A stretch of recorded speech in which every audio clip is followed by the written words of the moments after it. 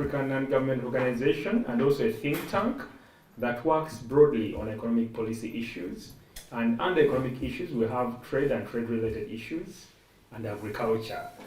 So why I think agroecology matters now, I think it's a strategic response to all the challenges. It's our strategic response to all the challenges that are playing out, including the Iranian war, the COVID-19 pandemic, the Russia-Ukraine war. It is a strategic response, and we will unpack that later.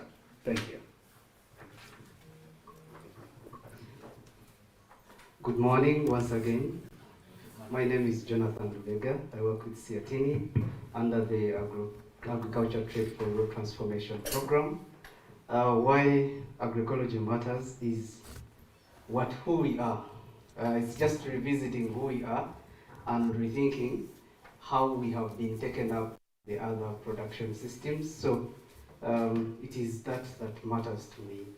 Thank you. Thank you. Good morning.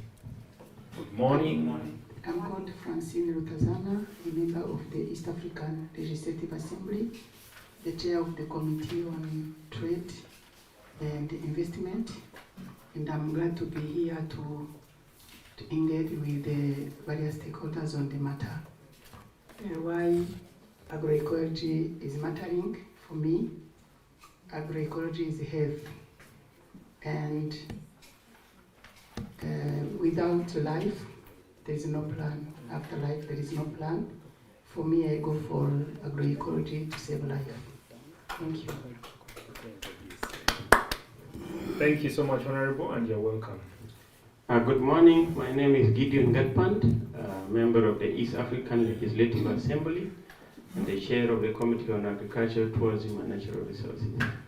Agriculture is and agroecology in general is lifeline for us. We have to do something, protect it, and then save many lives. We are facing a true danger that we as people who are still counting ourselves have to do something. Thank you. Thank you so much, Honorable. You are most welcome. Thank you very much. Good morning, colleagues. My name is Frederick Ochieng. I work for Vision Africa Trust, and I'm the interim executive director. Agroecology, for me, it matters because it offers a sure pathway to sustainable food systems that we are all talking about. Thank you. Thank you so much. Morning, everyone. My name is Frank Chidawanyika. I'm a scientist at the International Center for Insect Physiology and Ecology, CIPE. I'm also the coordinator for the Regional Multi-Hectare Research Network for Agroecology in East Africa. So coming to the question of the day, why does agroecology matter? I think most of the things are being mentioned, but I would also want to emphasize on self-reliance among our farmers. Agroecology has the potential to proof the farmers against any external shocks if they are able to practice agroecology. Thank you. Thank you so much. Thank you very much. My name is Emmanuel Tumizere. I work with the Cooperative Enterprise, a farmers organization based in Mutiana and in Kasanda, Mubende. I have a passion for agroecology. I'm one of the advocates of agroecology, having trained in agroecology. And I think agroecology matters a lot as of today, because I may say that those of you who are Christians, you know what we know, that at first there was someone called John the Baptist. He would just go, preach and prepare the way for Jesus to come. And we have had a challenge with the conventional farming vis-a-vis the population increase, which is very, very terrible, I may say. And because of that, we have used terrible agrochemicals that have even not only affected our soils, but also affected our health. Therefore, with agroecology, where we have to think about sustainable ecosystem use, it is the best way to go now. If not now, then we all die. Thank you very much. Thank you so much. Good morning. Good morning. I'm Richard Okello. I work as Assistant Commissioner, Minister of Trade, Industry and Cooperatives in the bilateral and regional framework within the Department of External Trade. I think, to me, this is one of the niches in far as trade and market access is concerned. But of course, above it all, it's healthy eating that preserves nature. Thank you. Thank you so much. Good morning. My name is Gideon Muya. I represent the Biodiversity and Biosafety Association of Kenya as a program officer in charge of agroecology, innovations and research.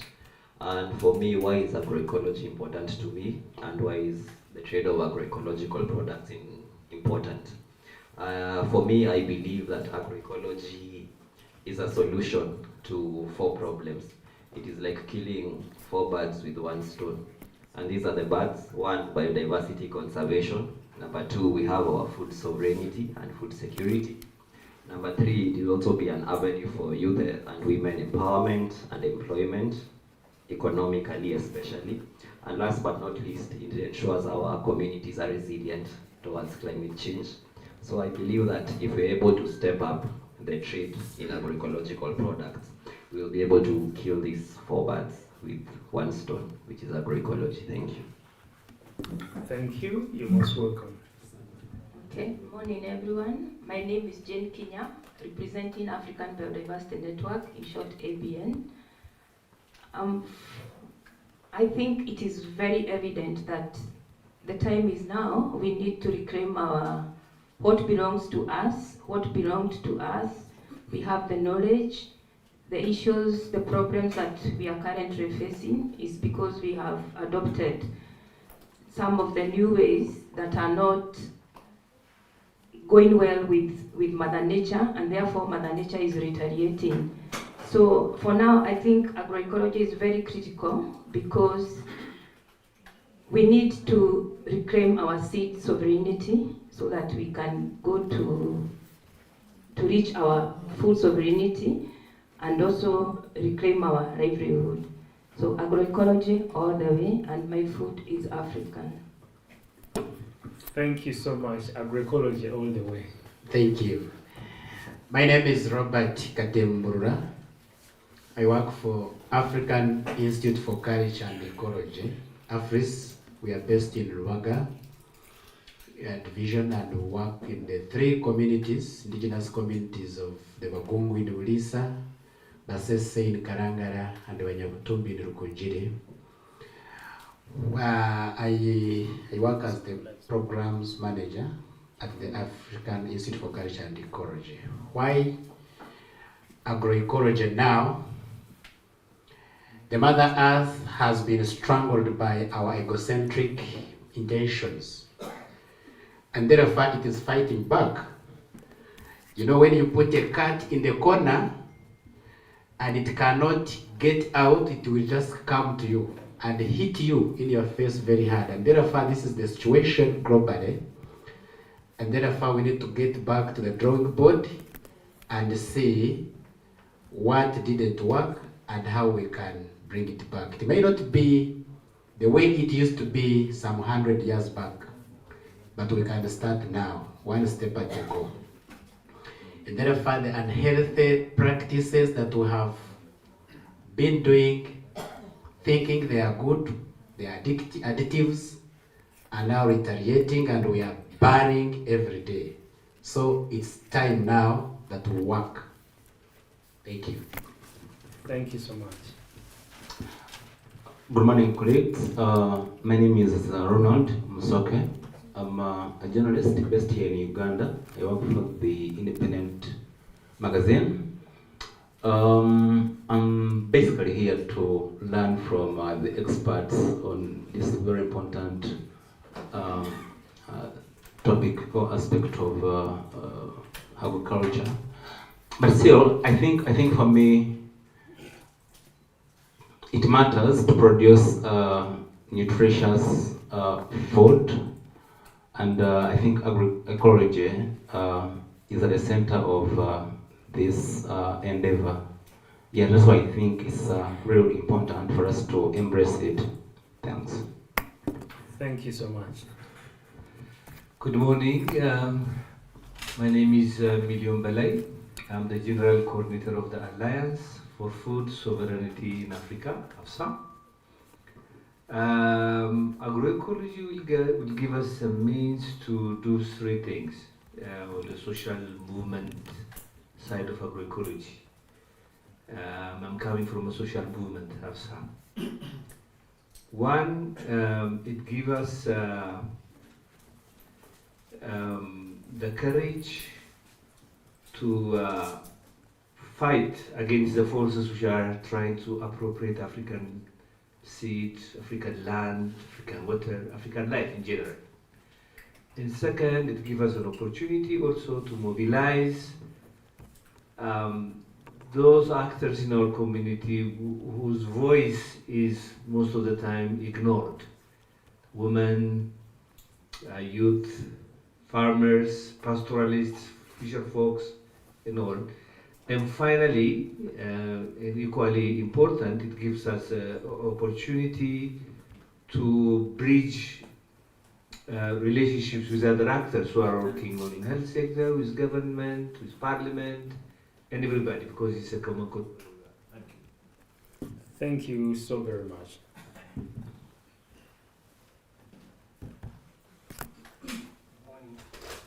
Good morning. I am Doe Gracious Wamala. I write for Daily Monitor. To me, I think agroecology allows usage of locally adapted practices to sustainably boost yields while also protecting livelihoods and improving food security, especially now that we are prone to climate change practices that are disrupting the traditional food systems that we used to rely on. Thank you. Thank you so much. Good morning to you all. My name is Charlotte Taurainya Beze. I work for ESAMI, which is the Eastern Southern Africa Management Institute, in a specialized department called Trade Policy Training Center in Africa, TRAPCA. And I feel that this discussion is very important because in the facilitation of capacity building activities around agroecology that we have done in the past few months, not enough discussions have been had on agroecology. It's easy to sell the idea of the benefits of agroecology, but that information is not out there. A lot of the policymakers, a lot of the participants in the workshops that we have conducted were not aware. But once we started discussing the issues and the benefits of agroecology, you could see that the intention and the excitement to create policies to support agroecology, they are there. So I think this is critical and important to add to the discussions that we need to have around the benefits of agroecology. Thank you. Thank you. Good morning to you all. Yes, my name is Grace Akatuha. I'm an agroecological entrepreneur. I add value to indigenous millet, and I'm a recent award recipient as the Agroecological Entrepreneur of the Year under Pelham, Uganda. And to your question, agroecology, why it matters to me, it is for a healthier life and a better planet. Thank you. Thank you. Good morning, everyone. My name is Chariton Mwaza. I'm the Chief Executive of the National Organic Agriculture Movement of Uganda. I also double as the President of the African Organic Network, the continental body that unites the organic movement. I'm also privileged to sit on the Global Council of the World Agriculture Forum, where of course I take issues that relate to organic agriculture and agroecology at the global stage. Agroecology matters, of course, and I want to recognize the submissions already made by the previous colleagues and speakers. But for me, I want to bring in the dimension of resilience on the part of not just farmers, but everyone, the consumers as well. Because I think that it addresses the critical needs of the people. Food and nutritional security through biodiversity. But on the part of the farmers, I think in the face of climate shocks and all the troubles that we have, because we have fought nature and nature is fighting back, I think that it is a pathway for farmers to withstand all these shocks and still move ahead, take care of their families, pay school fees, address their health needs, address their food and nutritional needs, and all the other issues that we know agroecology addresses. I submit. Thank you so much. Good morning, everyone. My name is Nancy Rapando, and I'm from Kenya. For me, the biggest thing about agroecology, I think it is the largest movement that I've ever seen. And actually, if we were to be the ones to vote for an African Union president, then that would just be an agroecologist here. Thank you. Good morning. Good morning. I'm Edward Muchiru. You can call me Eddie. I'm an agroecology farmer. I run a small farm in Mukono. I'm also the president of Slow Food International, which is a global grassroots movement working in 160 countries, Uganda inclusive. Our headquarters are in Italy. To me, when we talk about agroecology, we are talking about the future, because the future of agriculture depends on how people, food, and the planet is treated. And agroecology is actually addressing food, people, and the planet in the right way. So if we talk about agroecology, we are talking about our future. Thank you so much. We have other comrades at the back.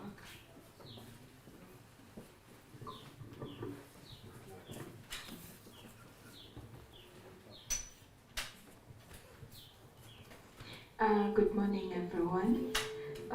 Ruth Awio, Standards Officer at the Uganda National Bureau of Standards.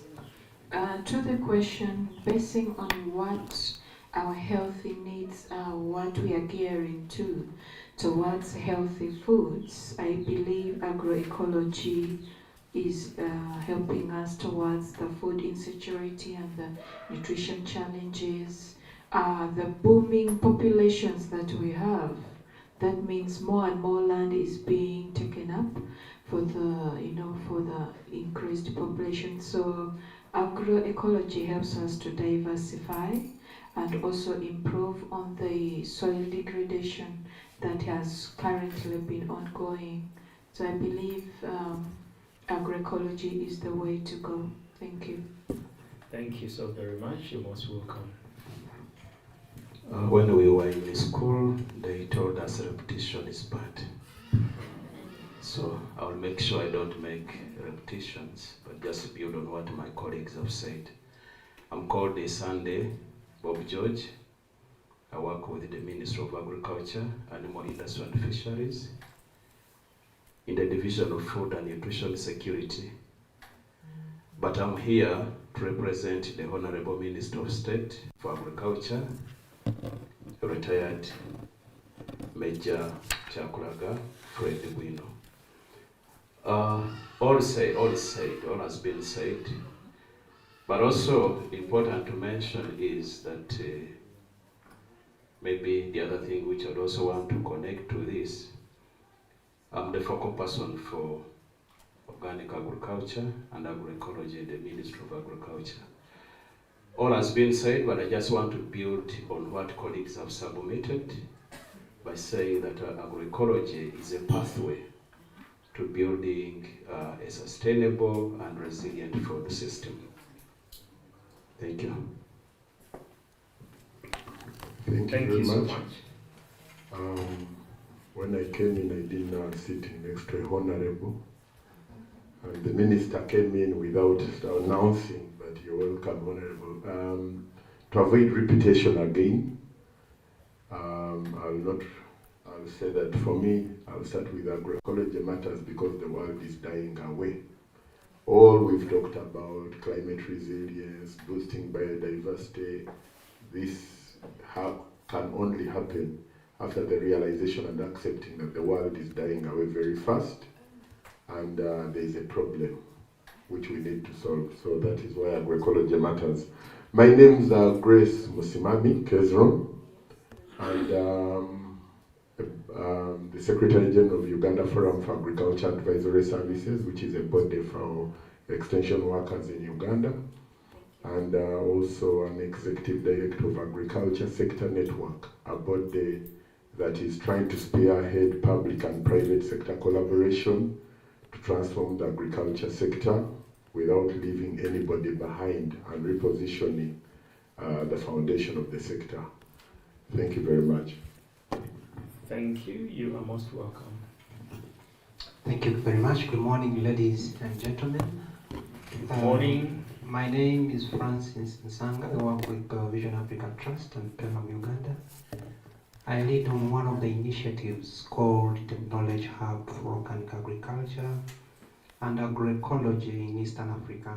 This initiative is in the entire continent, but I'm in charge of the Eastern region covering Uganda, Tanzania, Kenya, Rwanda, and Madagascar. As you have heard, the name is Knowledge Hub for Organic Agriculture and Agroecology. This matters a lot to me from the word go, and I think a lot has already been said. The time is now, and it is the right thing to do. Agroecology will give us the future we want. Agroecology will give us the sustainability that we are looking for. Thank you very much, and over to you. Thank you. You're most welcome. Good morning. Good morning. Susan Wahitu is my name, from Uganda Revenue Authority. I am a customs officer under the International Affairs Unit, that is the Department of Customs and Division of Trade. Why agroecology is important to me is simply hinged on the fact that as customs, one of our roles is to protect society, and through this, I see us hinging into this. And this is going to enlighten me, to provide more insight, and I am definitely excited about it. Thank you. Thank you. You are most welcome. Good morning, colleagues. Chinera Henry. I work with the Consumer Center, Consent, here in Uganda. And with agroecology, I look at it, say that why is it important? Safe food by all for all, and believing in One Health. Agroecology is one of the answers to the challenges that are making us ill health, and it is in to nourish our mother nature and there to deliver the future. So I think once the consumers, being the biggest game changers, adopt it, agroecology can play a role as one of the answers to the challenges we have. Thank you. Thank you. Thank you. Good morning, everyone. My name is Rona Najoko. I'm an agri-business officer with Ministry of Agriculture, Animal Industries and Fishery. And what it means to me is sustainability in terms of our future generations. It's very important for us to protect our environment, not just so that we can meet our food needs, but what about the food needs of our children and our grandchildren? So if we don't act now, there's a big implication on the food security of the future generation. It also comes from a point of health consciousness. With the rising diseases like cancer and other things, if we don't protect ourselves right now, there's a lot of death and unnecessary death that's going to happen. So we act now, we save the future generations too. Thank you. Thank you. Good morning, ladies and gentlemen. I'm Josephine Akia, Doyembazi. Today I feel very less privileged as a backbencher, speaking among the last people after all very brilliant ideas have been mentioned. But nonetheless, I'll add my voice as well. One of the speakers said we are facing multiple challenges, and that's very true, and most of these are overlapping. Climate change, biodiversity loss, decreasing food and nutritional security, increasing inequalities amongst all of us, and especially within the food systems. Agroecology comes in to offer one of the most sustainable and multiple-pronged food systems that can address these challenges while strengthening our sovereignty, but also looking at scalable and policy-related recommendations that also answer the issues that will address a lot of inequalities, especially trade. So I feel we need to continue promoting and speaking for agroecology so that everybody becomes a champion in agroecology. Thank you. Thank you so very much. Distinguished ladies and gentlemen, I think with those introductions, we all appreciate that we have apologies. One of our really key stakeholders hasn't yet introduced herself, and we could give her a chance to do so. Thank you. Good morning, colleagues. I would say colleagues in agroecology. My name is Akol Rosokulu.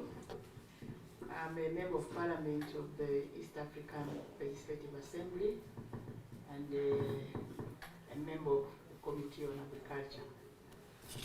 As EALA, I think we have gone through quite a number of presentations from development partners on issues of agroecology, and I realize quite a number of our East African member states have gone far in ensuring that we go agroecology way. Tanzania has an agroecology strategy. Uganda has a transition plan, and also Kenya has a strategy. And as EALA, we passed a resolution, but I believe we cannot stop at that, just like our member states. With all this awareness we now have, and the realization that we just can't do without agroecology, I think this is the right time now that we pass the relevant legal frameworks to ensure that it is a regulated area in our countries, but also regionally. So I am here basically with colleagues to listen in and also find a way forward on how we can further entrench agroecology legal frameworks within our member states. Thank you. Thank you so very much, distinguished ladies and gentlemen. You will agree with me that we have the right stakeholders in the room. And I know this is really going to go beyond Siatini convening all of us, but all of us benefiting from each other. The perspectives that we'll be sharing, but also the networking. Because in our different spaces, there is a lot of work we are doing to unlock the potential of agroecology at the different levels. And so this meeting is a space to really contribute to that work, but also advance from that level to the next, and also ask the hard questions. And I hope all of us will contribute answers to the questions rather than asking more questions, because all of us are actors in this space, and so we are solutions architects. And ladies and gentlemen, before we get started, I would like to once again welcome you to this consultative workshop on the development of a mechanism for the identification, recognition, certification, verification, and trade of agroecological products in the East African community.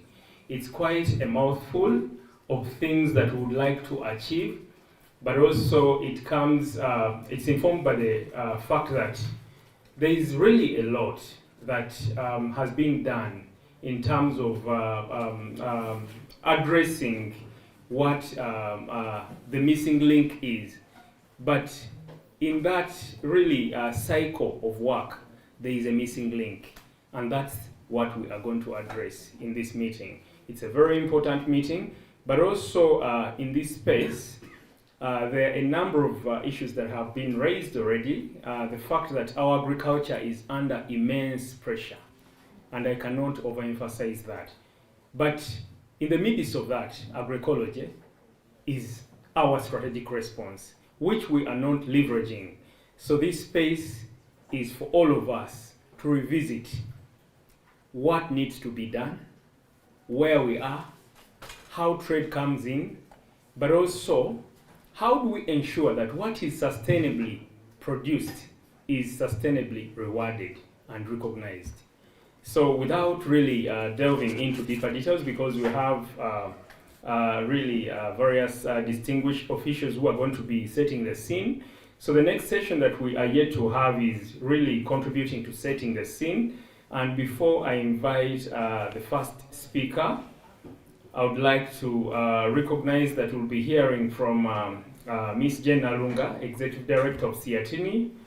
We will then hear from Ms. Nancy Rapando, who works with Climate Works Foundation. We will also hear from Honorable Francine Rutazana, Chairperson, IALA Committee on Communication, Trade and Investment. We will also hear from Honorable Gatban, who is the Chairperson of IALA Committee on Agriculture, Natural Resources, and Natural Resources. We will also hear from Honorable Fred Bueno Chakulaga, Minister of State for Agriculture. We will hear from Mr. Okot, who is Assistant Commissioner, External Trade, Ministry of Trade, Industry and Cooperatives. So, ladies and gentlemen, join me in welcoming Ms. Jen Alunga, who I will request that she invites the next set of speakers after her remarks. Thank you so very much.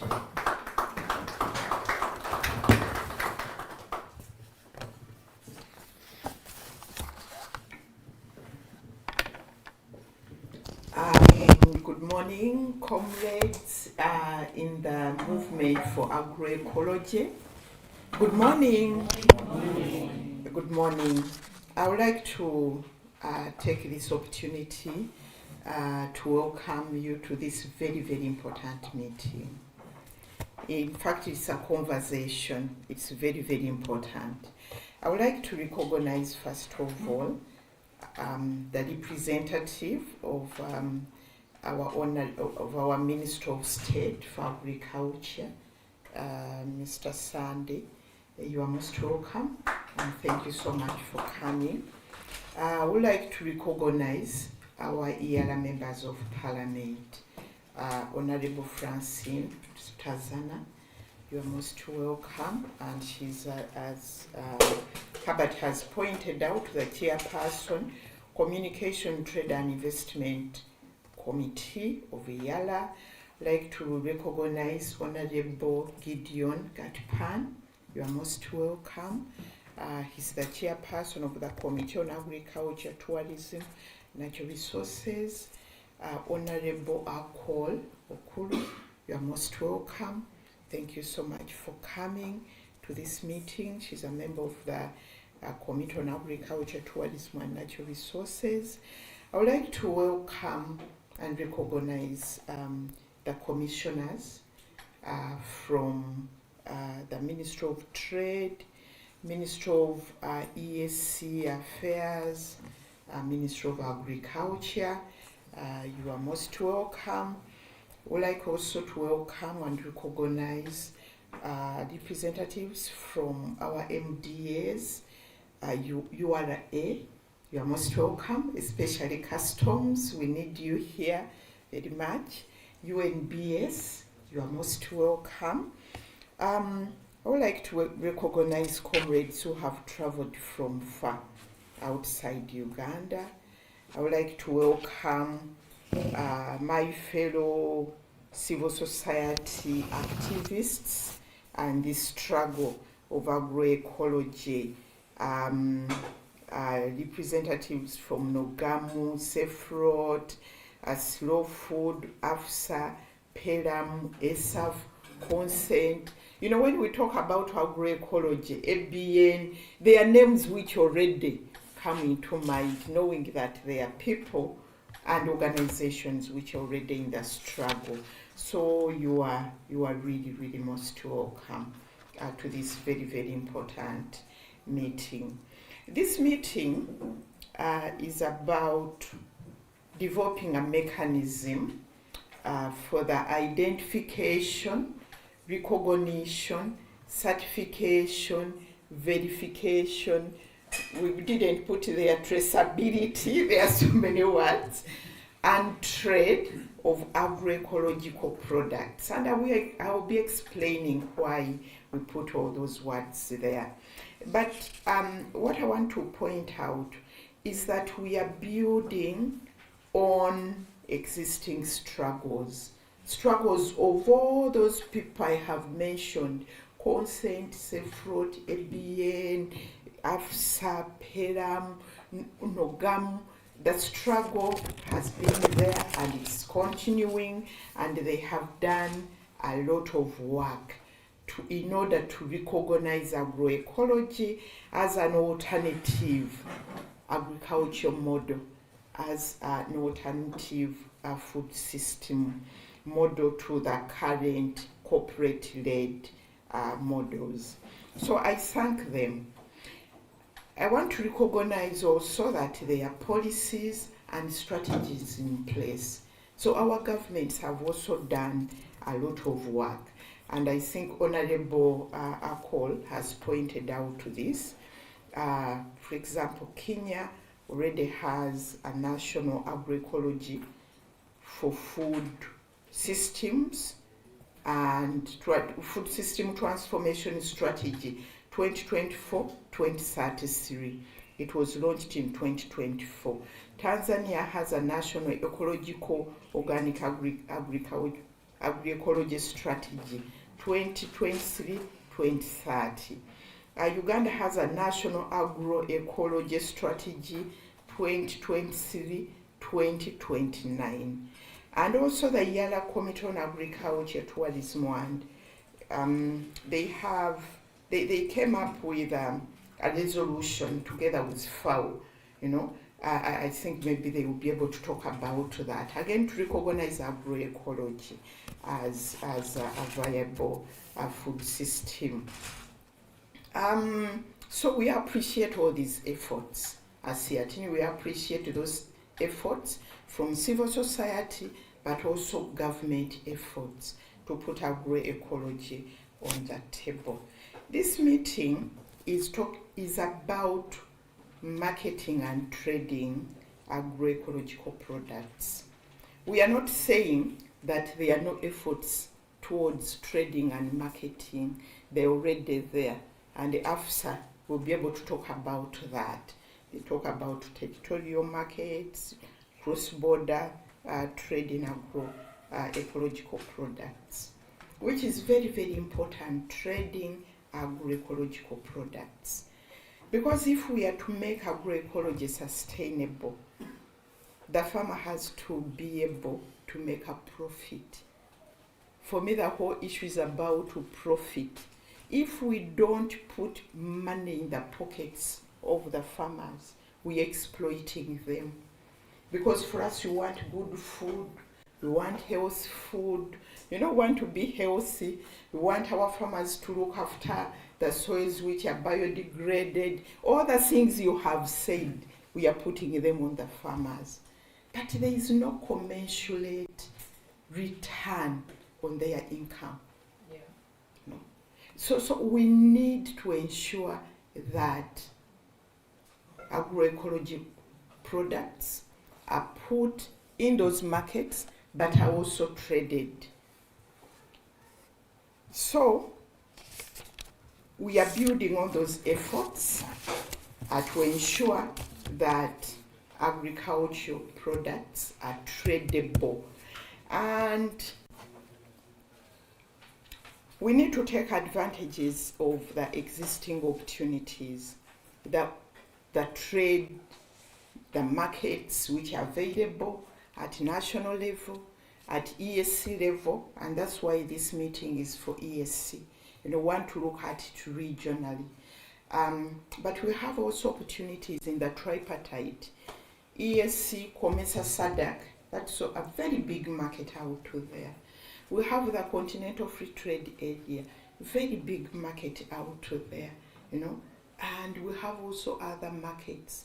The European Union told us as LDCs, that's Tanzania and Uganda, bring everything but arms. Bring what you have.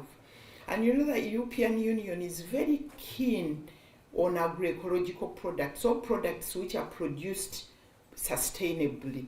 That's why they already have a regulation on deforestation. So those are opportunities. But in order to be able to take advantage of all those markets, there is something which we need to do. There is what they call DUS in trade: distinct, uniform, and stable. A product has to have those attributes, and that's why our competitors, those conventional products, those people in trading conventional products, hit us that our products are not distinct as agroecological products. They are not uniform, they are not stable. That's why it's important that we build a mechanism so that our product can be identified that this is an ecological product. It can be recognized. It can be certified. That's why UNBS is here. How do we certify our product? It can be verified. It can be traced. And we need standards. And that's why Mr. Chimera is there. He sits on those bodies of standardization, So how do we develop a standard of agroecology? On one of our pictures, you see these things which they put in when you go to a supermarket, the barcodes, the HSE codes. How do we reach that level? You know, because unless we scale up, we professionalize agroecological products, we are just going to be excited about it. You know, farmers are not going to benefit, and within time, they will get tired. Because if you're not getting an income from what you are producing, you leave it. You know. So we need to make sure that we develop that mechanism. So this meeting is about developing that mechanism.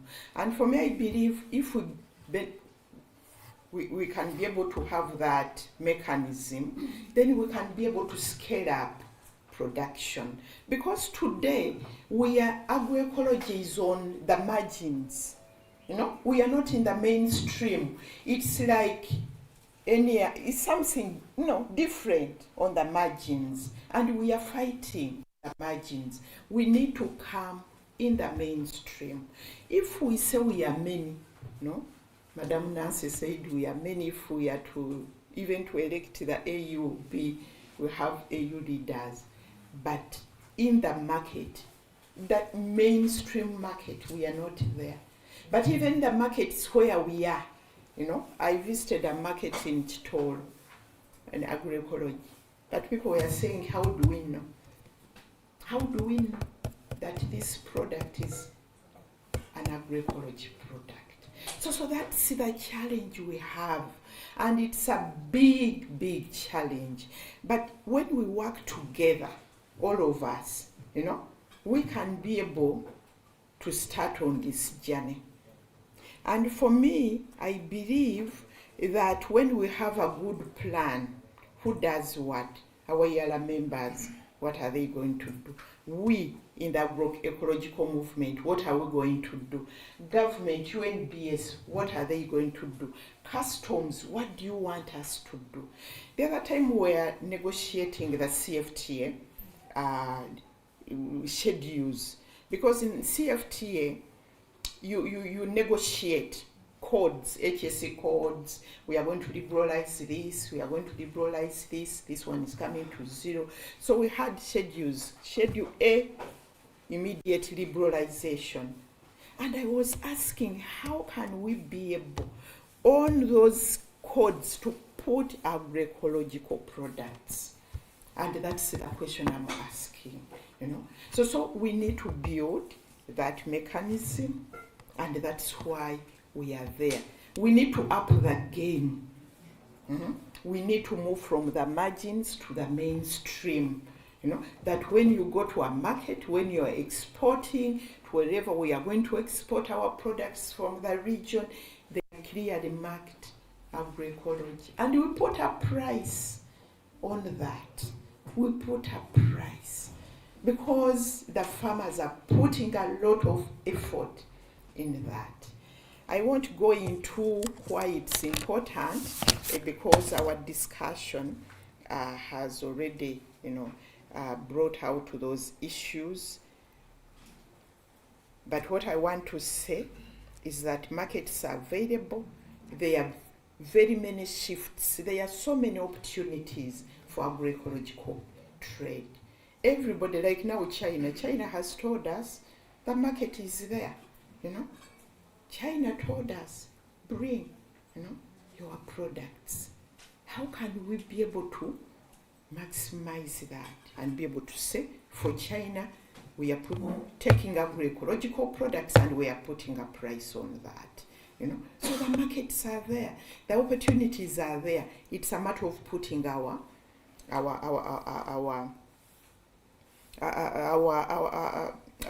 game together.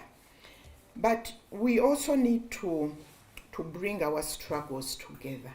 Because when we talk about agroecology, there is no way we can leave seed, you know. My sister talked about it. There is no way we can leave the seed struggle on its own, because the two are related. So we need also to be able to bring out, coordinate our efforts, our struggles.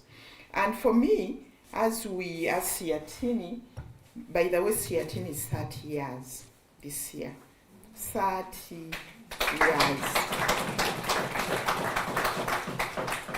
And our byline is strengthening Africa in world trade. And we believe that agroecology will be able to strengthen Africa in world trade. Thank you so much. I wish us great deliberations. I would like to call upon Ms. Nancy Rapando from Climate Works Foundation to give us some remarks. Nancy, you are most welcome. Nancy is a partner. Climate Works is a partner in this struggle. So thank you so much, Nancy. The floor is yours. Yes, thank you so much, Madam Chen. And last year actually had made a resolution that I'd try to avoid the microphone as much as I can. And I have picked this microphone also because of the respect I have for Madam Jen, because when I was a young girl, she was one of the mentors in our organization, making sure that I do the right thing. So I will use my life journey to actually talk about agroecology in Africa. Yeah, in 2007, I set up to come and work in Uganda because I was not getting a job in Kenya. And I was an aggressive person, so I came to Uganda, and an organization that Madam Jen was leading was able to give me a job. And I lived in Uganda working for 7 years, working in northern Uganda, and then I came to work in Kampala. And when I went back to Kenya, I got a job, and the hard part of the job was to ensure that there was an environment facility, which was a big project, but my work was to ensure I integrate agricultural actors. So I set out to look at who are these agriculture actors in Kenya. I went to the ministry and they told me, we have cooperative societies, we have Kenya Farmers Federation, and I was coming from a country that had a very big CSO that was working on agriculture. And I wondered, why is Kenya not having NGOs and CSOs working on agriculture? And I worked to even start fishing out organizations, including even the PELAMs, to tell them that you guys are working on agriculture. So you're working on an agriculture that is actually environmental friendly.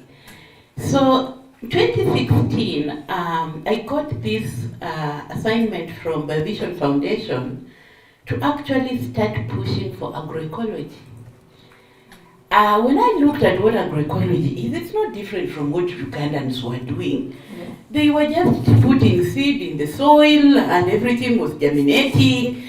And in Kenya, we have to use a lot of fertilizers. And so I really started using this experience of having worked with farmers in Uganda to actually believe that agroecology is possible. Because there are people who don't believe it's possible, because for Kenya we believe you must pump in agrochemicals and you must pump in fertilizers. So for me, Uganda was a very critical country in letting me believe that agroecology is the pathway that Africa needs to take. And by that time, we started working with the ministry first to even just inform them what it is, and the ministry was like, those things are not going to work here. We did an analysis of policy frameworks in Kenya that talk about agroecology, or even the principles. In 2016, the only thing that we were seeing was actually agroecological zones, which is a very common word in Kenyan agriculture. And I remember Vision telling me that I think it will be difficult to push agroecology. What can we use as an entry point? And that time there was a lot of talk about climate smart agriculture. We looked at CSA, we appreciated it looked empty, and so we said, okay, So agroecology has a good space to start fitting within the CSS space and start seeing where we can fit it, because the way CSA is defined in Europe, in Africa we can define it the way we want. It's a global framework that talks about resilience, reducing emissions, and sustainable food systems. But even when we started using CSA as an entry point, there was still the movement that believed that CSA is not agroecological. And so, again, I was sent back on the ground to ensure that how do we start an agroecological movement in Kenya? And I remember we went around with a number of stakeholders starting to check what movements are starting to emerge that we can actually plug in. And I remember that time GIZ was setting up a movement on an intersectoral forum for agrobiodiversity. And that time we felt like, yeah, this could actually be a good entry point. If people want to work on agrobiodiversity, then agroecology is also a good entry point. And that is why we formed the Intersectoral Forum for Agroecology and Agrobiodiversity that has been very active in convening actors, but also starting to work on the policy framework. And that is how Kenya launched its agroecology strategy.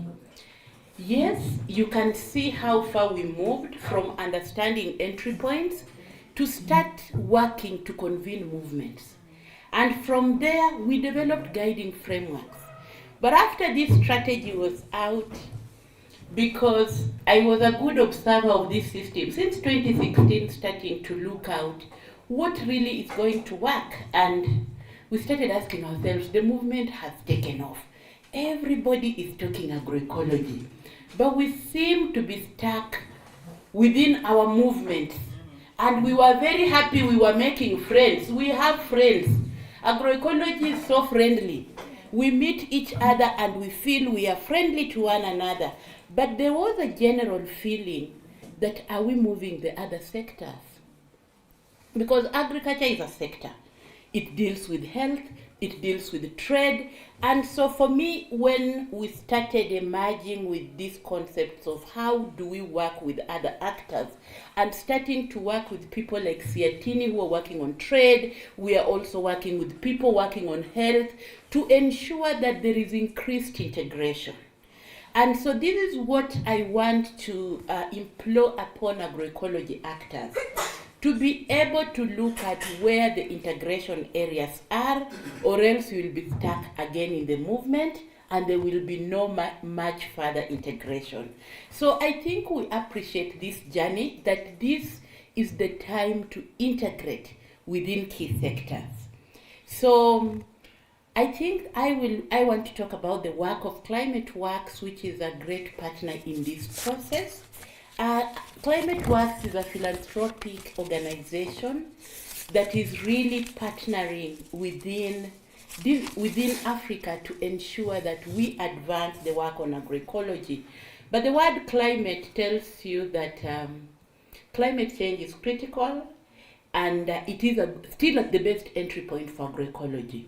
So if you understand climate change very well in terms of the science, one of the biggest drivers of emissions is actually nitrous oxide. It is even more potent.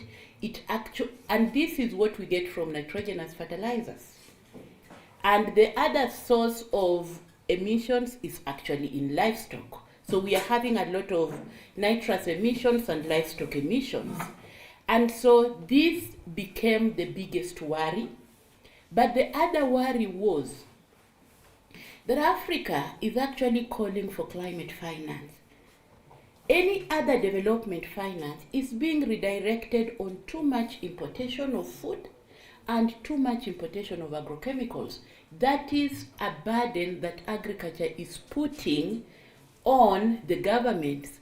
And so money that could have gone into health, into making good roads and education, is actually going to buying too much agrochemicals. We know the subsidy programs.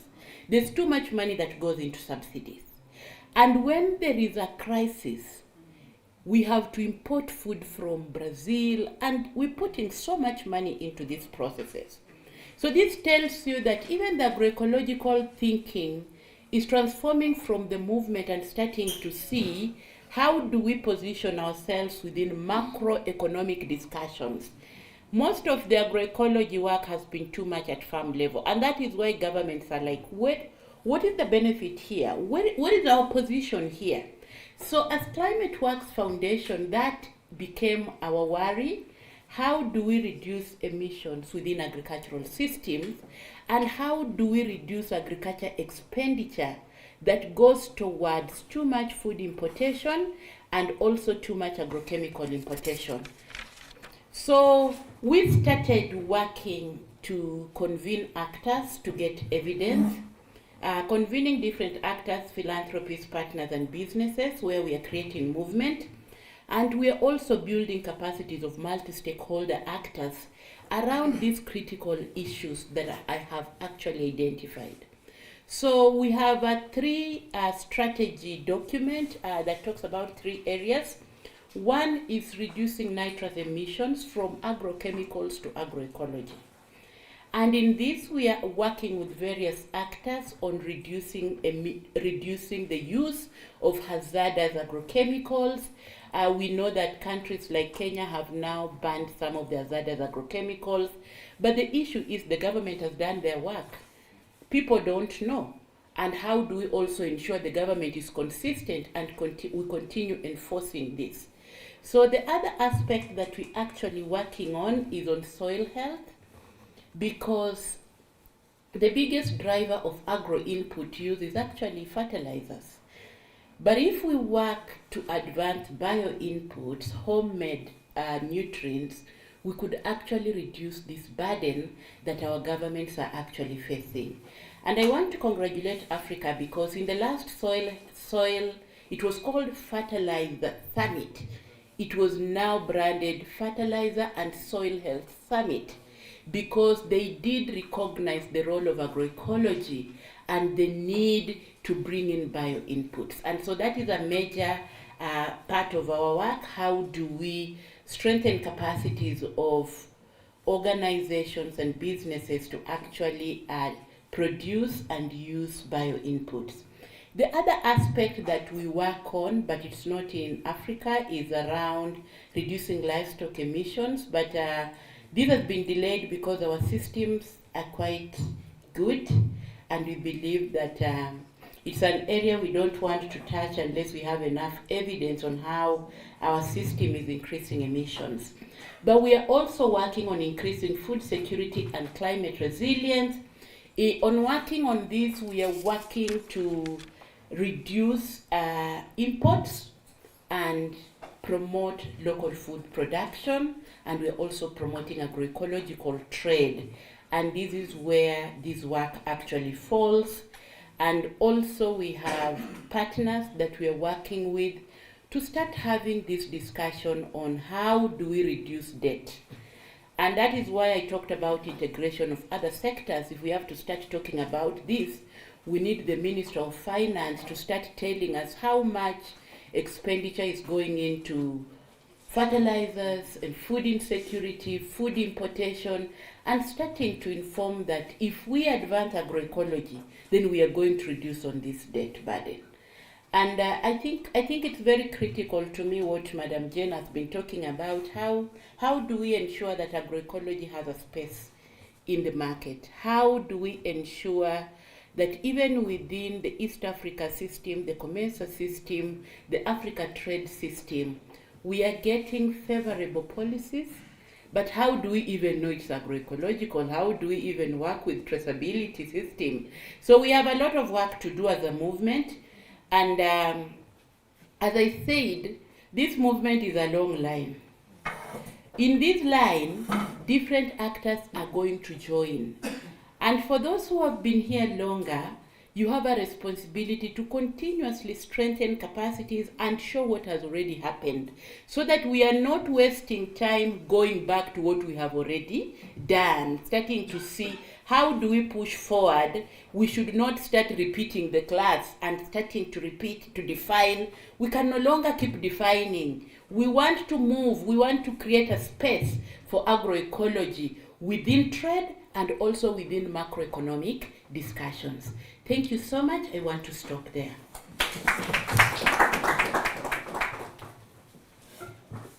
A bit a round of applause for Ms. Nancy Rapando. Thank you so much for those insightful remarks. And another round of applause for Ms. Jena Lunga. I will not even re-emphasize what they have raised, but I would like to just really emphasize that within this movement, there is movement that has already been made. But we need to keep moving forward. And moving forward requires us to ensure that there is a premium price for agroecological products. Let's not celebrate agroecological farmers and end there. When they go back home, they cannot feed their families. They do not get a premium price. Their efforts are not rewarded. So that missing link really is part of what we need to address. Of course, there are other issues around the evidence, because as we advocate for the need to integrate agroecological principles within existing trade policies and agriculture policies, there is need to also recognize that we need evidence to further that advocacy. So as we amass the evidence, as we push from different fronts, we need to ensure that we just move forward. Whatever we do, let's move forward. And before we proceed before I call upon the next set of speakers, I would like to recognize that we've been joined by Honorable George Odong, who is also a member of the East African Legislative Assembly. I think it's only right for me to pass on a microphone so that you hear his voice. He speaks really and eloquently.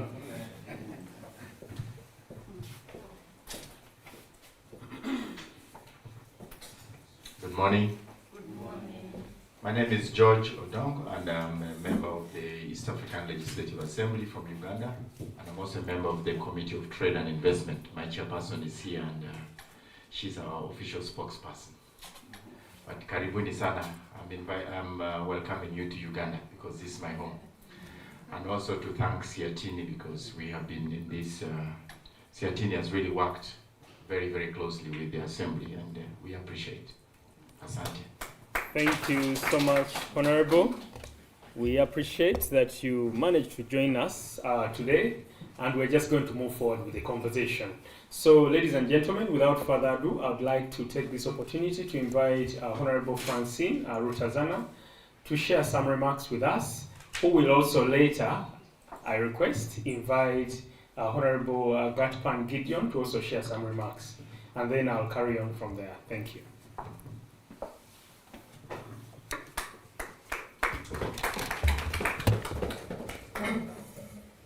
Thank you very much, Siatini, for this gathering, which is very important for the region, the East African community. Before I deliver my remarks, I want to say that I have started working with the Siatini, I think around 2027. I have not yet joined the region, the East African community, but I was working with an organization which is really partnering with Siatini called Accord Rwanda. Accord, I think you have similar policies and programs. And working with the Accord and working with the Siatini for me is almost the same. So I'm feeling in the same space where I can express myself regarding policies, regarding advocacy. So it's really a great forum for,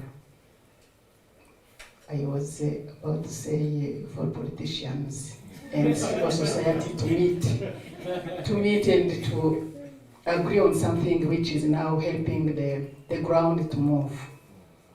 So thank you very much, Siatini. I have also another short story around the agroecology when I was working with Accord, very short. That time we did not call it agroecology. In Rwanda, in my program, I was the head of the department in charge of food sovereignty. Food sovereignty for me was already the word was very complicated. What is food sovereignty? And compared it to food security. So now I learned that time that food security is whatever you have to eat so that you will not be hungry. It is food security. And now food sovereignty is where you have a space to choose what you have to eat. So that was now my passion. If I have now a space where I can choose what I eat, I can afford it. So now, that time in 2010, I remember, Rwanda had campaigns, presidential campaigns. And among the campaign, how do we call it? Front from the president was to provide enough food for Rwandans. So when you talk about enough food, that time we could not go with organic food because organic food was very little for the president to be able to convince that the campaign will go because people will have enough to eat. But throughout the research, we have already realized that industrial agriculture is killing our people, is killing our soil, is killing the environment. So we had such researchers around. So for us, it was another contradiction. How can we go now to campaign with the president when we know that what we are campaigning for is killing our people? Because industrial is now adding the chemicals, whatever, but for us, organico was really safe. So I went as the head of the department to the Agriculture Ministry, the Ministry of Agriculture. And likely, the head of the department was my colleague to the university. I told him, you people, what are you doing? How are you going now to kill deliberately our people? He told me, what are you talking, Francine? This is the campaign of the president, and now you are bringing in something which is contradicting. So, and we started now organizing forums here and there, awareness to the farmers, to tell them, let's go organic food. Then he told me, stop that campaign. Oh my goodness. Stop that campaign because now you can't do that. This is the campaign of the president. And you are now against what you are saying. Oh my goodness. Okay, now I go back to the office. I talked to my boss, Francois. I told him, you know what, the CEO of Accord, let's stop. This is not the right time to talk about organic food. Let's stop. So from there we stopped until now. This is now my coming back talking about now not organic food, but now it is agroecology. So that is how I am here, and I'm so passionate. I'm coming back. I don't know if now the region will be respectful so that we can go and convince and have those tools we are now trying to produce. But I think we will go there and we will achieve it. That is what I wanted to tell you. So for the East African Legislative Assembly, we are so glad to be here because in the region we are considered as the legislative arm of the community, and whatever regarding legislation, we are here to help. Whatever you have which is now linking to legislation, which is linking to the oversight of programs and the policies which are in line with the agroecology in the region, we are here to support through our mandate. I'm not speaking on behalf of my colleague, Honorable Gideon, who is in agriculture, and I know he has more knowledge than me. He's knowledgeable than me in this field.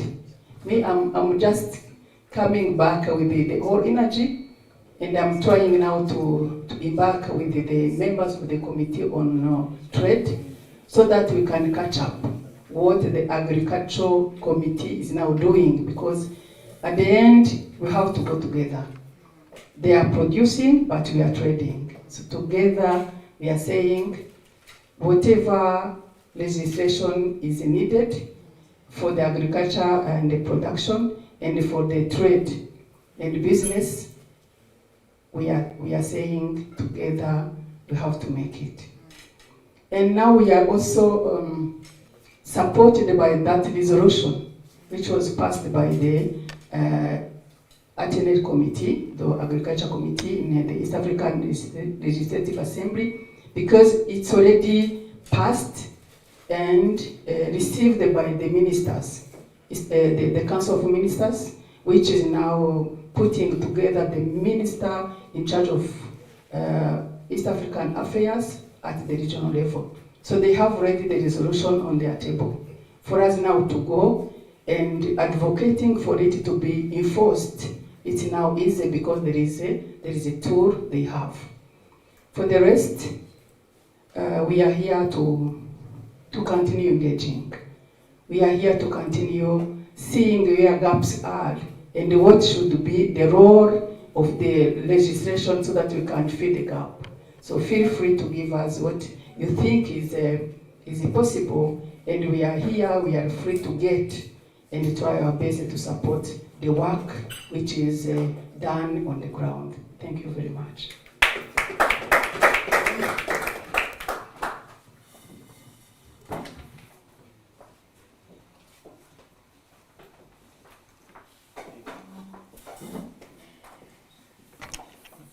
Thank you so much, Honorable Francine Rutazana. There was a moment of silence, but the moment of silence was intentional. I had stepped out just to let that information sink in, and I'm sure it has really sunk in so well. Thank you so much. A round of applause for Honorable Francine. That was really wonderful, and thank you for registering your commitment. You're one of our champions from that front. So all of us will continue pushing from the different fronts. I would like to take this opportunity to invite Honorable Gatpan Gideon, who is the chairperson of the IALA Committee on Agriculture, Natural Resources and Tourism. Agriculture, Tourism and Natural Resources. Thank you. Over to you, sir. Thank you. Thank you. Good morning. Good morning. Thank you very much, our members of the agroecology movement. I would like to give a special thanks to Madam Jane Nalunga and recognize here Dr. Millian. And I hope we have a representative of SEFROT and many stakeholders around. Let me say something. Of course, I've been introduced as the chair of the Committee on Agriculture, Tourism and Natural Resources. I would like to say that the fate of humankind is determined by the sheer comfort of the leaders and the negligence of the majority. We are here as leaders, and we have the responsibility to inform the majority of what is eating them.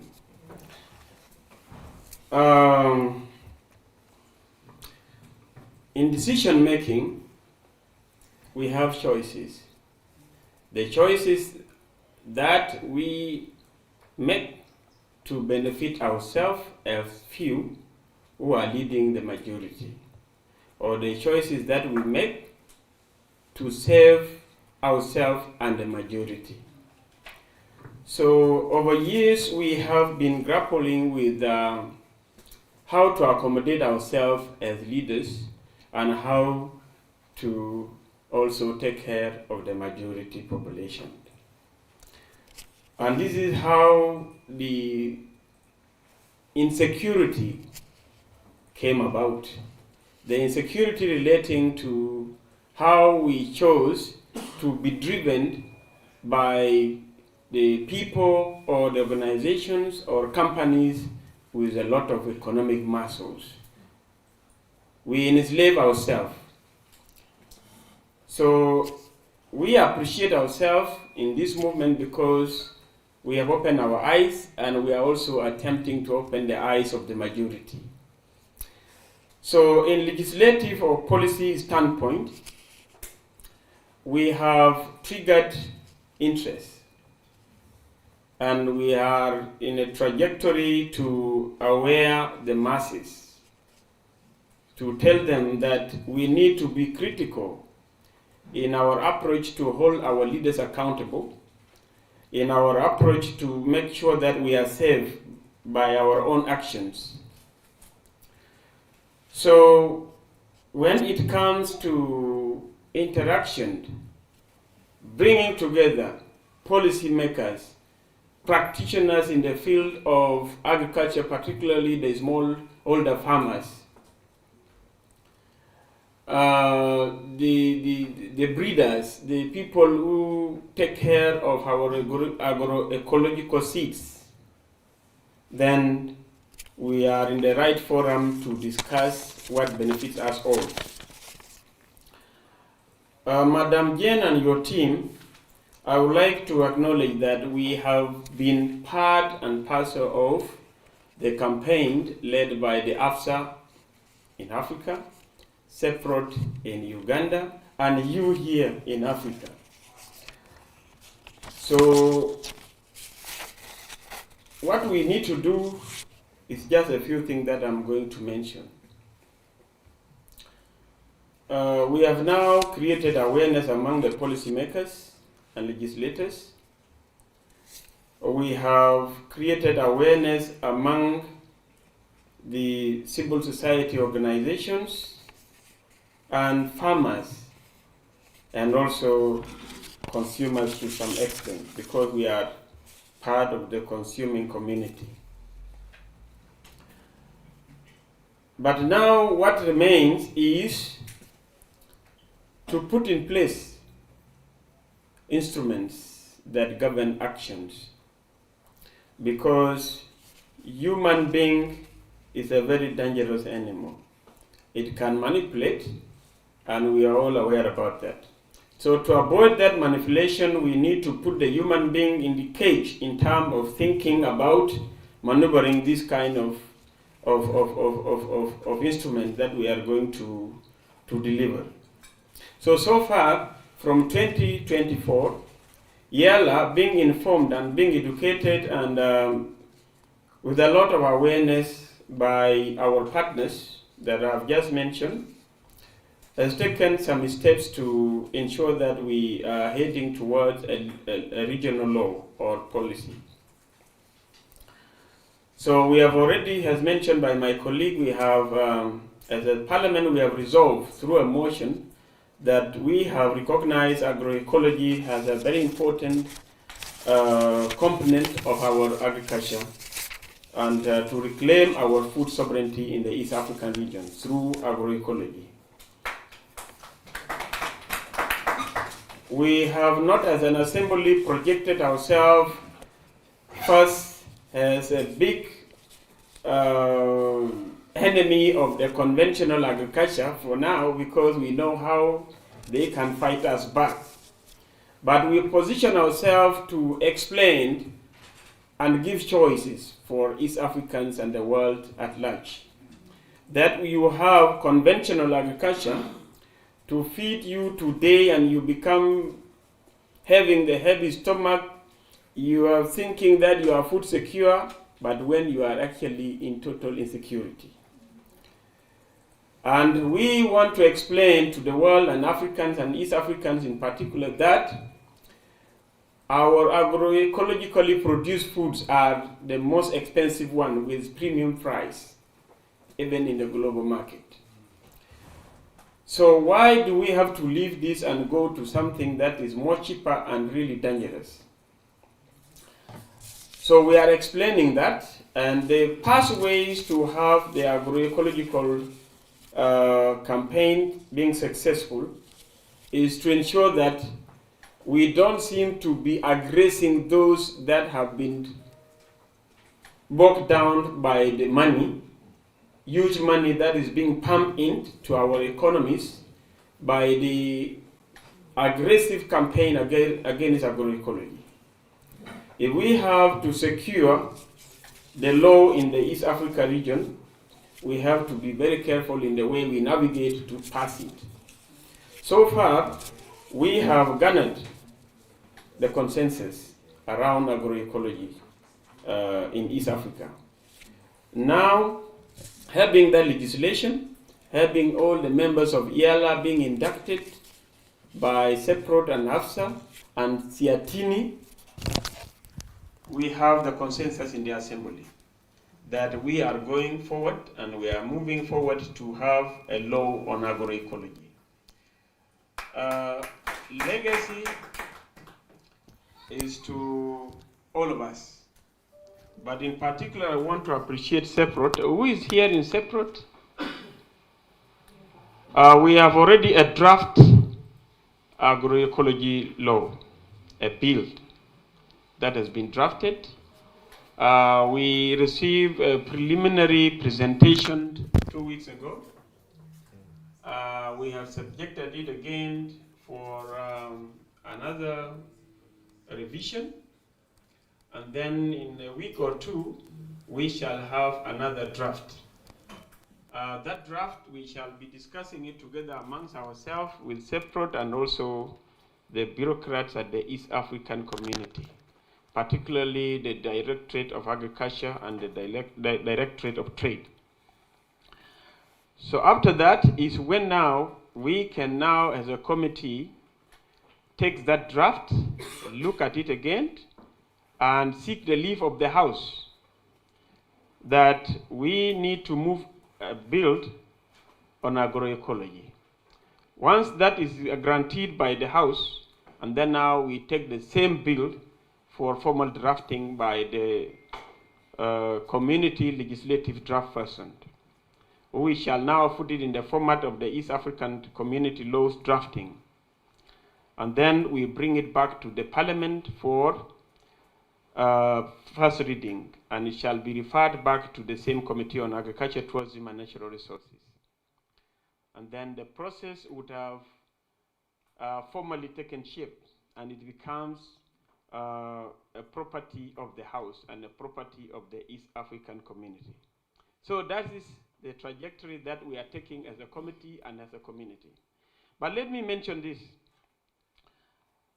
We are scheduled to have a meeting on the 25th with the FAO, the Food and Agriculture Organization, because they had already hired an expert from the Jomo Kenyatta University, who have done a research on the policies and laws governing agroecology in the East African region.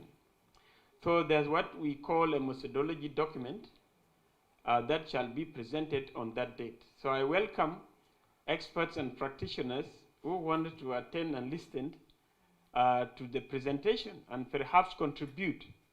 So now if we have the draft build and we are going to have the methodology document that will inform the same build, and we now have this meeting that is supposed to come up with a mechanism, then we are going to marry all of them and try to amalgamate and come up with one big good document that will address the interests of all. So there are things that I need to highlight perhaps. One, to have a law is a different thing because the law has got enforcement mechanisms. We have a policy. A policy is an agreement, and it is at the discretion of those who have signed to it. And we have a mechanism which is more or less like a regulation. So it is also subject to the discretion of those with power. But for us, we think we need something that bound everybody together. Nobody will be able to escape, and we shall have the subsidiaries, which are regulations, to be able to govern the actions, or how these are procedures on how we do it. So we first of all go for the bigger animal, which is the legislation, and then mechanisms and regulations will come under it. So I think as we look forward to generate a consensus around having a mechanism, we first of all think about the law, that everything that we have must go inside that law. So when we are able to push it, the Council of Ministers of the East African Community will now draft the regulations that will now help us to implement the law. Colleagues in the agroecology movement, I am very much excited to be amongst you, because I know you are championing a good cause for the East African people and for the Africans in general. I thank you very much.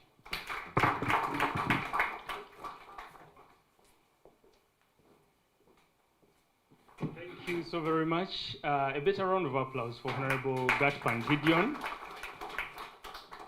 He's really at the center of policy discussions together with Honorable Francine Rotazana, and there is a lot in the pipeline. So we just have to join them so that we win together. And if we don't join IALA at this point in time, we will lament later.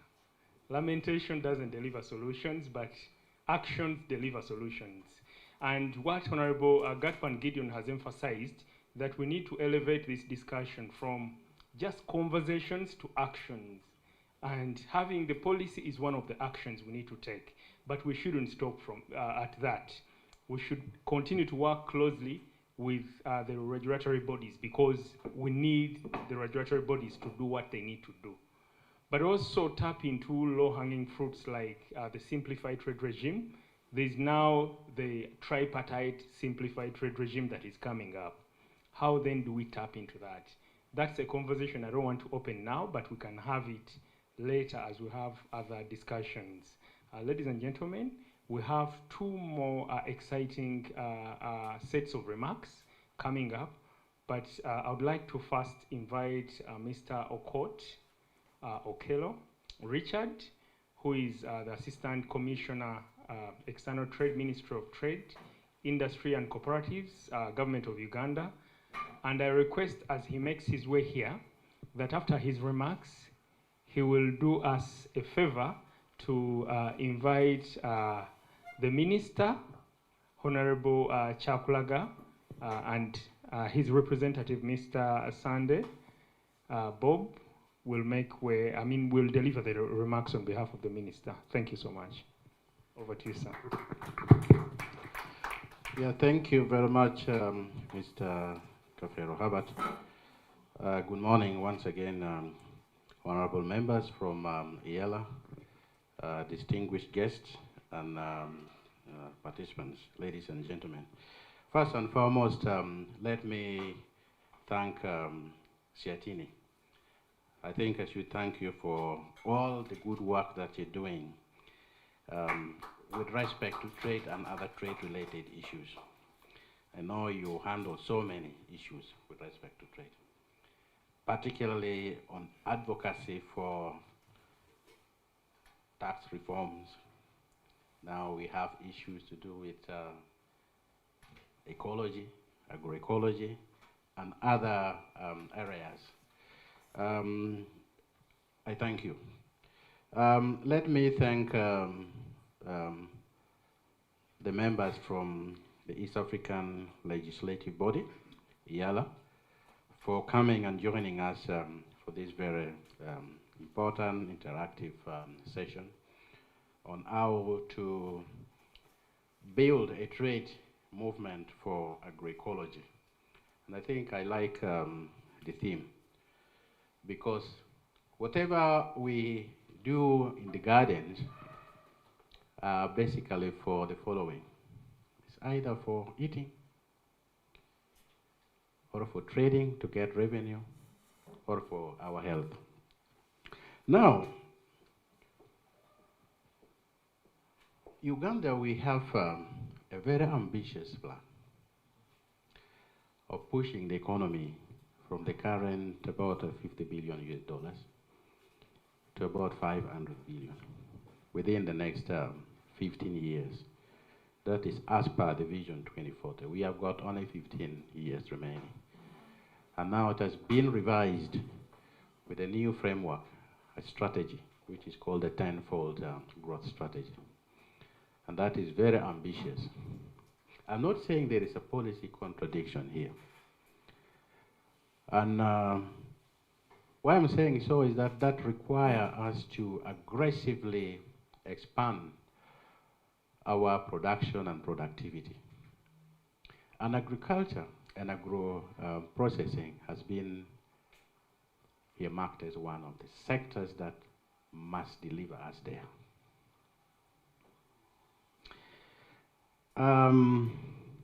Trade is one of the key institutions or a sector that has to take us there. Now, what I'm trying to bring forward here is that the key areas in terms of trade, at the moment we are doing about 13.8 billion. That is as 2025 export figure. And the two primary commodities is gold, followed by coffee. Gold is about, gave us about 5.8 billion US dollars. And coffee, I think, gave us about 2.4 billion US dollars. So we have gold, which is leading, and agriculture, which is headed by coffee, is driving us there. Now, to achieve a greater returns from our export, we need two things. One, we need to diversify additionally in terms of products and markets. At the moment, the markets where our products are going, particularly agricultural products, it's going to, within the region, that is EAC, stroke COMESA, then we have the EU, and then a bit of the Middle East. That is where our agricultural products are going. Now, the opportunities for diversification in terms of market. Now, I want to give you the scenario. It's now going to go into North Africa, Middle East, and then the Asian countries, Malaysia, Pakistan, Indonesia, and all that. Now, what is common with all these states that I've mentioned? Islam. So what I'm saying, as we look at a framework for agroecology, let's ensure that it incorporates halal. It must ensure that it has halal there. Because we are not going to diversify into those emerging markets unless we have a strong halal infrastructure and standard in the country. So that is why I'm saying there is no contradiction here. In that the world is becoming very sophisticated in terms of choices. And I think agroecological products perhaps is one of those niches as a country we should pursue. And indeed we have to. And as I talk here, I'm happy that we have a colleague from UNBS. But I think the Halal Bureau should have been here too. So that as we work on the framework for those elements and practices that should guide agroecological production, consumptions, and trade, we are all speaking from the same page. I'm happy that we have almost all the relevant institutions here, the policymakers, the legislative arms, we have the regulators here, the farmers, and the consumers. We are all consumers anyway, whether you are a legislator, whether you are a policymaker, whether you are a farmer, still you are a consumer. And I think this forum is well composed in terms of coming up with a concrete, actionable program going forward, in terms of putting in place the necessary framework to guide us in terms of moving forward as far as ecological, agroecological products are concerned. What do we need to do? I don't think if we need to do drastic, radical changes. It's about incorporating the agroecological practices into what we are doing at the moment. We also need to do a lot of advocacy in terms of packaging and branding for marketing purposes. Because we need to see that the products are unique in terms of branding and in terms of packaging. So those are areas that we need to do. And what should be the story to help us move this forward?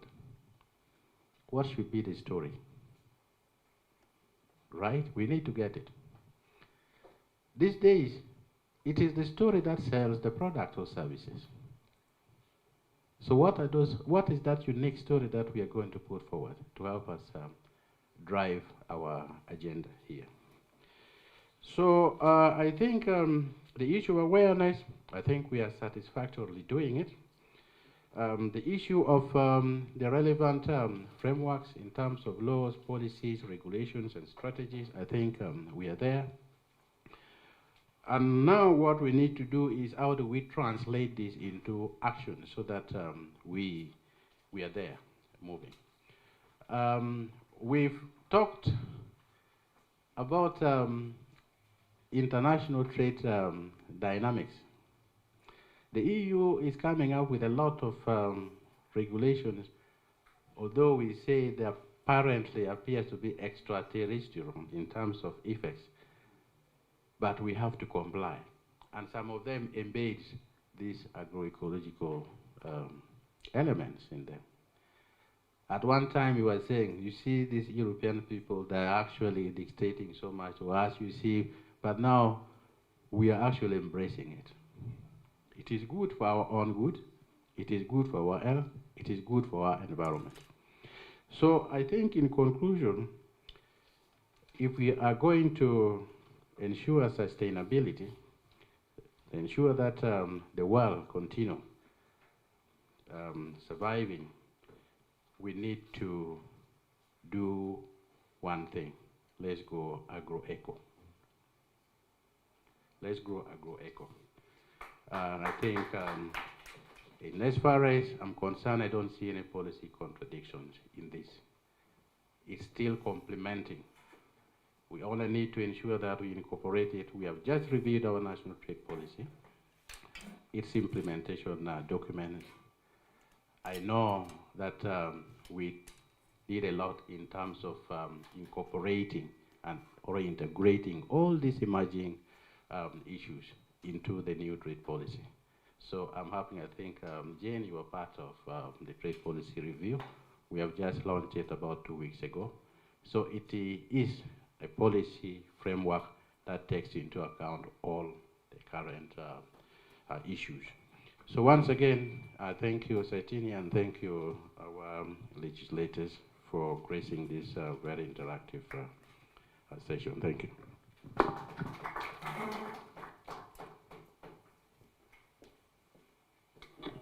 Sorry, Mr. Coach.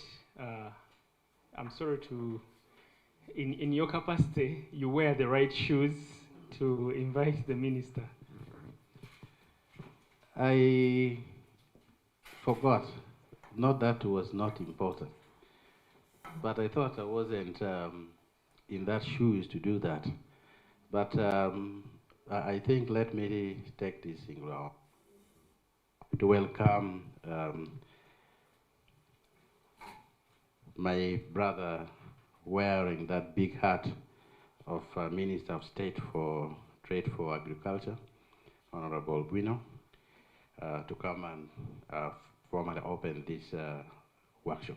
Thank you very much. You're welcome.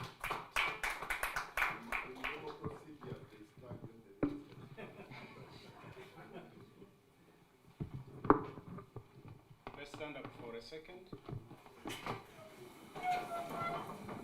Yeah, we sat for quite a long time. Just say hi to your friend. Just turn and say hi to. You might have not greeted each other, and in the process, you might find that you're seated with somebody very close when you don't know. This is also a networking session in one or the other. Say hi with a smile. Come on, this is a good engagement. Wow, thank you. You can take your seats.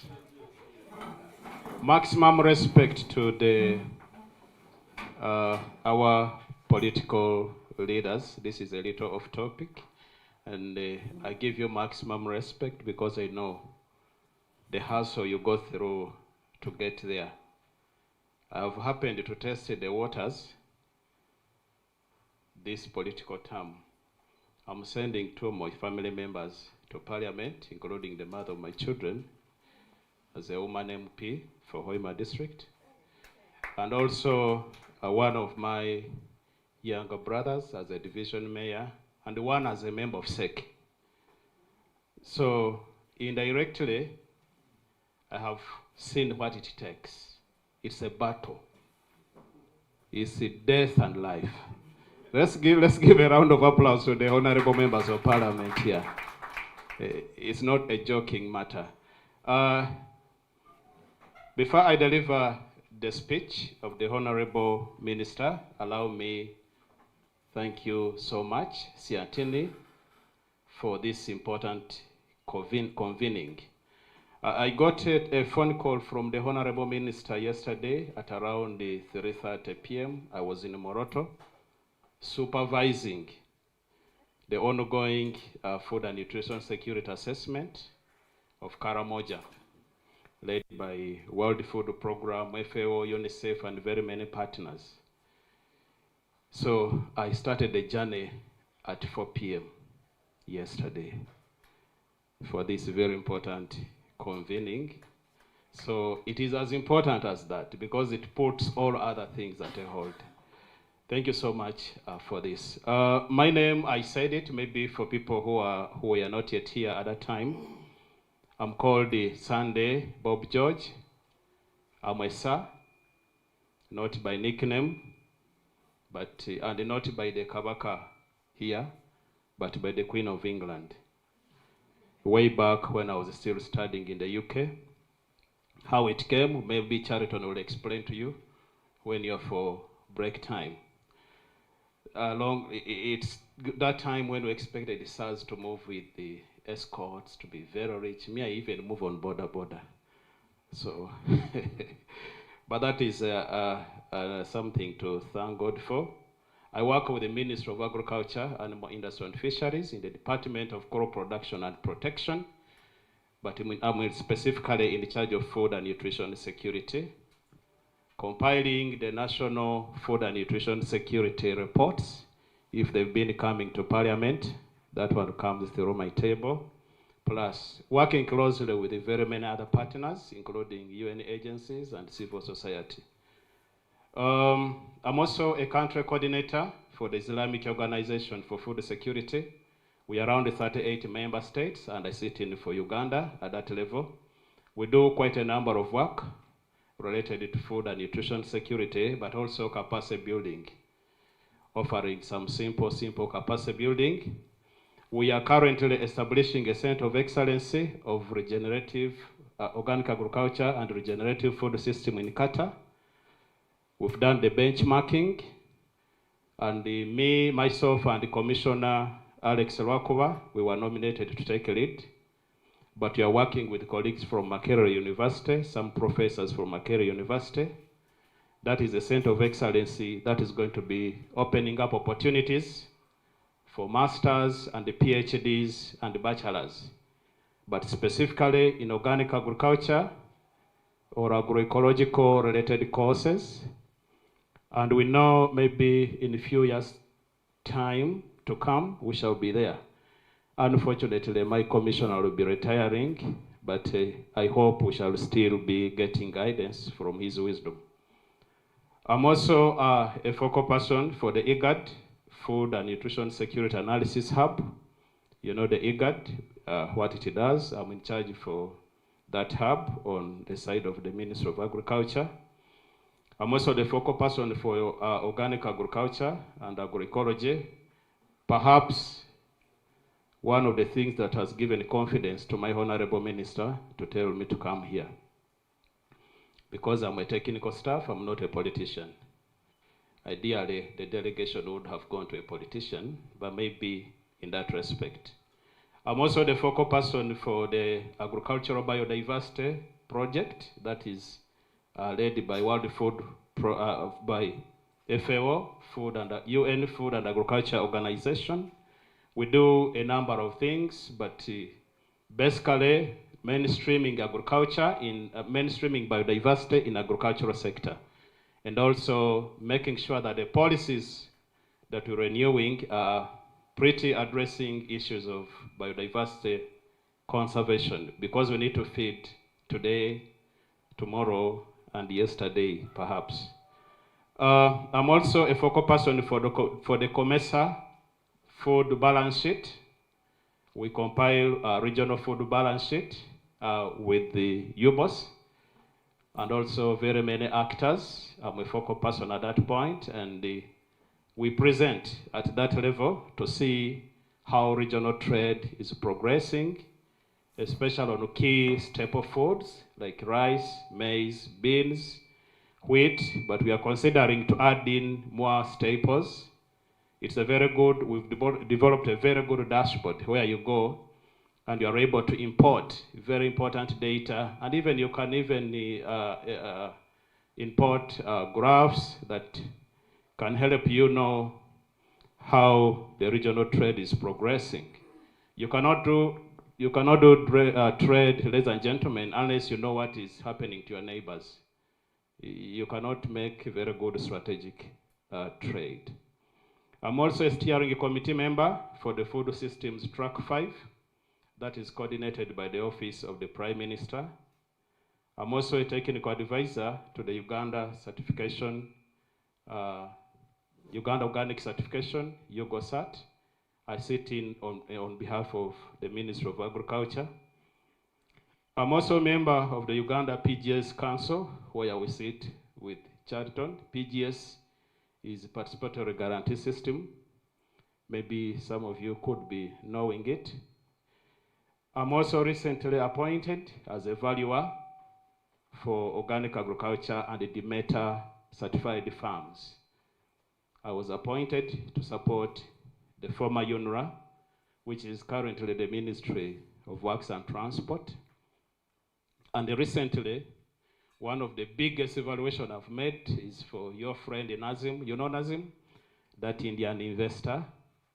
There is a road going to Luwero of Tarango, which was at a halt because UNRWA didn't have the capacity to evaluate it, to evaluate the farm. The Demeter certification, ladies and gentlemen, is beyond organic. It goes into biodynamic preparations. You evaluate the smoke from excavators. You evaluate the vibrations of the excavators to the below ground ecosystems. You evaluate a number of things. It was quite a big cost of billions, but I want to thank the government of Uganda through serious defensing of the document, Solicitor General, where. Government of Uganda has paid this man to zero balance. He's your friend, make sure he gives you some cup of tea. But I'm a valuer, a national valuer for organic and the Demeter certified farms. If you have a challenge or you need advisory, I think we can talk. Ladies and gentlemen, I wanted to tell you that so that you can get confidence of my standing here. Yes, when you're talking to IALA members, you're talking to members of parliament, you're talking to president of Afronet, you are talking to president of Slow Food, you are talking to the ED Pelham.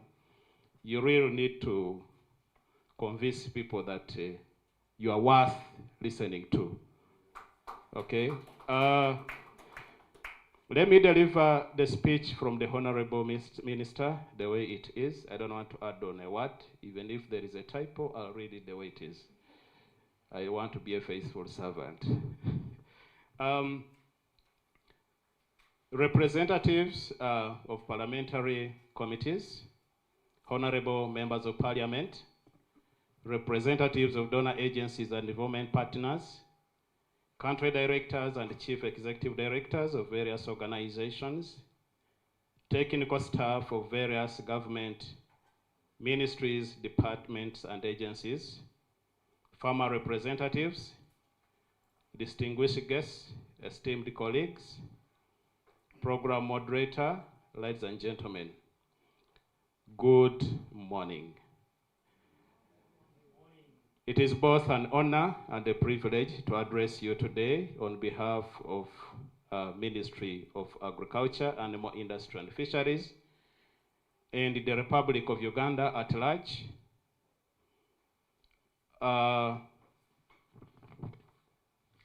On this important and critical matter that is very important to the development of our trade in East African community, titled Development of a Mechanism for Identification, Recognition, Certification, Verification, and the Trade of Agroecological Products within the East African community. As you are aware, ladies and gentlemen, agriculture remains the backbone of our economies across the East African region, whereby millions of households depend on farming, not only for food security, but also for income and livelihoods. However, as we face the growing challenge of climate change, soil degradation, biodiversity loss, and food system vulnerabilities, ladies and gentlemen, it is clear that we need to transition towards a more sustainable and resilient agricultural food system by embracing more environmentally friendly farming systems so as we are able to meet the food, feed, and fiber need of the current generation and future generation. Ladies and gentlemen, agroecology provides that pathway. Agroecology is not merely a farming system, but a holistic approach that integrates ecological principles into agricultural production while respecting socio-cultural and economic dimensions. It promotes biodiversity, enhances soil fertility, conserves water, and strengthens the resilience of farming communities. Despite its immense potential, agroecological production in East African community faces major challenges. To mention but a few, lack of a harmonized system of identifying, certifying, and trading agroecological produce, products. Today, ladies and gentlemen, many farmers practicing agroecology struggle to access premium markets. Consumers, on the other hand, lack a clear and useful information to distinguish agroecological products from conventional ones. This gap limits both the growth of sustainable agriculture and the economic benefit that farmers deserve. Therefore, the development of a regional mechanism for the identification, recognition, certification, verification of agroecological products trade within East African community is not just important but critically necessary. The mechanism of developing a regional mechanism for the identification and recognition certification of agroecological products should therefore focus on 5 key pillars. Ladies and gentlemen, let's pay keen attention to the suggested pillars from the Honorable Minister. 1, improving the identification and the visibility of agroecologically produced products. That is to say, we must establish clear, regionally agreed criteria that defines what constitutes an agroecological product. These standards should reflect our local realities while aligning to the global sustainable principles and the trade requirements. Secondly, the second pillar is recognition of agroecological products. There is a need for mutual recognition among East African Community partner states. A product recognized as agroecological in one country should be accepted across all member states. This will reduce trade barriers and encourage regional integration. The third pillar, ladies and gentlemen, is the development of a certified system, a certification system for agroecological produce. We must develop inclusive and accessible certification system. These include participatory guarantee system, among others, which are affordable and community-based, especially for smallholder farmers, alongside formal certification where appropriate. The second last pillar is verification of agroecological produce. Strong but practical verification systems are essential to maintain credibility and consumer trust. This includes transparent processes, digital tracking systems, and periodical assessments that ensure compliance without overburdening farmers. Last but not least, agroecological produce trade. Finally, we must strengthen market linkages. This involves developing regional value chains, promoting agroecological products in local and international markets, and creating initiatives that reward sustainable agroecological production. Ladies and gentlemen, the success of this mechanism will depend on a collaboration among governments, regional bodies, private sector actors, civil society organizations, farmers, and additionally, policy support, including integration of agroecology into national agricultural strategies and regional trade frameworks.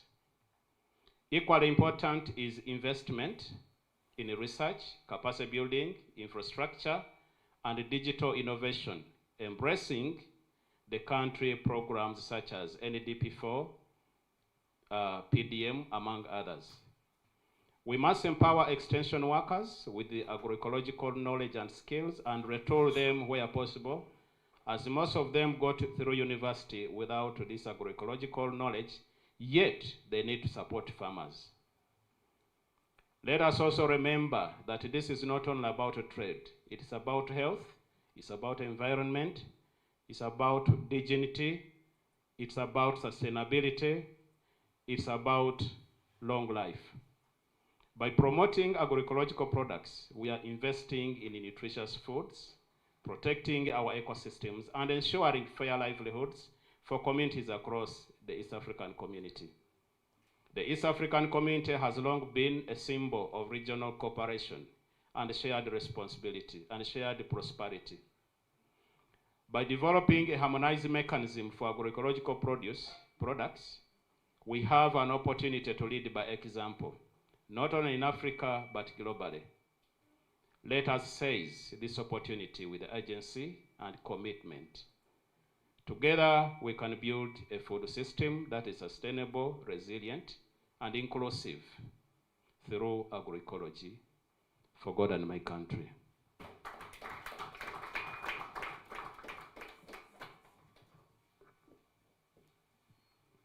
Thank you so very much, Honorable Minister, for eloquently delivering the remarks, but sorry to involve you in this again. We request again just to mention that the meeting is officially opened.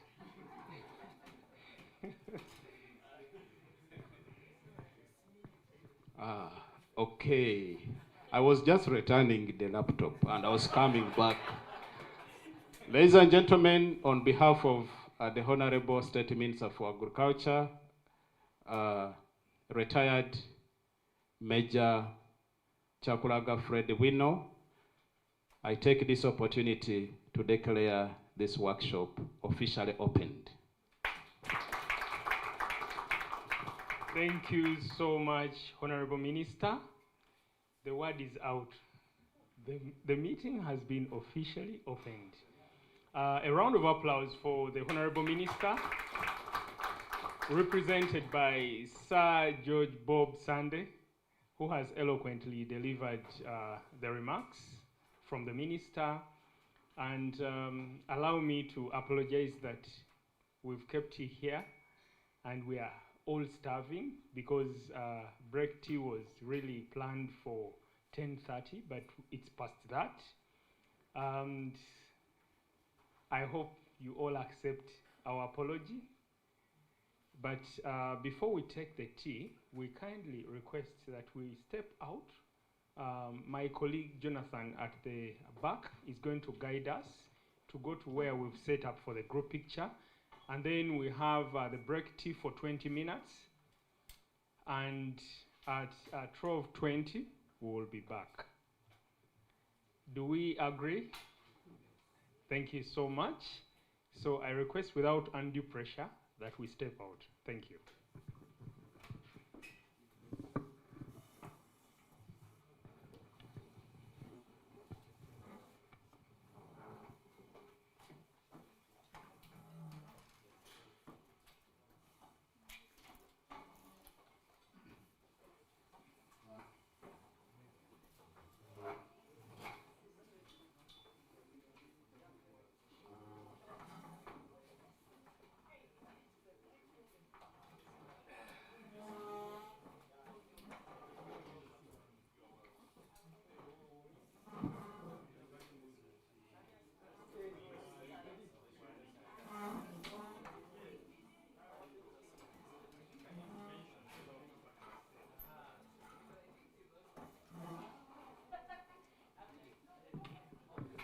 Comrades, our property is safe.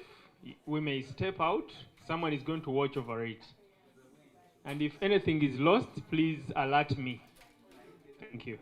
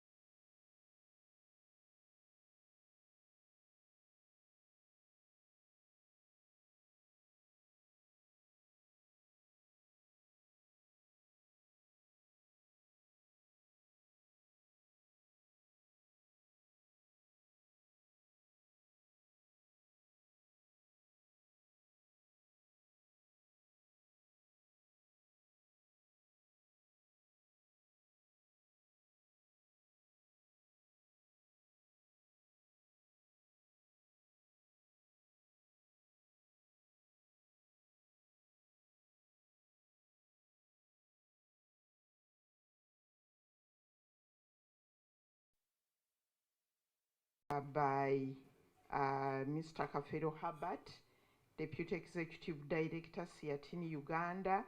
And his presentation is on Unpacking Agroecology, the missing link, and how trade can unlock its potential. So we are looking at unlocking the potential of agroecology. And after that, we are going to have a panel of panel discussion. Herbert, are you ready? Yes. Okay. So over to you, Herbert. Thank you so much, my boss, for that introduction, but also accepting to moderate this session. Distinguished ladies and gentlemen, colleagues, the presentation is yet to be relayed on the screen, but before we delve deep into the issues embedded within the presentation, it's basically to remind us that what I'm going to be speaking to has already been spoken to, because the minister's remarks really had a lot to do with some of the issues embedded within my presentation, because it's really looking at moving from where we are to getting our products in structured markets and regional markets. And also what Mr. Okello Richard, the Assistant Commissioner, External Trade, Minister of Trade, Industry and Cooperative spoke to. He spoke to the niche markets. Uganda's approach now is really around niche markets, because traditional markets are crowded. And so Uganda is taking a proactive approach and response in terms of assessing the shifts within the global environment, the regional shifts, and positioning itself accordingly. And as part of the development of the National Export Development Strategy, agroecological, the need to include agroecological products is something we emphasized during the consultations. And we hope the final document will really have part of what we advanced. And so the discussion that we are yet to have, guided by my friend, I will define a bit of what I mean by structured markets, but we are all actors in this space. We will all contribute to shaping the discussion around the same. The media team, please, let's do the job right of having the presentation relayed here on the screens.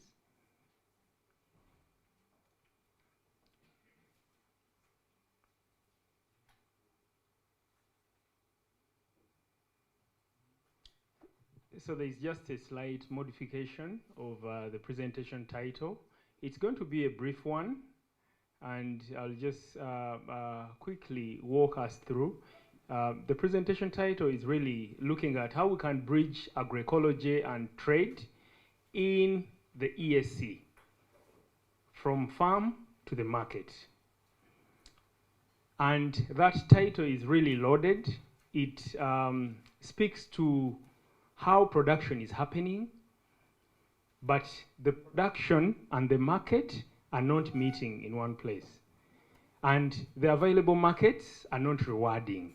So we would like to collectively disrupt the status quo by bridging that gap. Could you please go to the third slide?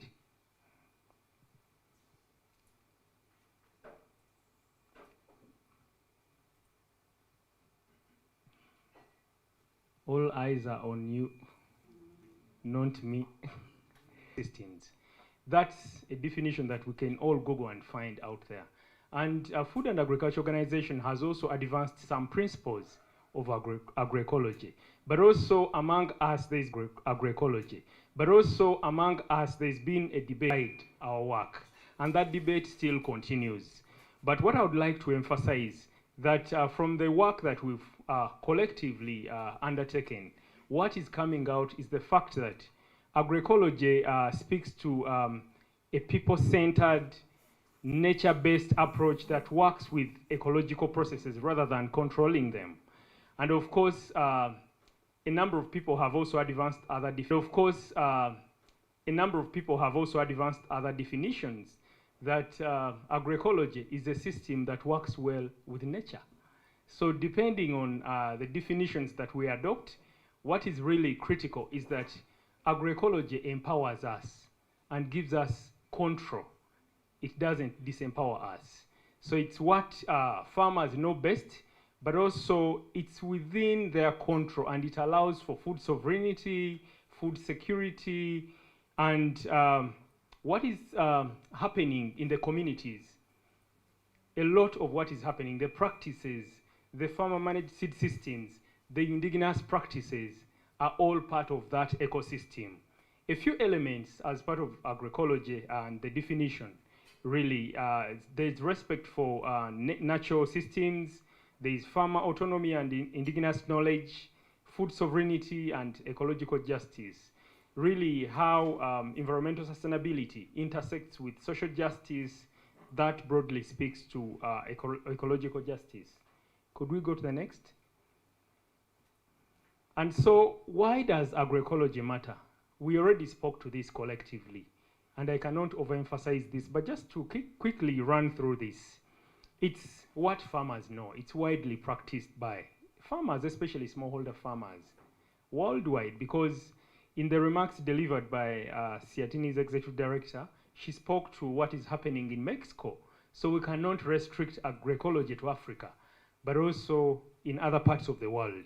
There are agroecological practices that are happening. And why it matters, there is also rising demand for safe, organic, and sustainably produced food. During the COVID-19 pandemic, we all had to run back to nature. We all had to revisit our roots in terms of getting organic products, but also using various remedies, natural remedies. And that cannot be overemphasized. But also building on that and learning from the crises that have unfolded in the past. There is increased appreciation around safe, organic, and sustainably produced food. And European Union is also leading on this, setting the pace for this, because a number of our products have been rejected, severally rejected, because they have pesticide residues, salmonella, among other issues that have been cited. So, whereas the EU, on the other hand, is setting the pace for sustainability, sustainability is already practiced within our communities. And so, why it matters is that we can leverage what is going on within our community in order to have responses to some of the challenges that we're facing. Those that are internal, like climate change is a global challenge, but also communities are bearing the brunt of the climate crisis. And yet, agroecology is a response. But agroecology also builds resilience against global shocks. The multiplicity of shocks that have played out, including the Russia-Ukraine war. We have a high fertilizer import bill, although some countries, including Uganda, are not so fertilizer intensive, but there are countries within East Africa that use fertilizers a lot, and they cannot do without them. However, that doesn't mean that agroecology doesn't work. All community agroecological systems do not work. They do work, it's just that they have been relegated to the back burner, and there's no policy support towards them. There's also the fact that agroecology reduces dependence on external inputs. I've already alluded to this. Really, with the Iranian war that is continuing, a number of countries have been concerned about the fact that wheat, maize, remember Ukraine. Some of us that thought that Ukrainian war is really far-fetched. It was close when it came to wheat. It was close when it came to maize, among others, the corn and other really agricultural products that we import. And of course, so that is more of a paradox, because how can we be a food basket when we still import agricultural products? We will engage on that much later. But what I wanted to drive home is the fact that agroecology reduces the dependence on external inputs, such as fertilizers, among others, because it uses natural remedies, natural resources, and it supports climate change mitigation and adaptation through sustainable practices. This cannot be overemphasized, because collectively we are all actors, and there is evidence we have amassed around this. Could you go to the next slide? I would like to speak a little bit about the missing link from practice to the market. There is really a missing link because the practice is happening. Farmers are doing it. And we are all mobilizing farmers, smallholder farmers, to continue doing what they do and know best. But why is there a missing link from practice to the market? The fact is that agroecology is expanding at production level, and that cannot be overemphasized. But the growth is not reflected in the markets. And the markets, I mean, there are different markets. We have territorial markets, we have those structured markets, the formal markets. Structured markets like, for example, the supermarkets, the chains of supermarkets that we know, Naivas, for those that are in Kenya, Carrefour, among others. Why are our products, agroecological products, not on the shelves of those supermarkets? And yet the production, in a way, is increasing. It's expanding because there is appreciation, and because of the collective work we have all done, farmers are continuously embracing it. There is also a weak integration into formal and regional markets. My earlier explanation really spoke to this. There is a weak integration into formal and regional markets. Because of the policy deficit, the integration is not automatic. So if something is not embedded within policy, even supporting it becomes cumbersome. So that's why there is that weak integration in formal and regional markets. But also across Africa, agroecology continues to grow but remains largely informal and localized. Localized, I mean, it's the farmers, smallholder farmers, that are doing it within communities. And within communities, there are initiatives that are emerging, and those that were already established by the different actors in this space. Why are we not breaking through into the informal and other markets? The key challenge is, how can agroecological products move from farms into structured markets and formal trade systems? So that's what I will continue to speak to. Could we go to the next? And of course, in the East African community, many farmers are already using agroecological practices, which I already spoke to, but there is a deficit. Many products are sold through informal markets. I cannot overemphasize that. Farmers receive little or no premium pricing. There are limited structured trade channels. The core issue is not production, but a gap in market systems. That's really what I earlier emphasized. And strengthening trade policy and market linkages is key to closing this gap.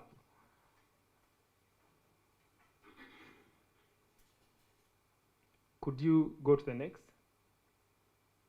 So this missing link from practice to the market, especially at the market level, is happening because of standardization related issues, certification requirements, and volume and consistency. Policy must translate diversity into market recognized value. There are issues around a system, having a system. There's no system for identification, recognition, and verification of agroecological products. And standards really are the gateway to trade. Without complying with requisite standards, or without standards starting from the national level, recognizing agroecological products, going to the regional level, going to the continental and the global level, but also leveraging existing efforts, we cannot get our products to the market. So the issue of standardization is important. And collectively, as we engage and debate and interrogate the status quo, it's important that we build consensus around standardization because it's the gateway to the market. Certification requirements, these are also key. The regulatory bureaus, like the Uganda National Bureau of Standards, among others in our respective countries, play a key role because there is a symbiotic relationship and also an interplay of roles. On one hand, from the Ministry of Agriculture, there is a unit, for example, here in Uganda, Certification and Crop Inspection Department.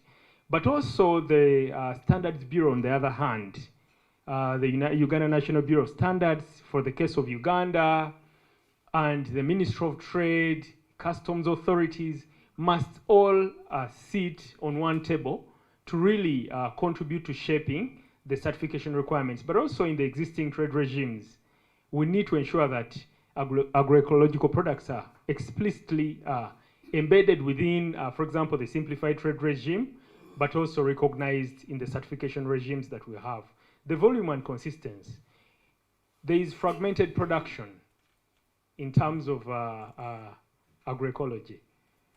Farmers are doing what they do best at small scale, micro level. How can we advance from the micro level to the macro level? We need volumes. Trade is about volumes, it's about the quality, it's about quantity, it's about meeting prerequisites for trade, the standards, the certification requirements, and you cannot be a small player in a sea that is full of big players. And of course, we are cognizant of the work of multinational corporations that are capturing the seed and food sector. So sometimes the arguments are around the volume that can agroecology respond and be a solution to the challenges we face, like hunger. Collectively, we could contribute to that much later, but also how much of agroecological products are we able to put on the market? That's something that we need to ponder on. The other issue is policy must translate diversity into market recognized value. There is really a lot that needs to be done in order to ensure that the recognition is anchored within the policies, but also the policies are supportive of what we want to attain. Agroecological products are well appreciated because of their value, their safety, the intrinsic benefits they have. But if farmers are not rewarded, if we have policy deficits, then there is a problem. Why trade is the bridge? Could you go to the next? Trade, sometimes we say it's a double-edged sword. It can help you to achieve what you want to achieve, but it can also run counter to what you want to achieve. Trade shapes market access and entry. For example, when a trade agreement is signed, market access is guaranteed by signing the agreement. That framework guarantees market access. But market entry is achieved when the product meets the requisite requirements of that export market. And it's about a specific product for a specific export market. And there are specific, for example, requisite requirements.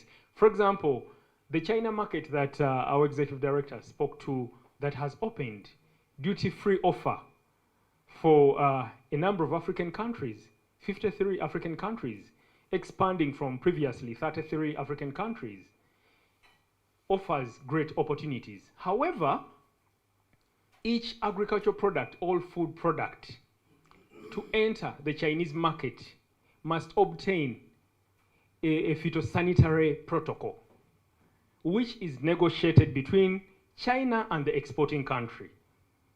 So you can imagine the work that we need to do. So it's not a given, but it takes negotiation and it takes intentional trade policy architecture. But also standards and certification. These are all embedded within trade policy. Pricing and competitiveness, cross-border trade, there are a number of entry points, and we can leverage, for example, the simplified trade regime to ensure that agroecological products are included on the list of products traded under the simplified trade regime, and it offers an opportunity. I would like to end by speaking to building a trade movement for agroecology. Really here we are not reinventing the wheel, but we're just recognizing that trade can also contribute to make agroecology work and to unlock the potential of agroecology. So building a trade movement for agroecology is really in recognition of the fact that there is a lot of work that has been done, but the missing link is to use trade policy to ensure that there is a system for identification, recognition, and verification that supports getting our products to the different markets, including the domestic market, the regional market, the continental market, and also the global market. The demand for agroecological products is there, but it's upon the respective national governments and all of us collectively as actors to do the work that needs to be done in order to get our products to the market, but also to give farmers a living income. Because devoid of a living income, farmers will continue to live in poverty, and that's not our wish. So we welcome you as Siatini to this trade movement for agroecology. Thank you so much for listening to me. And my presentation was only intended to stimulate the discussion because the issues have already been spoken to. Thank you so much. Over to the moderator, who is none other than my boss.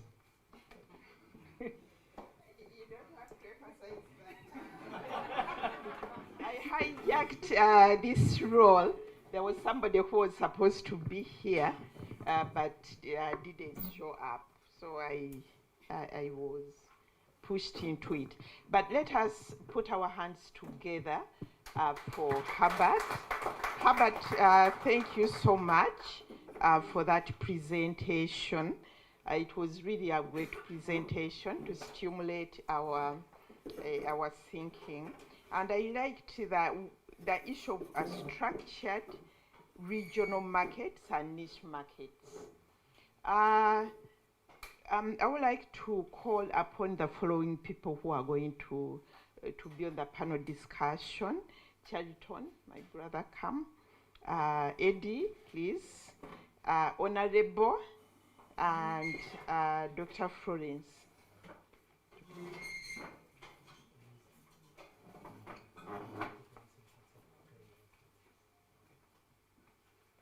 Dr. Riza? Okay, so thank you. It's a bit of a squeeze, but don't worry.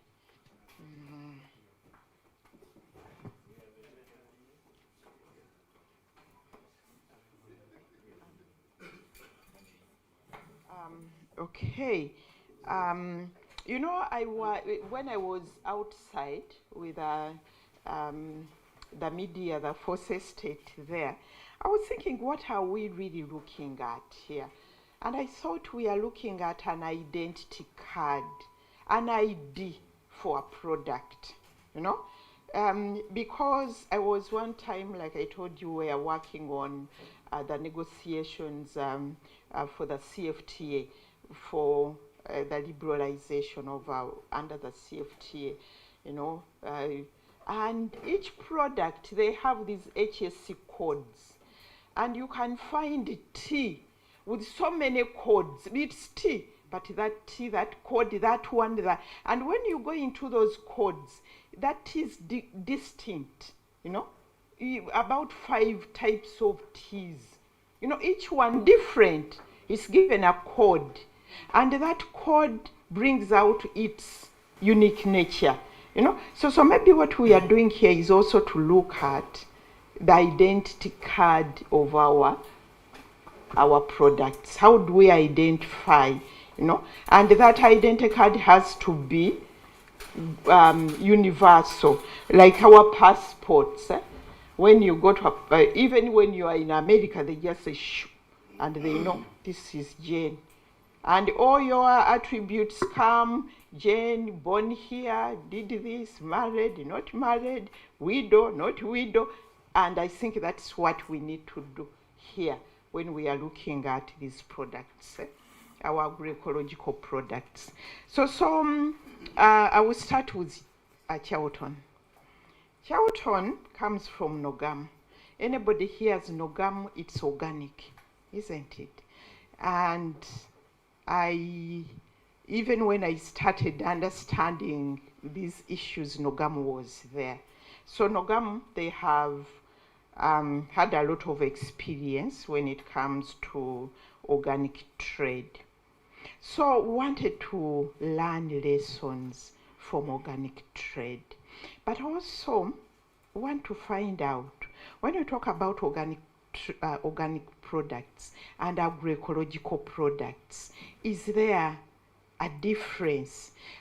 For people who are in agroecological movement, are we going to fight against the organic movement and against the conventional movement? Where are we, you know?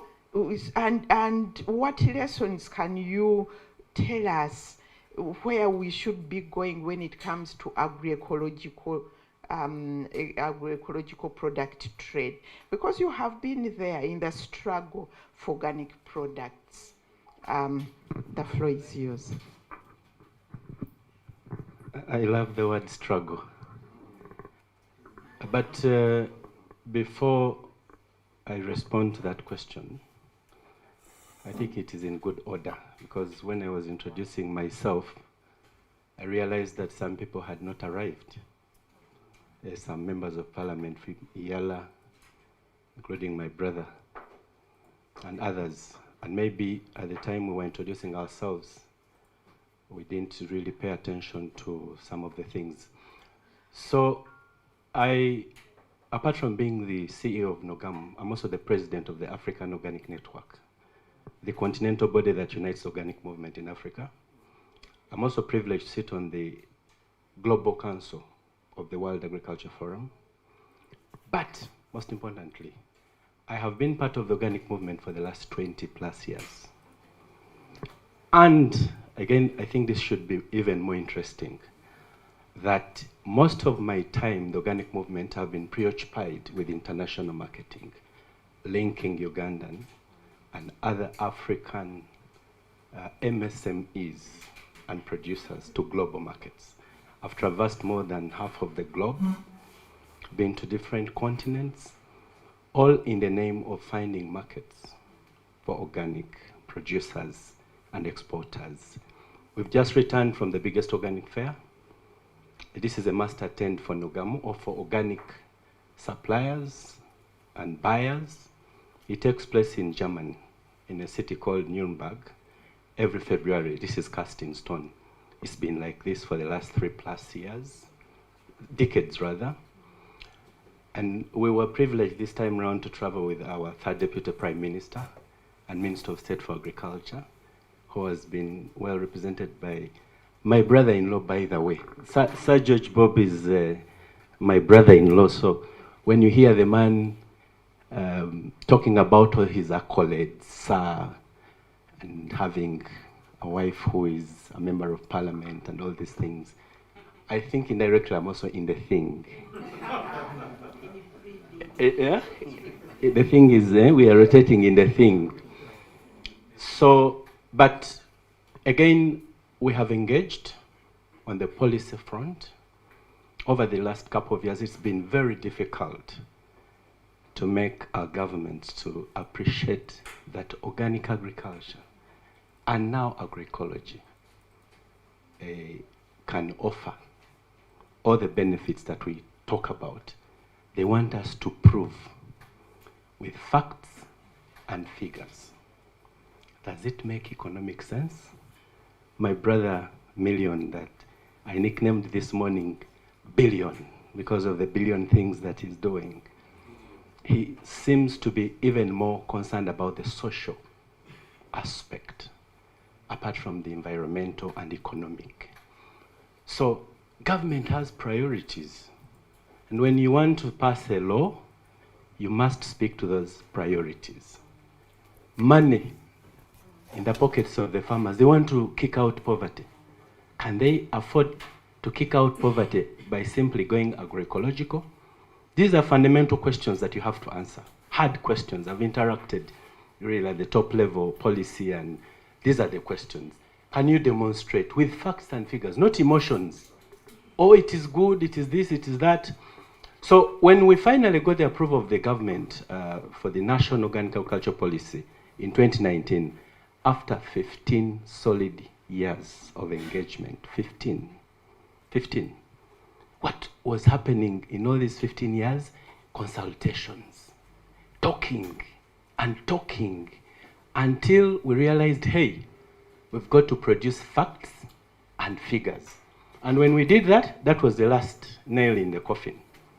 We got the approval. And through, of course, the other very important aspect, through collaborative efforts.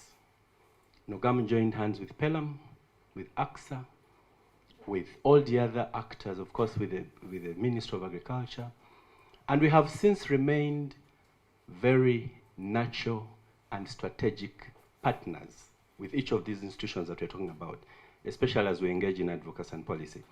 So over my 20-year journey in the organic movement and trying to link farmers and exporters and traders to markets, I have realized a few things that we must do. It is not enough to tell people, my product is agroecological. It must speak to their needs. The consumer, first of all, wants to trust. It's agroecological, but how? Oh, then you begin explaining all the practices on the farm. That is okay. But can someone prove? Is there a way we can prove? And that's why in the organic movement we talk about two schemes of proving or verifying, or what we like calling certification.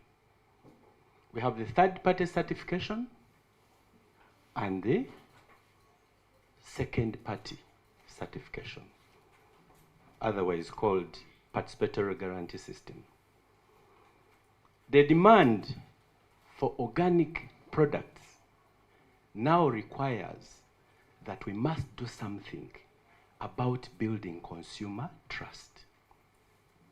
This is how the logic applies. It starts in the market.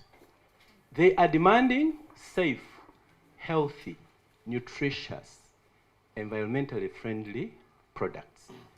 But how do we trust that what you're talking about is truly organic? And that's why we must go through these schemes of certification. And I'm talking about organic. Now, a key point here is that over these number of years, we have done some work. We've already done actually a lot of work. For instance, apart from the policy, we already have an organic standards infrastructure in place. At the East African level, my brothers and sisters at YALA, general members of YALA, we already have what we call the East African Organic Product Standard. We developed this in 2007. And we also developed what we call the Kilemohai mark. So talking about the identity card, the Kilemohai mark, since 2007, has been promoted as the mark for East Africans to know that their product has been produced organically. What is the difference between organic and agroecological? First of all, within the global organic movement, we recognize that these two are twins. IFOAM, the Nogam of the whole world. IFOAM, the body that unites the organic movements across the globe. IFOAM is promoting agroecology. AFRONET, at the continental level, is promoting agroecology. We are currently involved together with, of course, BVAT, Pelham Kenya, Pelham Association, and others. We are involved in a program dubbed as Agroecology Promotion Program, because we recognize that these two are complementary. A farmer has more value, an organic farmer has more value when they engage in agroecological practices. The same way, we are now telling farmers, you can actually go an extra mile. Apart from organic and agroecological, you can regenerate your soils. There are things that a farmer can do to be able to increase production and productivity. And recognize that agroecology is an integral part of the organic movement, if you like. Now, why am I saying this?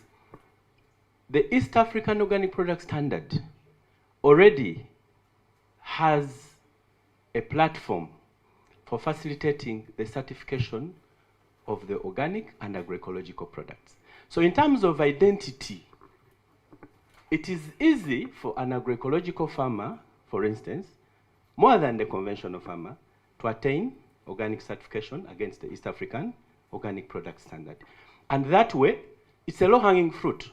A farmer can already trade regionally, of course, and locally. Now, the other point is that within the organic movement in the East African, at the East African level, we have joined hands and we've started on the process of developing what we call the blue mark, Kilimo High. It is currently being piloted in Kenya, right now as we talk, in a county called, my brother Frederick, Muranga. Right now, it's being piloted. The idea, I also chair the Joint Management Committee of the East African Organic Product Standard. It is the oversight and decision-making body for ensuring effective implementation of this organic standard, the East African Organic Product Standard, but also its review and updating. Now, what we've decided is that once we get the lessons from Muranga, we are going to now elevate that blue mark to the East African level. The Kilimo High organic mark, we call it, it's blue, that's why I'm calling it the blue mark. So that Kilimo High mark can be used to identify agroecological products. Now, of course, you'd ask, can't we have efforts to develop agroecological standards? Because what this blue Kilimo High mark is meant to do is to facilitate a process of peer reviewing, checking that this farmer has complied with the principles of agroecology. It's an assessment tool. Now, with these low-hanging fruits, I think that we can address the needs of the consumer, trust. And two, proving that once the consumer buys your product, then that product in a way impacts positively on the environment. And three, it addresses the social aspects. Last but not least, in my early childhood years, I lived with my grandmother. And apart from farming traditionally, or if you like agroecologically or organically, she also engaged in income generating projects. And I was tasked as a young man, very, very young, that time I think I was 8, 9, 10, up to when I finished my primary education. I was tasked to sell her pancakes. She made pancakes. I was tasked. She made a big basket of pancakes that I took to the market every Thursday. So I would miss the lessons every Thursday afternoon. We had what we call the auctions. So every Thursday, that was a must-do for me. And I would make sure I sell all the pancakes. And if some are not sold, she would ask, why did you bring back these pancakes? So I would like to challenge all of you. We can talk and talk and talk and still come back here and talk. But we must speak to the needs of the consumer, trust, packaging. The same things that we are competing about with the conventional actors. The consumer is concerned about that. Packaging. An agroecological product should be packaged well or even better. It should bear the UNBS mark. When you go to Carrefour supermarket, they will ask you for many things, including the UNBS mark. Certification. If it is organic and agroecological, it must have a mark. And what I'm saying is that the Kilimo High mark is here for the East Africans, and we can also work on developing the Kilimo High blue mark as already, it's already being tried in Kenya. I submit. A round of applause for Charlton. Charlton is raising so many critical issues. I have liked start from the market. That's very, very important, consumer trust. But then also as a way forward, the issue of the blue mark.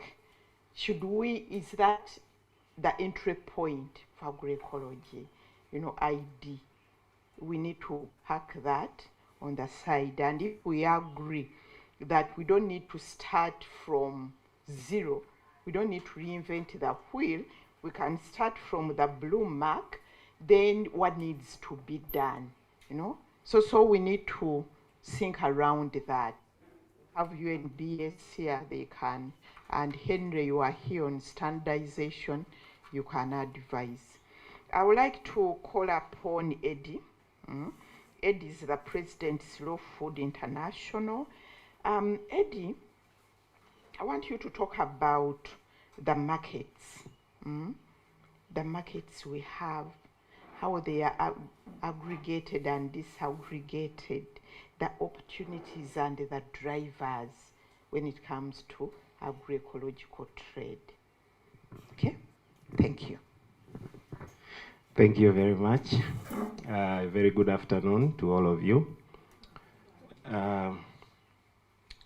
Beyond being the president of Slow Food International, I'm also the team leader at Slow Food Uganda, which is the local chapter of Slow Food here. But most importantly, I've been farming all my life. So even last night before I came here, I came straight from the farm. And I'll go back there. So I understand what farmers go through because it's my lifetime experience and also it's my lifetime job. Other jobs can go away, my farming job will never go away.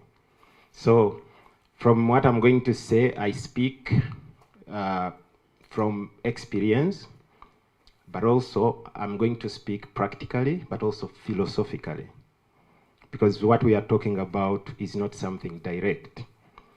I always love talking after Chariton, because I first saw Chariton in 2007 when I made a conviction and I made a commitment to, when I was a student at the university, I said I should not study any other agriculture and focus on any other agriculture but ecologically sustainable agriculture. That's when I started following organic ecology. My professor was teaching us soil ecology. I became a soil scientist and an agronomic expert, but in the field of organic agriculture and sustainable systems. So also I'm speaking from that experience of close to 20 years working in the professionally to build ecologically sustainable systems. Today, when Mr. Chariton, of course, maybe I can say this at the end, I also studied agricultural poverty. And poverty in agriculture is not an economic issue. It's a social, mostly a social environmental issue. So if we are to address the poverty in this country, let's not only look at economic things. Let's look at the social cohesion, social organization, and environmental accessibility to people who are mostly affected by poverty. So that it's not only that people get money that they will get out of poverty. It's not true. They need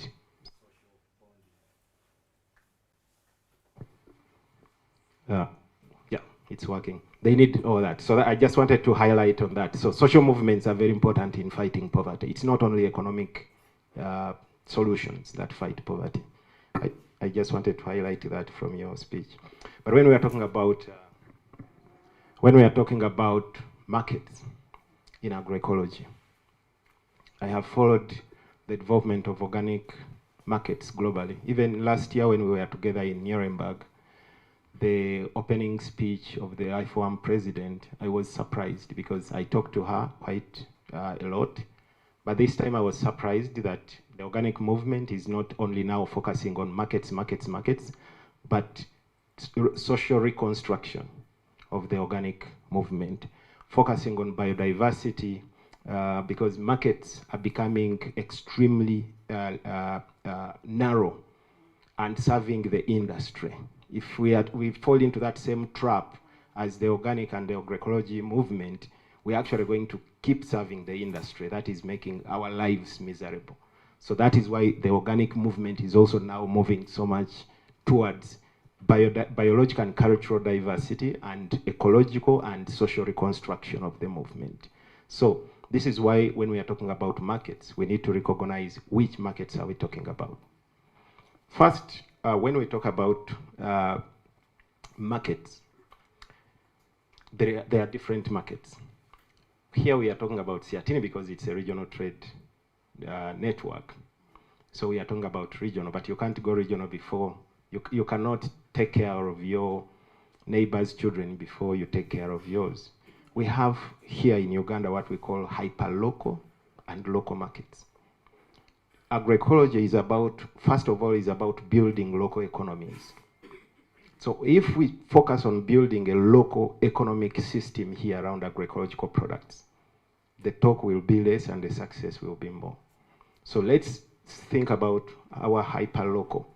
A lot of people here are becoming more sensitive and concerned about the 33% contribution to death from food and NCTs.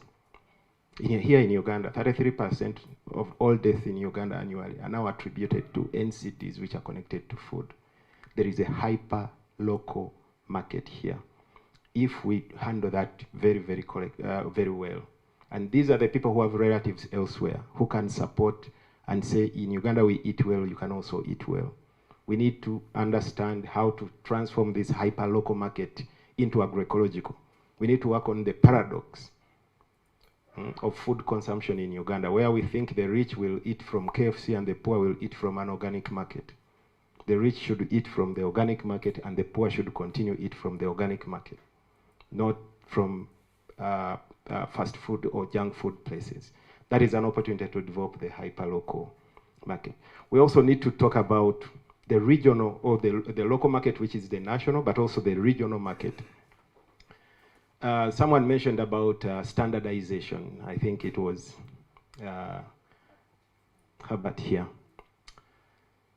Right now, standardization, we have gone too far when we are talking about agroecology. Right now, I think we need harmonization.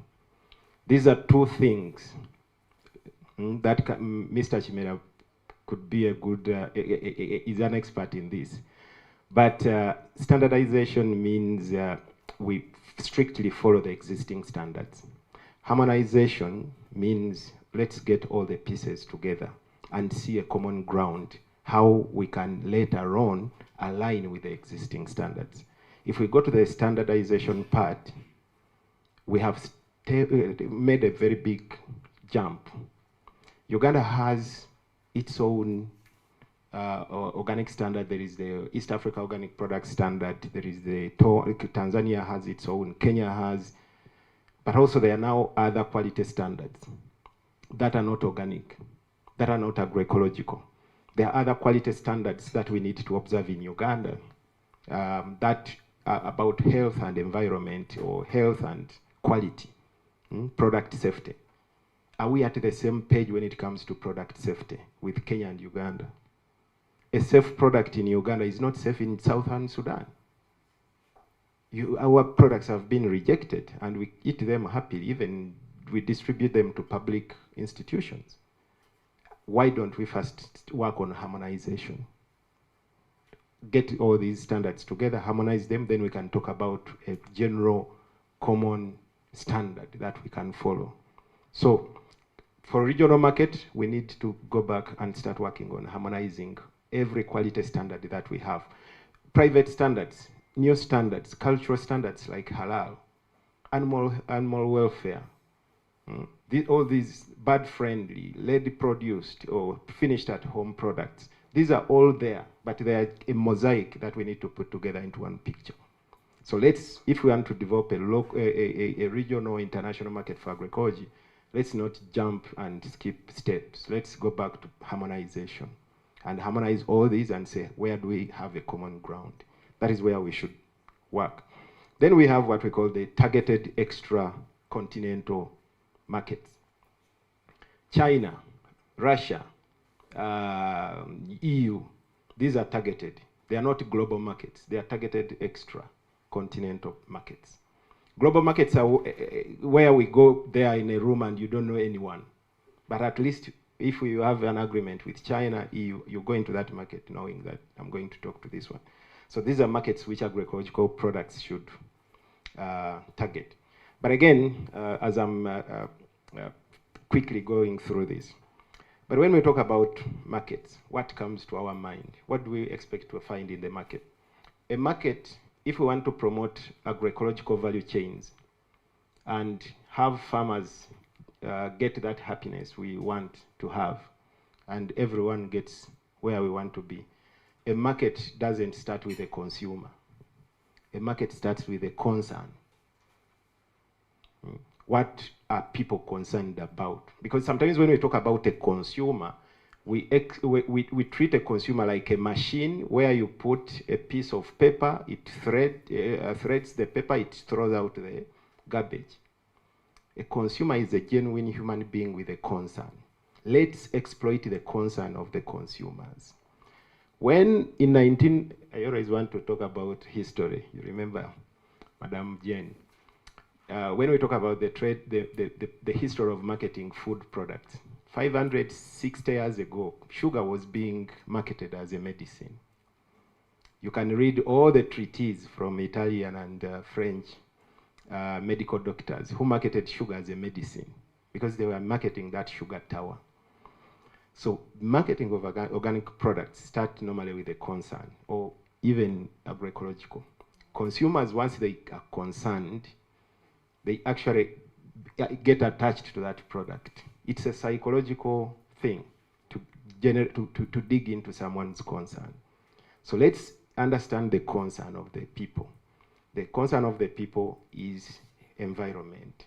The concern of the people is their health. The concern of the people is the growing poverty of smallholder farmers, even with a lot of government investment. Let's communicate these concerns to the people, and people will say, okay, what is the solution? Then we put agroecology products there. In 1920, the organic movement was struggling to fight against the emergence of the industrial system. When the movement was born, it was never recognized. They invested 60 to 80 years of raising awareness to highlight the consumers' concern, the people's concern about industrial systems. 80 years later, in the 1990s, the organic movement started getting certification and government or regulatory recognition. It took 8 years. They didn't have social media. They didn't have civil society organizations the way we are right now. They didn't have the regional parliaments the way we are right now. Here we have all the tools to even put that time to 0.5. So let's address the concerns, and that's where the market starts from. Now I will highlight two things, one level of things, opportunities. When we talk about agroecology markets or organic markets, many people think about food that people eat. There is a lot beyond that. After is working on food culture and tourism. This is agroecology market. I earn more money from my farm, from people visiting my farm, than what I sell. I sell knowledge. I sell a lot of things. I host a lot of people from all over the world almost every weekend on my farm. I earn money because they want to see real agroecology in action. They want to see this biodiversity. So agroecology market is not only on food and feed, it's on inputs. The ministry, I'm very, very happy to see the new list of certified inputs, where there are now a lot of organic or agroecological products. For me, this is a very big progress because I follow this list of inputs. So there is a big progress on inputs, there is a big progress on services, technology, research and development. So these are all markets that we should focus on, and Uganda has a lot to offer to the region, but also to the rest of the world. So thank you so much. Lastly, one last thing. We can all do all these things if we are intentional. Everything can be done if it's intentional. What do I mean by saying intentional? We need to be strategic. We need policies and strategies to guide investment. Right now, the global agroecology investment stands at $44 billion US, and there is a potential for it to reach $430 billion in the next 15 years. Where is our position on this? If we don't have a strategy as a country, as a region, as a continent to promote and also entrench agroecology in our systems, we are losing out on this investment. We cannot keep running agroecology on philanthropy. We need real investment into market structures, into production systems, into services, research and development, and education. But this can only come if we are intentional and we have the political will, the strategy, policies, and regulations to govern and support agroecology. Thank you very much. Wow. So many good points, so many good ideas. Another round of applause. I think it's true, Charlton, what you said. Agroecology and organic products, they are twins. But what I was thinking, are they identical twins or fraternal twins? We need to address that. Hey, okay. Which lens? Okay. Maybe one issue which is coming out, and thank you so much.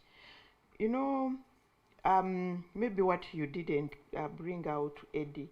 Eddie is also internationally, he's the international head of this slow food. I always meet him when he's going to Italy, to wherever. You know, he's really knowledgeable, very knowledgeable, and a very important person.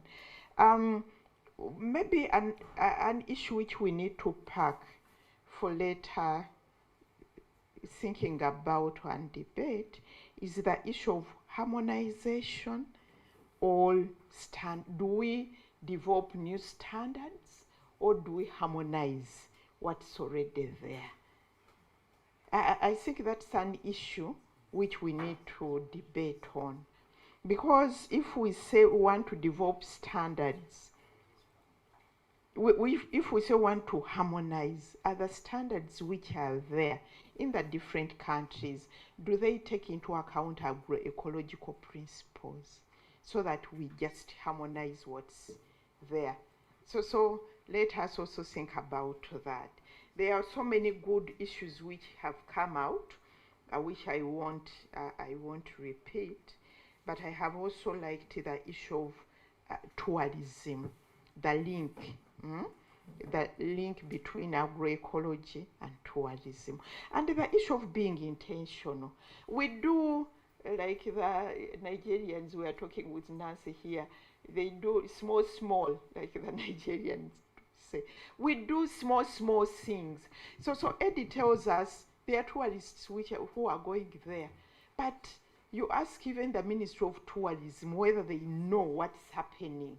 No, we are doing it chidogo, you know, small, chifupi. So we need, and this is the scale we are talking about, raising the bar, but also convincing people that you go organic, you go agroecology, there are more opportunities beyond just the product.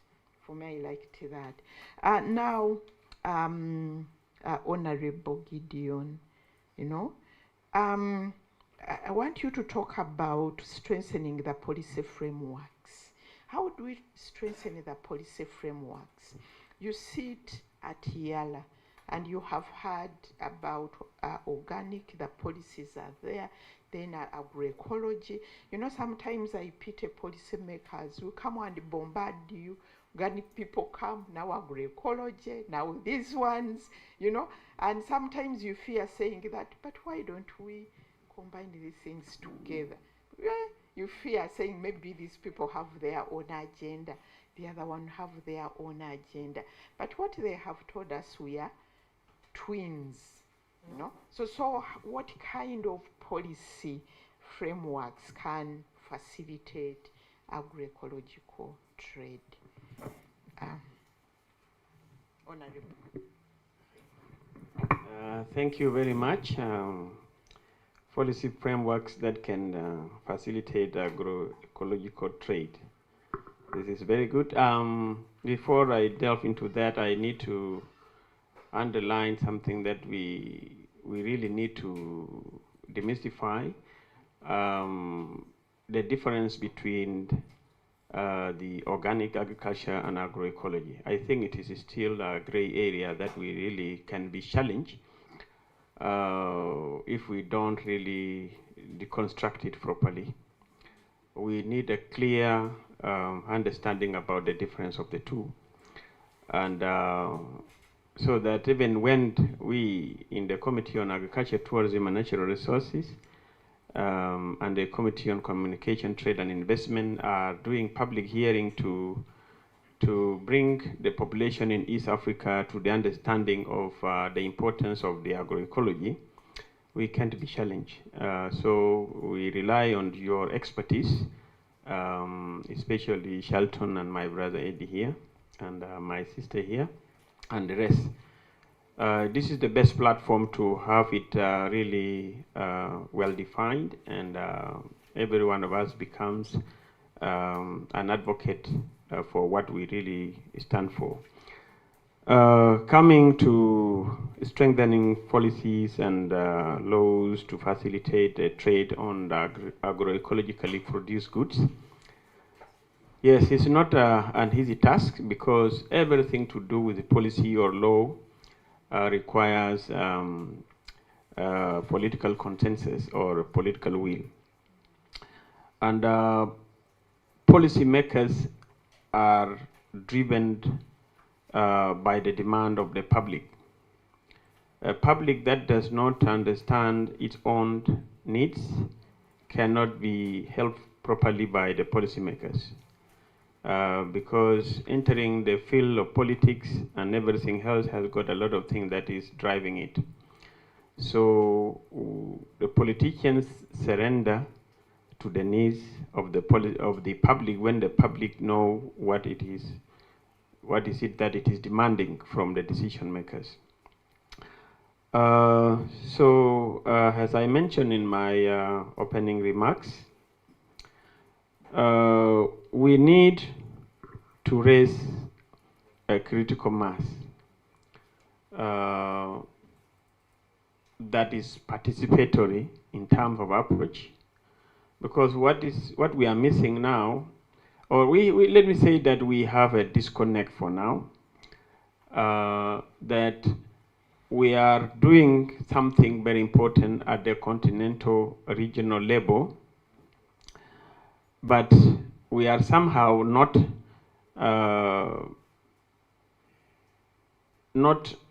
bringing on board the national policymakers or implementers. Let me take an example before we come into what can harmonize our efforts to really facilitate trade on agroecologically produced goods. In our forum here, we have the ministry from the Republic of Uganda. We don't have from the ministry from Tanzania, Ministry of Environment, Ministry of Agriculture, Ministry of Mining, Ministry of Forestry, and all this kind. I think the next forum should really reflect this diversity, because we may be isolated and we may find it very difficult to penetrate the national governments. And ours, we need it to go deep, because for us to pass to get those smallholder farmers, we must also influence the governments so that we are not isolated. Let me take an example. When I have been in touch with my good friend, the legislative draft person at the East African community, he was telling me, I was asking him, this bill of mine, have you finished drafting this? He asked me, Honorable Gideon, is it the first one or the second one? You seem to be having a lot. I said, no, there are not a lot, because the demand is too much also for these bills to take shape. So you can see, when we move, there's also a different thinking of what we are chasing, because not everybody understands why we are moving faster. We really need to move faster, and moving faster means garnering consensus among the stakeholders involved. So to bring a policy that will facilitate, or a law that will facilitate the trade in agroecologically produced goods, means we have to move together from the grassroots to the top, or from the top and the grassroots and meet in the middle and push something. All those are allowed. So we go like a blended approach of the grassroots and the top meeting somewhere, or penetrating the top to influence the grassroots to bring it up together. I think we need that. So it goes to what my colleagues here have said. We need to have all these pieces of legislations harmonized, because without harmonizing them, we cannot have also synchronized effort of trying to address the thing that we are chasing.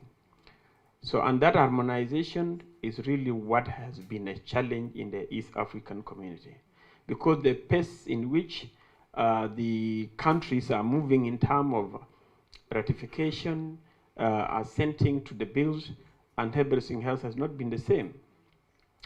You will have a bill or a law that is on the table of a certain important person in another country in the East African region there for 12 years. Many of things are being overtaken by events. And the need that we are addressing now cannot be the same as we can be addressing in the next 20 years. Things will happen in the middle, and we cannot approach it the same. So I think we are taking it up as a region to have an umbrella in terms of a law that will give us an opportunity as legislators to oversight, because now oversighting the implementation of laws and policies in this area depends on the national assemblies. But for us to bring the regional parliament into oversighting the activities regarding agroecology, we must have a tool, which is a law that we are using to oversight the whole region. So I think we bring that law. Law is working in several ways. One, you have a policy like a protocol that is signed. It's like an agreement by all the states. The same protocol can be operationalized through making a legislation that addresses certain component of that protocol. Or you have a legislation, and the provision of that legislation compels the partner states also to develop a protocol that can ensure that it is enforced. It's about the enforceability of the law. So it works that way. For us to get to that extent as members of EALA, we are able to work with all the stakeholders to make sure that we have the research, the data, the information to convince ourselves, to convince the stakeholders in partner states, so that we have a law. When we have that law, we shall use it to oversight the implementation in the partner states. And we will really work very hard with our national parliaments to see into it that the law that we have is enforced. It is domesticated and it is enforced. Because you can have it, and when it is not domesticated, and then it becomes also a challenge. So we need to see it. We have done it at the regional level, but it has been domesticated, so that every country becomes responsible to implement the same law. This will avoid what we call unnecessary barriers. There are mental barriers, there are physical barriers, there are everything else. We can only do them when we have something that binds us together, something that governs our action as a region. I thank you.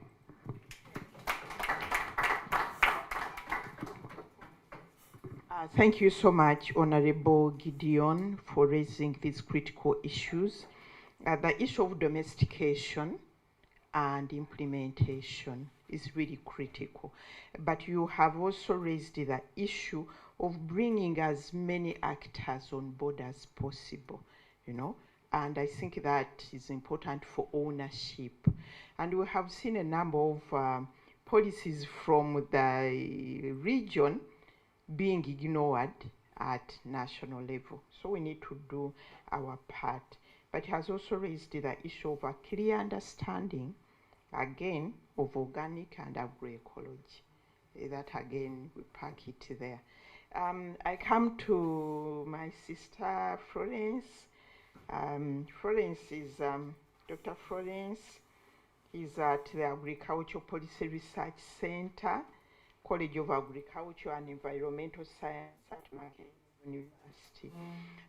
Maybe what we want to hear from you is the role of research in addressing all these challenges, all these issues we are talking about. And also linking your research, you know, because sometimes research, academic research stays up there, you know. How do you make the linkage between what you have had, you know, because there are so many issues which need to be researched on. So how do you link up, making sure that the research is bottom up, and also the research which you bring out is consumable, can be consumed by the people. Thank you. Yes, thank you so much. Good afternoon, everyone. You have been introduced. My name is Florence Luisa.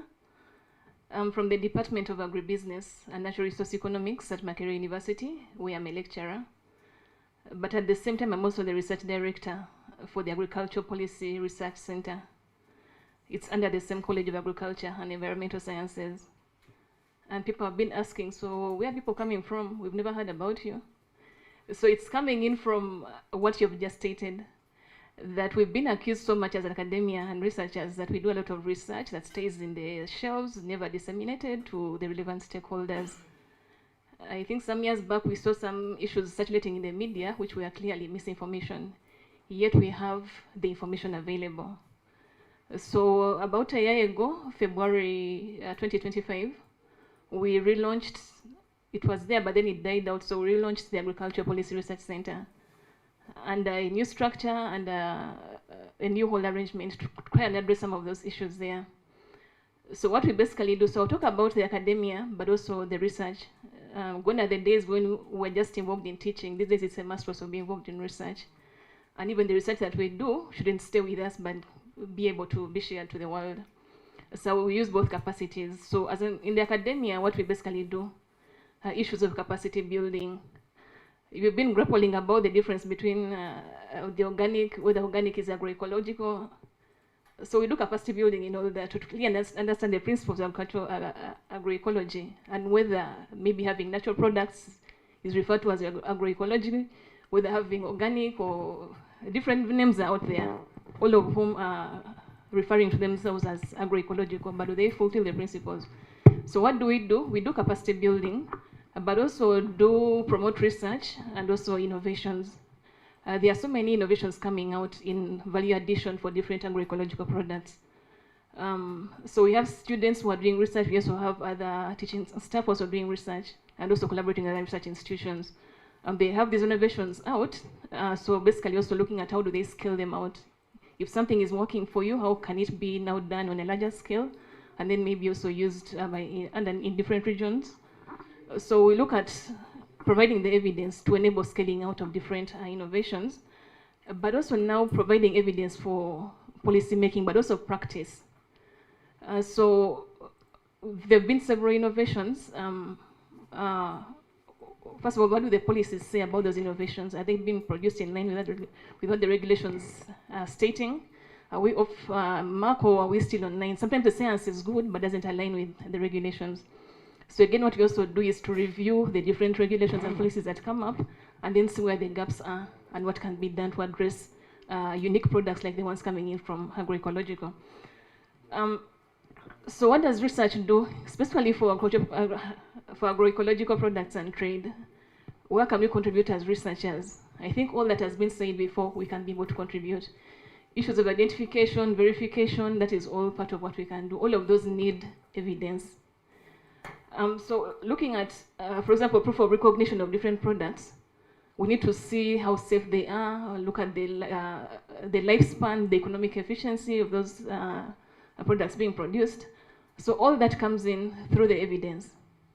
So we do research. So we have as a center, we are in the college, but we have researchers in different capacities. In the crop, in the animal, in the economics, in the markets, in policy, it's cross-cutting. So we look at, to have a product out there, does it really, to be recognized? Can the evidence support all that is acceptable by the consumers? It is usable by the consumers, it makes economic sense. We look at the issues of, for example, aligning agroecological products to the existing standards. And And I think this is a challenge we've also been having. For example, we have good innovations coming out. I recently interacted with farmers who are dealing in black soldier fly. I don't know if you're all aware about it. It's a good product that enabling us to use organic waste to produce feed, but also produce organic fertilizers. But having challenges in taking out the products to the market, not just even within the local market, not international market, because of the different stringent regulations coming out.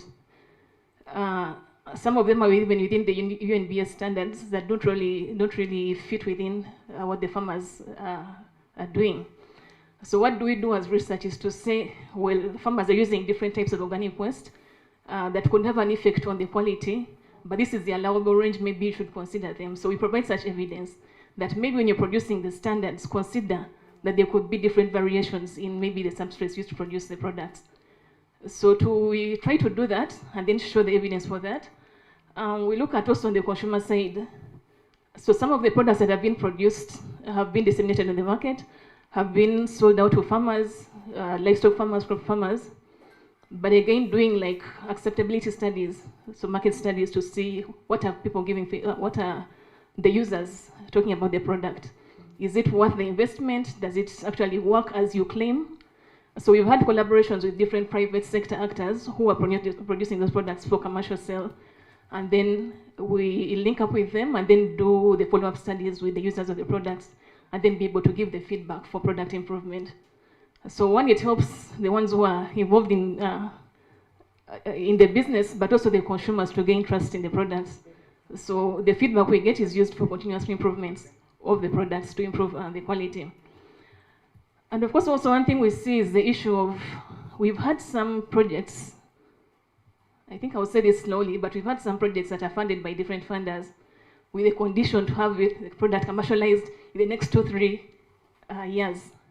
There's always that push to have something out and show impact, show it has been sold on the market, but with very little evidence. And sometimes you run into a risk of actually making a policy error in trying to rush the thing out. So again, I think we need research there, and we've done research in that to try and say this is good, but hold on. Maybe the immediate effects are there, the immediate benefits are there, but could have long-term negative effects. So to avoid making such rushed mistakes, again, we are trying to do that through providing the evidence. So what am I trying to say in all this? That we need evidence in all ways, not that we are discussing, we need the evidence. You're engaging with standards, people who are in charge of standards, we need the evidence. We're engaging with the buyers of the products, we need evidence that it actually works.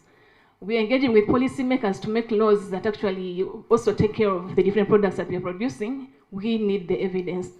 We're engaging with consumers to be able to accept what is being produced as equally good as even better than the other products on the market, we need the evidence. So in all, even for the producers, to convince them to actually scale up their innovations, we actually also need the evidence. And all that is coming in from the research. So we cannot do without research. And I would say research is expensive, it is kind of time consuming, but it is worth the investment. At least it's better you delay than rush into something and have a negative long-term impact that will discredit actually the credibility of the agroecological products. So what do we think should be done in this case?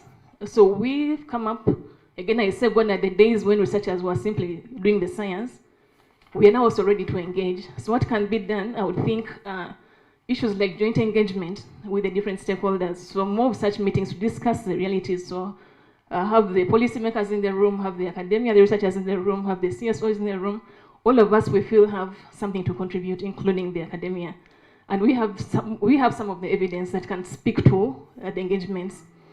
If it is meeting with the policymakers, these days we say who's at the table. We also need space at the table as the researchers and academia, because I think we have something to contribute. Also the issue of having probably joint research. We're talking about our products being accepted in the East African community. But if you're working in silos within Uganda, then we run a risk of having a good product out, but again, in the long term, being rejected by the neighboring countries. So I would think, one, we need to invest in the research, but as we do the investment in the research, let's also consider our neighbors and probably work together. There could be opportunities for sharing data, for sharing information, or even jointly engaging in the research to see what comes out of the products that we are disseminating, what rules are required, what needs to change in terms of policies. So I think there should be space for us to be able to engage and share information. Yeah. I don't know if I've left anything out. Yeah, maybe I'll give an example. So we've also been involved in talking about the joint engagement, and I'm saying it is possible to also have the academia. Part of what we've been also been doing as a center is the issue of the domestication of the fertilizer and soil health action plan. I think someone talked about it in the morning. So where we brought different stakeholders together to discuss each clause for the action plan for Africa, and then what is feasible for Uganda, and then what can be revised in the policies for Uganda, the fertilizer policy, and other policies to be able to take care of issues of soil health. So yes, we need space to continue with that engagement, and it is possible, and we are ready. Actually, I would say on the part of the academia and researchers, we have a lot of information, and we're simply looking for the opportunities to be able to share out that information. So feel free to call upon us. Yeah, thank you. Okay, thank you so much, Dr. Riza.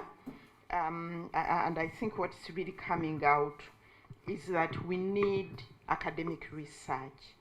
But it's also good what you are saying, that the research is grounded in the people, in the circumstances and the environment of the people. So that, for example, if you are researching on a policy, that policy speaks to the people's challenges, you know. For me, I think that's really important. And it's important that you did that launch. In fact, I was asking Herbert, PRC? But I thought it was EPRC. So I said, no, it's EPRC, you know. So, and I think we as civil society, I think we need to work more together because we need grounded research. Most often when we go to government, they sometimes don't look at our research in a very friendly way. And they would respect a research from Makerere University than research from our organization. So we'll be working together on these issues. So applause for our presenters. Very, very great issues coming up. We are proposing, you can say yes or no, we are proposing that we go for lunch. I know there are so many issues which are going to come out, but we can't discuss very well when we are hungry. We are proposing we go for lunch and we come back at what time? And we make a presentation. We look at the presentation and the two discussants. And then we have one plenary. We shorten it so that we can be able to do all the other presentations. But we go for lunch. Okay? Good, I see people nodding. We go for lunch. What time are we coming back? 2:40. Can we be able to do that? 2:40. Thank you so much. Thank you so much. The panel was really, really great. Thank you so much. And bon appetit.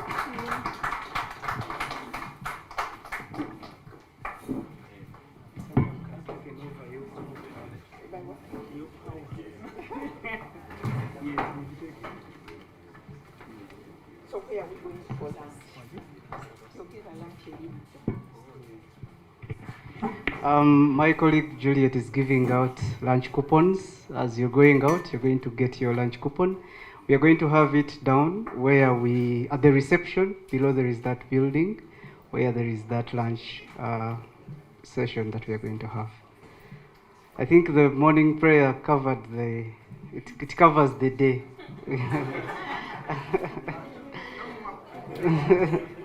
Thank you.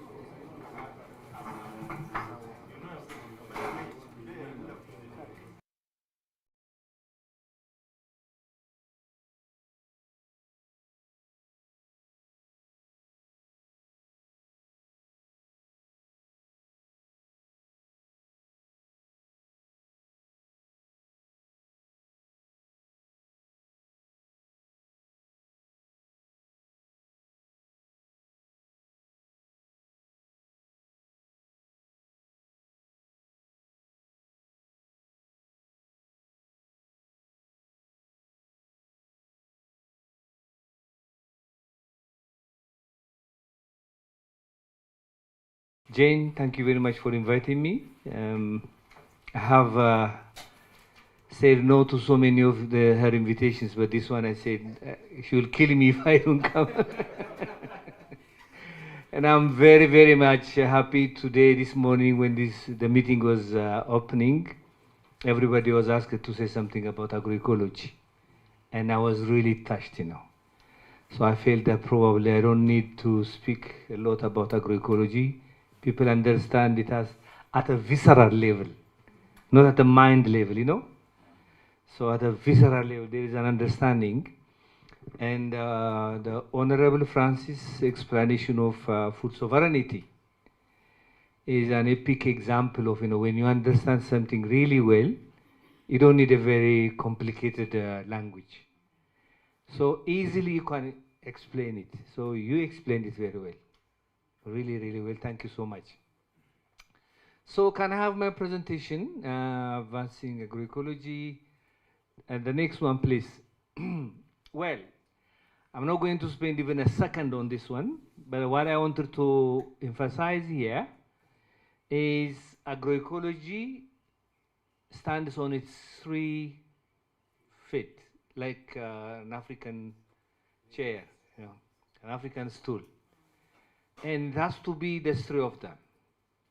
There are the practice of agroecology, where people, when we talk about agroecology, we talk about that.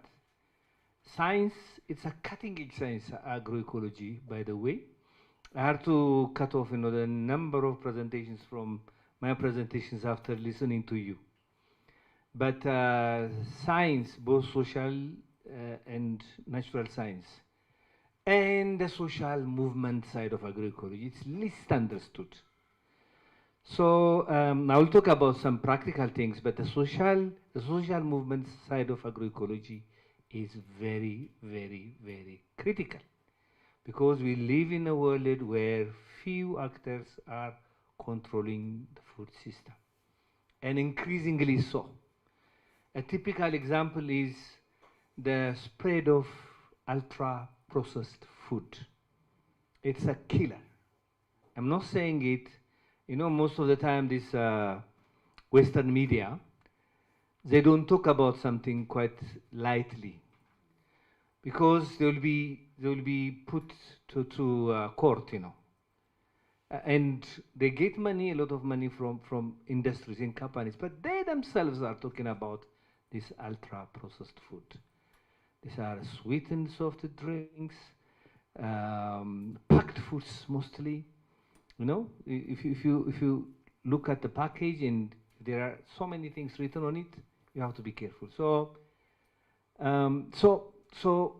food is controlled by a few actors, and the participation of the majority in policy-making process is not there, as you know. Farmers do not, the voice of farmers is not heard. Second point. Third point is we have to bridge relationships, different actors. So because of these 3 reasons, agroecology is also a social movement. The next one. I want to spend a little bit of time here. These 3 figures, because they will address some of the questions that we're raising this afternoon. There are 3 diagrams. The left one was developed by Glisman. Most researchers all over the world are using these 5 stages of agroecology when they do their research. Most of them. So, and I had a discussion, how many of you do follow the podcast called The Battle for African Agriculture? Yeah, The Battle for, how many of you? Good. How many of you have subscribed? So please take your phone out. Now I allow you. In YouTube, type The Battle for African Agriculture. The Battle for African Agriculture. And subscribe. You just subscribe. You know why I'm asking you this? Because if you subscribe, if the number is more than 1,000, then the algorithm will recognize it as important. And when people type African agriculture, it will come first. So many people will see it. And we are doing it, and I'm doing it for the movement in general. It's not my individual exercise. So I had a discussion, a podcast with Glisman, Steve Glisman. So these are the 5, and he's going to levy this one, the first level. Anyway, increase in efficiency in this product. This means lowering the use of chemicals, agrochemicals, reducing significantly the use of chemicals.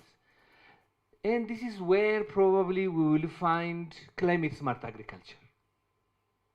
Actually, because climate smart agriculture does not prevent the use of agrochemicals. So it advises lowering. So it is here that we'll find climate smart agriculture, and he is proposing, Glisman, to remove this one because that may not be considered. The way agroecology is advancing now, and this will not be considered as agroecology. The second level is totally abandoning agrochemicals. You know, in simple terms, the second level.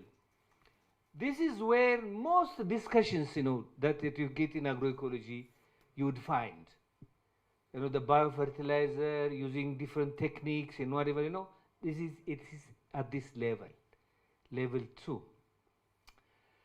Level 3 is at the bigger landscape level. You start to redesign the bigger landscape level. Probably you'll find here also regenerative agriculture in most of the cases, because it's not that much political. Level 4, I would say, is also organic agriculture. Organic agriculture.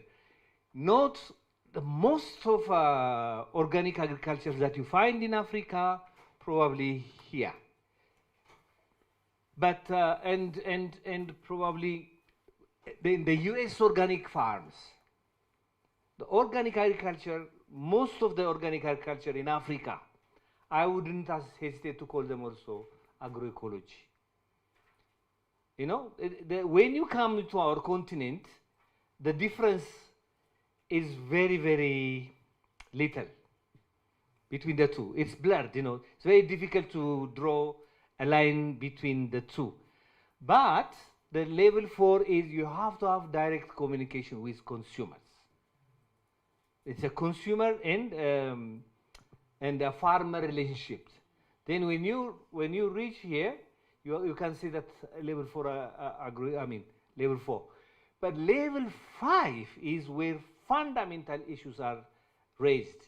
The issue that we raised about the food system is controlled by a few actors. That systemic transformation should be there. That's what is level 5. Now he says level 6 should be there, which is personal transformation. You have to go deep into yourself. When you start about agroecology, you say agroecology is life. Your life experience. That has to come as level 5 now, he says. That's what the guy who came up with this structure is saying, Stephen Glisman. Here, in short, are the 10 elements of agroecology. Here is the 13 principles of agroecology. FAO produced this through HLPA to operationalize the 10 elements. These 10 elements, the way they came about, people say, oh, we need evidence in agroecology, more evidence. I have read how these 10 elements are produced. It's an extensive literature review and an extensive consultation. After extensive consultation, that they came up with these 10 elements. I would like to, but they are as you can see, the lines, they are similar. Some elements like culture and tradition are not very much emphasized here, but in general, there are certain principles are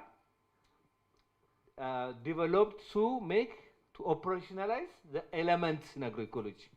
So here in in the principles. As you can see, if you draw a line here between the two, at the lower level you see recycling, soil health, input reduction, biodiversity, economic diversification, maybe out of this.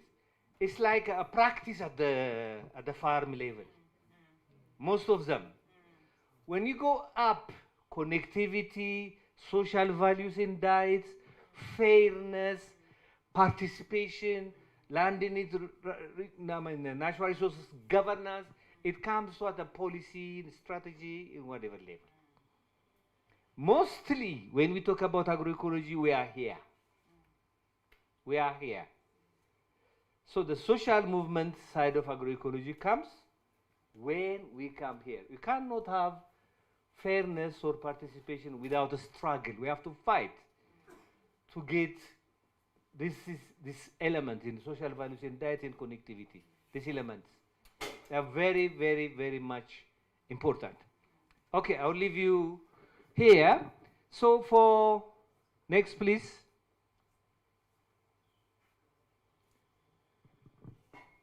Are you with me?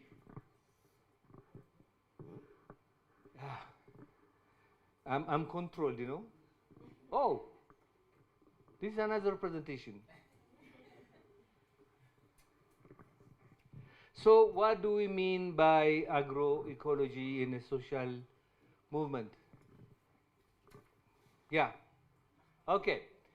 So in terms of resistance, agroecology is not just a farming making, it is a movement for food sovereignty that rejects colonial food systems. By the way, I'm sure you would agree with me that the impact of colonialism is still alive in Africa, still there. We can touch it. You know, it's not like in 1960s, once you get your freedom, it's gone. It is there. We can have a 3-hour discussion on that. But we are advocating farmer-led system to resist corporate seed monopolies. We are advocating for ecological farming practices to break dependence on agrochemicals. You know why we are jittery about the war in Middle East? Why are we all afraid? I'm afraid for African farmers, honestly. Huh? What's going to happen? A little bit of increase in fuel cost will disrupt our agricultural system hugely. Will make everything expensive. Localized food economies, resisting trade dependency. It's good to trade. We need to trade, but we shouldn't be dependent on that, because somebody was talking about livestock trade between Kenya and Middle East. That's now disrupted. Community resilience and cultural rejuvenation, rejecting foreign-led development models. The model of development should be owned by us. Next, please.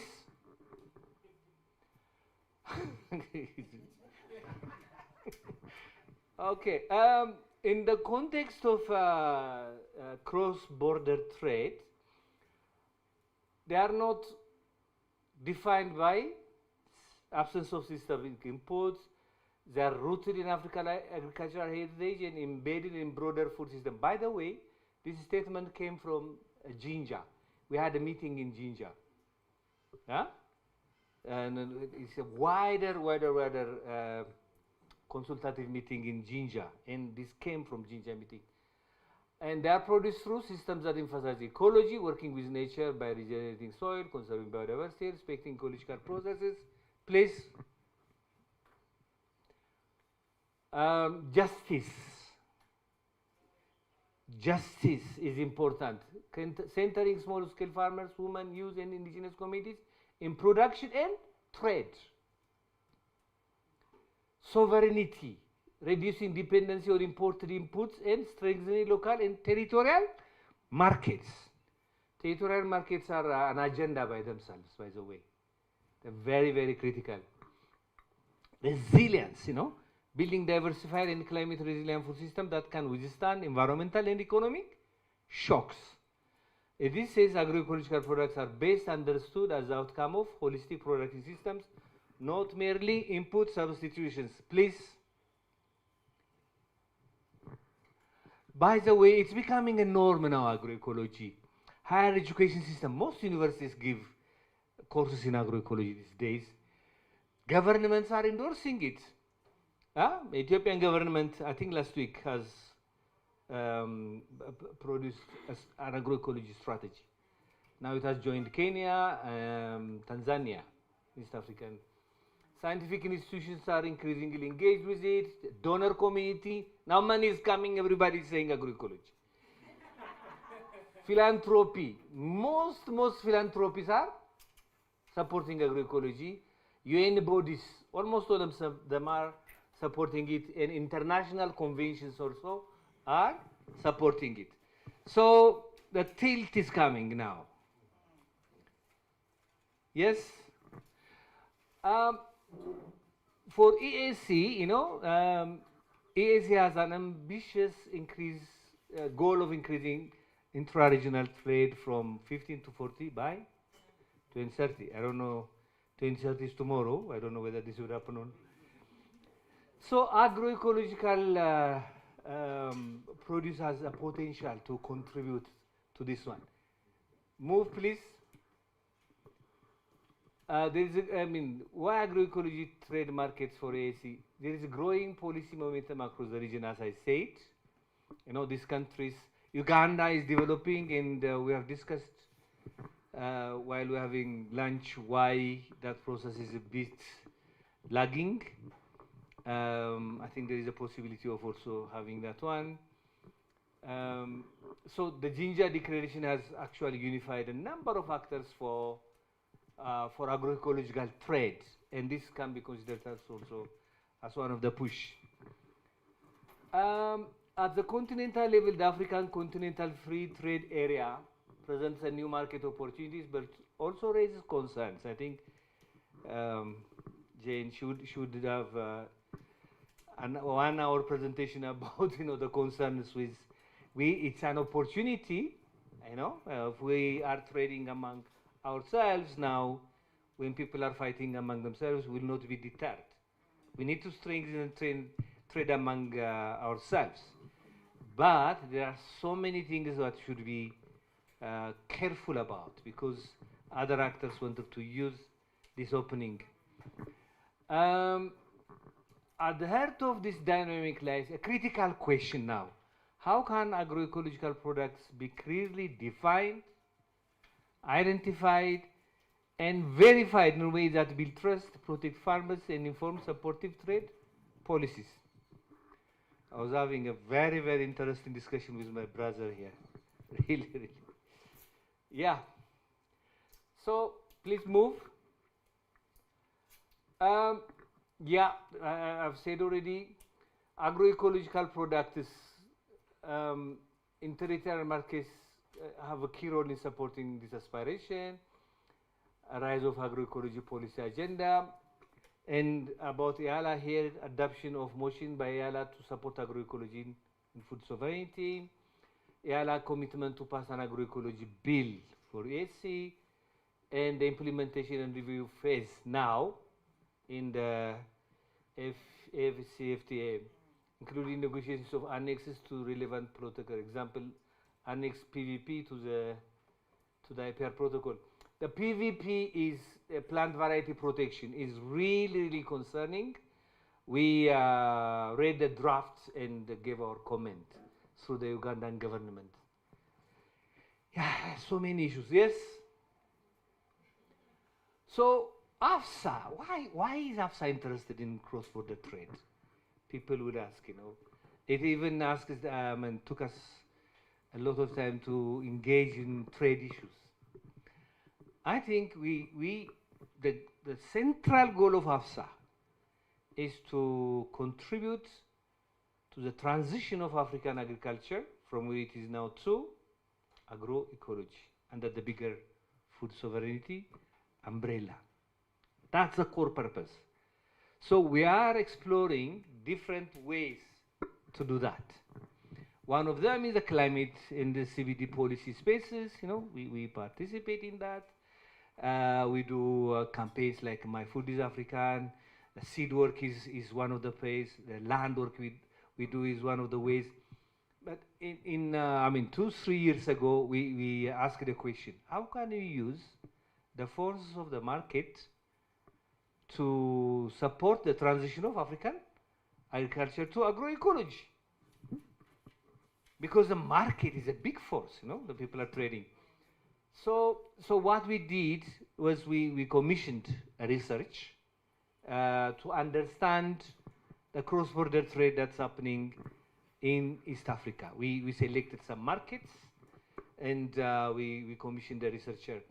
So what is documenting key types, volumes and pathways of agroecological products traded across EAC borders, policy assessment, analyze socio-economic impacts on smallholder farmers, women and youth.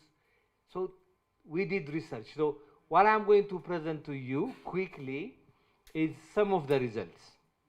Some of the results. Yes? So what is an agroecological product and how do we know something is agroecologically produced? This is a question that we need to come back again. It's not like very easy. And good thing is the organic agriculture movement has existed for a long time, and they have done a lot of studies that we are still using to support agroecology in a lot of ways. One of the biggest issue, even in organic agriculture, is the issue of certification. How do we know something is organic or not? It's not our first question. The organic movement has raised this question. So when outside companies are coming and certifying something and asking a lot of money for that, people started to rebel against that. So one method that was recommended was the participatory guarantee system. So in a local community, in any particular local community, you know, there are communities, though these community members can come and say that, oh yes, you know, the product of Monsieur Eddie Mukube from our community is purely organic or agroecological. So that participatory guarantee system, it has, you know, I've simplified it. It has its own principles, rules and whatever. So that's one of them. And they are particularly suited to smallholder farmers as they are lower cost, community driven and aligned with agroecological values. Scaling PGC has been identified as a key commitment under Ginger Declaration also. Next please. But there is a third party certification which we say would have been really good if we had a lot of companies all over Africa who could really go and check and certify. But that would be very, very, very expensive on farmers, and it doesn't apply to our system. That's the biggest problem. So that's called third party certification. Yes? We move? Now we have a knowledge platform also. One of the findings is, you know, agroecological produce trade knowledge hub. My sister from Trapka, I'm not sure whether you are going to talk about that or not, but in collaboration with Trapka, we have produced now a website where you can go and find any kind of document. Am I lying? No, any kind of document about cross-border trade. Rules, regulations, and this and that and that, you can find it. It's a very, very much important because it plays a critical role in reducing information asymmetry and building a shared knowledge base for agroecological trade across the region. This has come from a demand from the research. Continue, please. But there are gaps in the policy, you know. While several enabling policies exist, my brother from the Consumer Society, you say there are about 800, is that what you said? Regulations in all the AAC documents which allow us to do organic farming. Is that what you said, or am I misquoting you? Huh? Yeah. So several enabling policies exist, such as CADAP. I have my own question mark on CADAP, but there are some commitments in that document to farmer managed systems. That's a good thing, and we put this to a lot of fight. And climate resilient agriculture, significant gaps remain. Key challenges include policy incoherence. I think it's across the board in so many ways, where seed, fertilizer standards, regulations often contradict agroecological principles, fragmented institutional mandates across agriculture, trade, and standard bodies, and the absence of a formal legal or customs category for agroecological produce in most ASC frameworks. These are some of the challenges that we have uncovered through the research. Yes? Systemic trade barriers, not systematic, systemic. Agroecological producers and traders face multiple structural barriers, high costs and complexity of space and other certification requirements, limited traceability and labeling systems to differentiate agroecological products in the market. These are trade barriers that we exist. I mean, we have identified. Yes.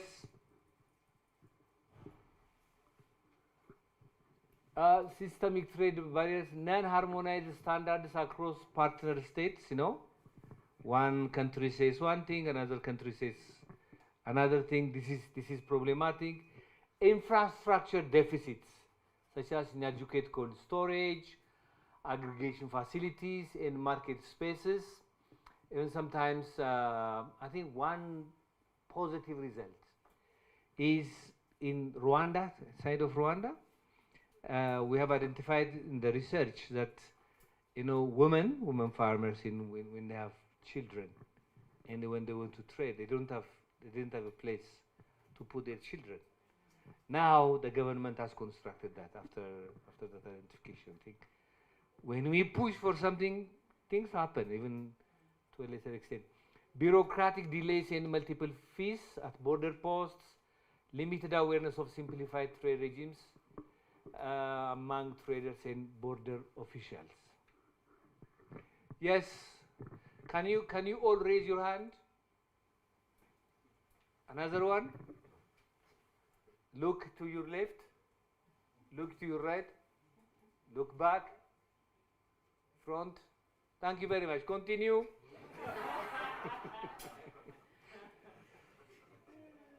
So there are so many opportunities, great potential in advancing agroecological cross-border trade as a catalyst for regional transformation.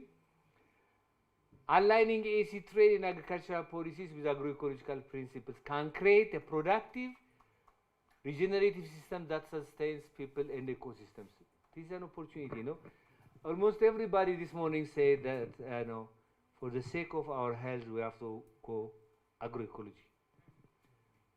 Huge prospects, thriving territorial markets, cross-border collaboration among smallholders, and recognizing regional certification for agroecological products. These are opportunities, continue, more opportunities. With a growing political will across ASC countries, especially for agroecology, there are opportunities to craft inclusive trade policies that empower women and youth. Leveraging one-stop border posts and trade reforms can further ease small-scale trade. Emerging new networks and movements strengthen collective action towards equitable ecological regional trade systems. They are emerging, the networks, There are a number of networks in the borders. Yes. So what's the vision? Stakeholders envision, especially the Jinja participants, clearly defined and recognized within ASC policy and legal frameworks.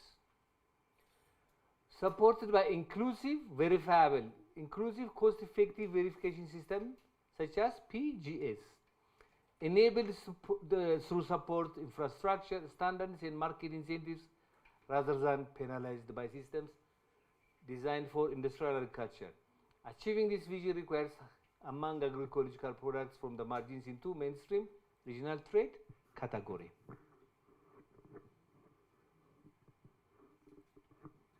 Okay, continue please.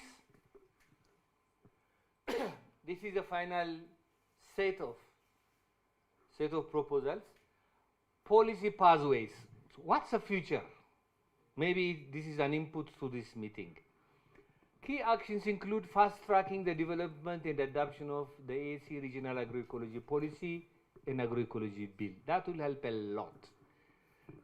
And ensuring these frameworks provide a clear definition and criteria for agroecological products. That's one thing. Harmonization of standards and mutual recognition of space measures across partner states are also essential. They are very much important. Continue. Verification system and infrastructure. Priority actions involve scaling up national and regional PGAs networks. We really have to understand what these things are, and after that we have to scale them up. Linking PGAs with traceability systems for cross-border trade, and connecting certified farmers to dedicated market spaces. Investment in cold storage logistics and pilot green desks of fast-track border mechanisms for agroecological products will further reduce trade barriers. Yes. Finally, establishment of an agroecology corridor at every border point. Agroecology corridor. Agroecology products have special requirements, important to have special treatment because they can perish easily. Support documentation of quantities, types, actors, and among others. Avoid contamination and mainly fresh. Therefore, time in transit should be as short as possible. Next. Finally, what is expected from everyone? Policymakers to align policies and allocate resources for agroecology. From us, civil society, to advocate for harmonization and build capacity. Researchers, where is my sister? She's still there. She's gone. Do we have other researchers here? Good. To advance certification frameworks and curricula. That's very much important. This is what's identified. Farmers and traders to champion agroecological production and market advocacy. We have one media. Is it only one media we have? They're here. Can you raise your hand? Oh, okay. Yeah, I know. To amplify success stories and increase visibility of agricultural trade. Collaboration across these actors is essential. That's why we are in the same room. Finally, thank you.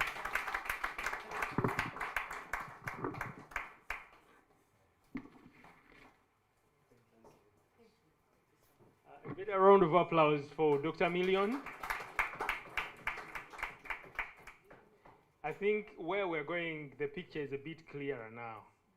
Because from where we started, recognizing the reality on the ground, to opportunities at the ESC level, building on the CADAP commitments, the recognition of farmer-managed seed systems, learning from organic agriculture, a movement, but also finding entry points for agroecological products, and also leveraging opportunities under the simplified trade regimes is also now one that we've navigated.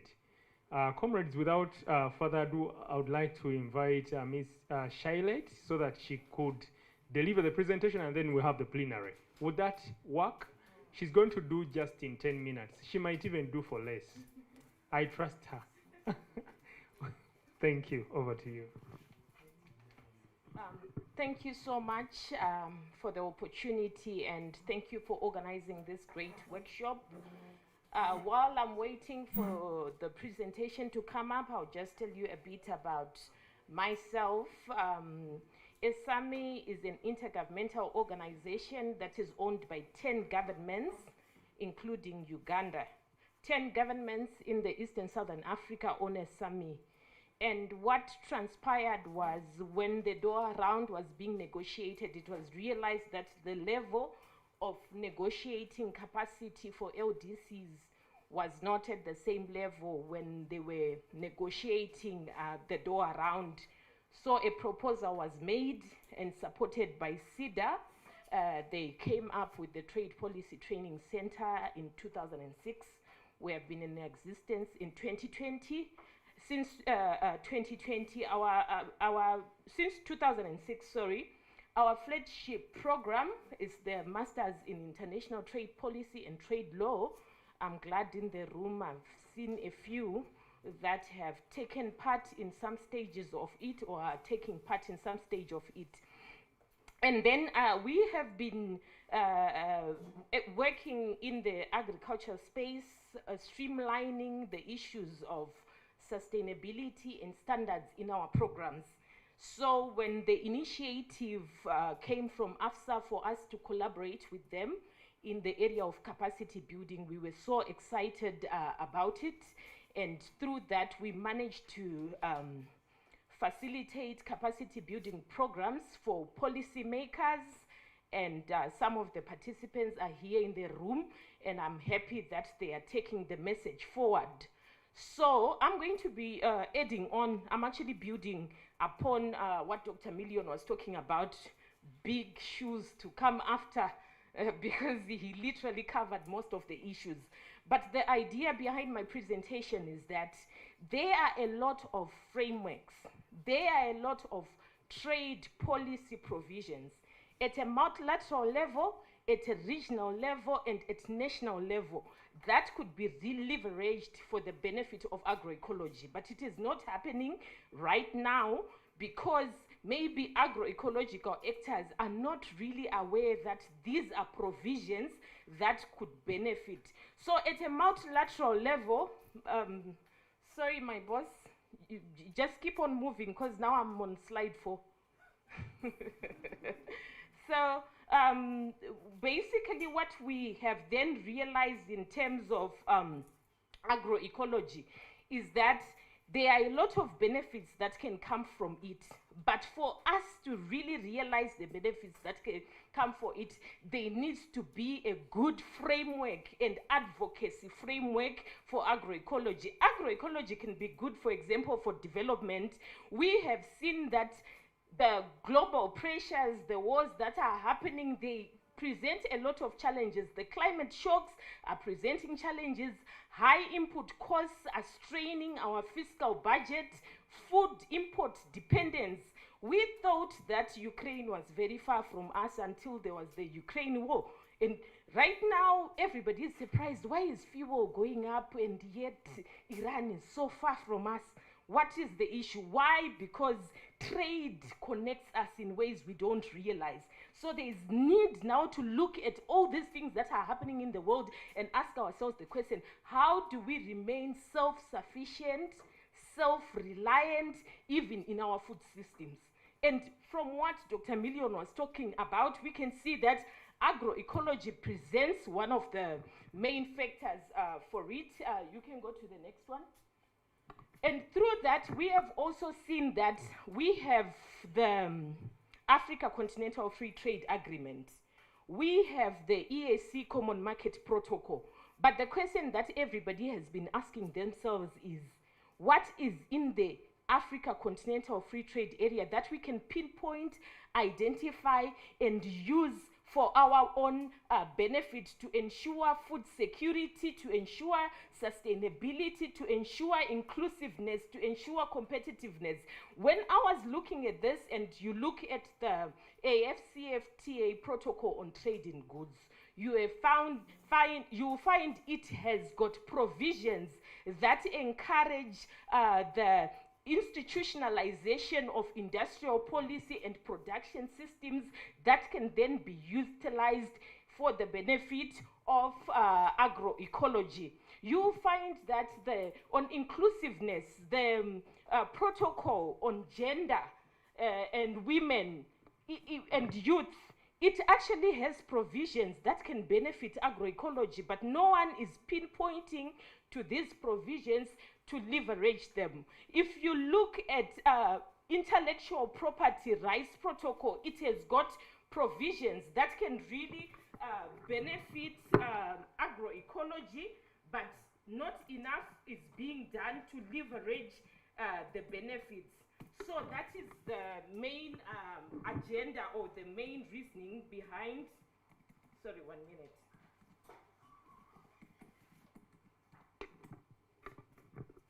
He's a bit behind me. So that is the main reason behind. So the question that we need to ask ourselves is, who can trade, under what conditions, at what cost, and with what likelihood of success? So if agroecology is going to be pushed, is going to benefit us, we need to ask ourselves those questions. I have talked about the issue of trade rules. We have said that under the WTO, there are various provisions that actually support. Trade rules do not prohibit support for sustainable products. It is a common misconception that WTO rules prevent governments, because there are provisions. If you go to the next slides, there are provisions that will allow us to actually create policies at national level. In Uganda, you are asking yourself the question, how can we come up with a trade system for industrial chain development, looking at agroecological realities? How can we take advantage of the WTO provisions to actually align our domestic regulations to support trade? That is what we are talking about. Do you see that as a possibility, that there can be provisions that allow for this? For example, if you look at the GATT Article 20 under the WTO, you will see that it allows for the use or the exceptions to the rules. Under WTO, we are saying we should treat countries the same. We should not put barriers to trade. We should not put restrictions to trade. But under GATT Article 20, it then allows and enables us to actually use the exceptions to the rules that support this framework. So there are cross-border issues that I want to talk about. The main cross-border issues, or the main challenge that we have seen, is number one, market access is actually decided at the border. We have made the regulations, we have used the WTO, but when we go to the border, one of the most significant barriers to agroecological trade is the persistence of regulatory fragmentation. You go to the Kenyan side, the requirements are very different when you go to the other side. And at the border, it is where market access is mainly actually being affected. Divergent SPS requirements, different testing protocols and certification formats, inconsistent inspection and verification procedures, lack of alignment in procedure and conformity assessments. This has resulted in a lot of delays, a lot of complaints from our traders. These actually then require a lot of regulatory alignment to be put in place. And also, issue number two will be misalignment between risk and compliance. When you look at the risk of agroecological products, from what was being talked about, the residue, all those things that affect the health where regulatory compliance is concerned, you see that agroecology is not affected. Why are we even talking about residue of pesticides when we have said we're not using synthetic pesticides? So our frameworks, our trade frameworks have been used to comply with traditional farming methodologies. We do not have a special methodology that aligns the risk that is in agroecology, where we are saying agroecology already uses fewer synthetic inputs and emphasizes preventive practices. However, regulators are wasting resources and effort and putting burdensome requirements for traders to comply with. I don't know if you understand where I'm coming from with this one. The third one that we have seen as one of the major is the exclusionary certification and compliance system. The current framework that we have does not at all include the issues that are related to agroecology. So in terms of advocacy, organizations like CETINI, like AFSA, the think tanks, you need to now think through how can we come up with an inclusive certification and compliance system. Issue number 4 is weak trade facilitation and border management. Like I have said, all the frameworks are there. Go to the WTO, it will have the WTO trade facilitation agreement. Whether or not it is being implemented is another issue. If we go to the Africa Continental Free Trade Agreement, you'll find that Annex 4 is talking about trade facilitation. If you come to the EAC Common Market Protocol, there are a lot of trade facilitation provisions that include paper-based, system-based systems, pre-arrival processing, simplified trade procedures, but are they all being used for the benefit of agroecology? And then one of the major issues that we have also seen as being a challenge has been the issue of persistent non-tariff barriers. When we go to the border, all the traders are complaining arbitrary rejection of consignments. Somebody talked about it in the morning. Inconsistent interpretation of rules, informal charges, corruption, lack of clarity of requirements, all the requirements that are supposed to be there, but no one is talking about them. Issue number 6. The next one, issue number 6. Issue number 6 will be the limited use of digital and traceability gaps. There is missing infrastructure for market verification. This has been talked about. No need to labor the point. Weak market recognition and value capture.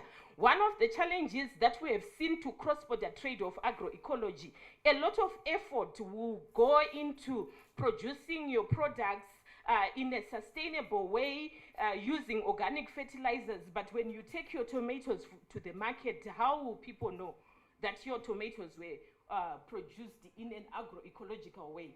So that weak systems enables or actually discourages the value in terms of how much those tomatoes should be sold for, not to be captured. And this actually reduces the benefit that comes to the farmers.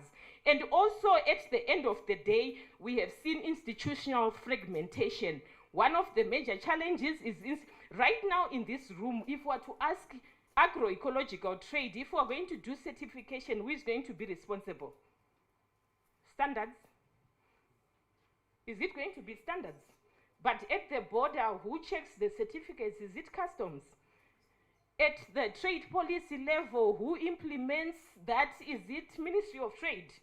So you see, the issues of agroecological trade are fragmented across various departments. The testing is done in the Ministry of Agriculture. The certification is done by standards. The checking at the border is done by customs. So there is need for that coordination to be done, because the institutional fragmentation where agriculture, trade standards, environment is also coming in to look at sustainability, it results in policy incoherence. The policies that are being made that all affect agroecology are being made a piece, not in a coordinated manner. So there is need to establish a coordinated policy framework, and there is also need for a synthesis of all the various regulations and for them to be put in place. And that's what we tried to do with the platform that Dr. Million was also talking about. And then in terms of capacity building, what we thought for capacity building is that there is need for capacity building at policy making level. There is need for capacity building at policy implementation level. There is need for capacity building at policy enforcement level.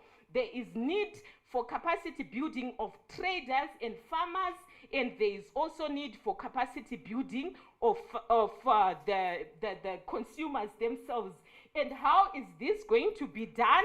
It's one of the discussions and the outcomes that we are hoping will come out of this place. So my parting shot, if you go to the second from last slide, this is the gap that we identified, the institutional fragmentation, standards, agriculture, trade, environment. Go to the next one.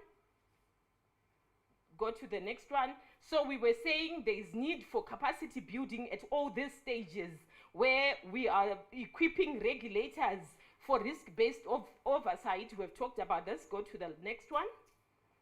Empowering the traders. We've talked about it. Go to the next one. Systematic approach would then need trade policy. The rules are being defined, and capacity building ensures that these rules that have been defined are achievable, are enforceable, are realized, and at the end of the day, market access will be the result of that.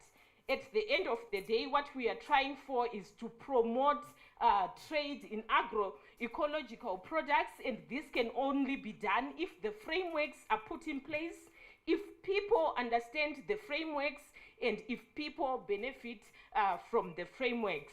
So to also do that, if you go to the next slide, we came up with, we go to the next one. This is just a summary of everything that we were talking about. To enable inclusive, adaptive trade ecosystem, we need to move from fragmented, compliance-heavy and rigid industrial era systems and scalable, credible, competitive agroecological trade. That is the conclusion. I want the slide that shows the platform that Dr. Million was talking about, the last one. Yes. So to do that, what we did in support with AFSA, we came up with a platform where we realized there is need for capacity building.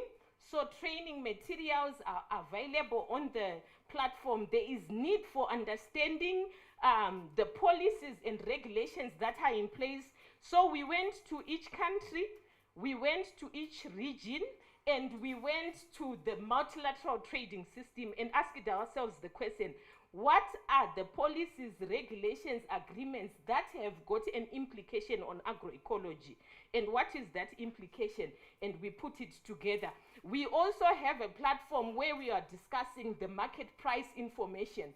And one of the major challenges of market price information, cross-border trade procedures, and most of these issues is information would be out there, procedures are out there, but how do you differentiate general procedures for agri commodities and those for agroecology? So under the cross-border trade procedures, we put in procedures that affect agricultural commodities, but not specifically agroecology, and we tried to explain the implications on agroecological commodities. There, just like the first few slides from Dr. Million, we explained what agroecology is, what it means, and then we also put links for reporting NTBs, the tripartite reporting platform, the mobile app for the EAC, and the Africa Continental Free Trade Agreement reporting platform. One of the major challenges that is hampering agroecological trade is lack of financial resources. The farmers are doing very small scale farming, and there is no conviction that there can be money in scaling up on agroecology. So there may be need for us to have a serious discussion, even as we're departing from this place. What financing mechanisms are we coming up with to support agroecology? In summary, I hope I managed to do it in 3 minutes. I was trying to be fast. The round of applause confirms it, but it also confirms another fact that you stimulated our thinking, and really it was an interesting presentation from building on what Dr. Million already presented. But we need to give her a befitting round of applause. So now it's time for a brief plenary session. In case there is any question you'd like to ask Dr. Million before he leaves, please let it be now or never.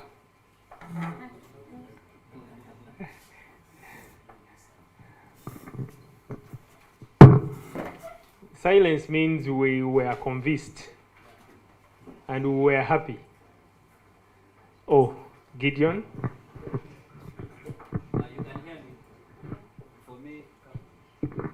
Sorry. For me, I had a question for the first panel discussion. Thank you. My question was to Mr. Chariton from Nogamu. It was a good presentation, thank you.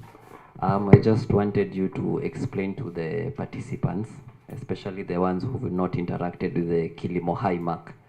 Please tell us what the Kilimo High Mark is and the difference between Kilimo High Green and Kilimo High Blue. Yes. Let me stand and also face the media. A joke. Thank you very much for that question. The Kilimo High Mark, as I said earlier, is a mark that we came up with in 2007. Every organic standard has a mark that identifies a product that has been certified against that standard. So the Kilimo High Mark is actually an East African word. Kilimo, high. Kilimo meaning farming, high, good farming. High, yeah? Living farming. So, but over the years, of course, the agroecology movement has been advancing to the extent that now actors in the agroecology movement feel we should have a mark that identifies agroecological products. And we said, okay, Nogamu and all the other NOAMs and at the global level, IFOAM, are promoting agroecology. Why can't we ride on the existing infrastructure for organic agriculture? At the local level, Uganda has a Uganda Organic Standard. Kenya has a standard. Tanzania.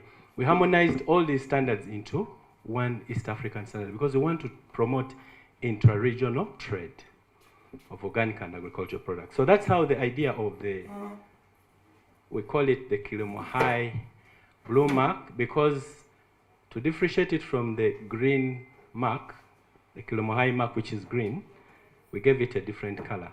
But that is an initiative that our Kenyan brothers came up with, COAN. We were, because I chair the Joint Management Committee of the East African Organic Product Standard, I was the first to raise the concern that the color blue didn't seem to have the connotation that the agroecological consumers would want to see. But we allowed them to go and pilot it. That process is ongoing as we talk. But we haven't come to a point where we have, let's say, decided as a region to go with the blue mark. So the lessons from the pilot will inform whether at the regional level we come up with a different color or we adopt the blue mark. The assessment is not against a standard. It's against the 13 principles of agroecology, and there is a tool to do that. So on the basis of that, a farmer can be certified Kilimo High Agroecology, blue, okay? For the Kenyan, in the case of Kenya.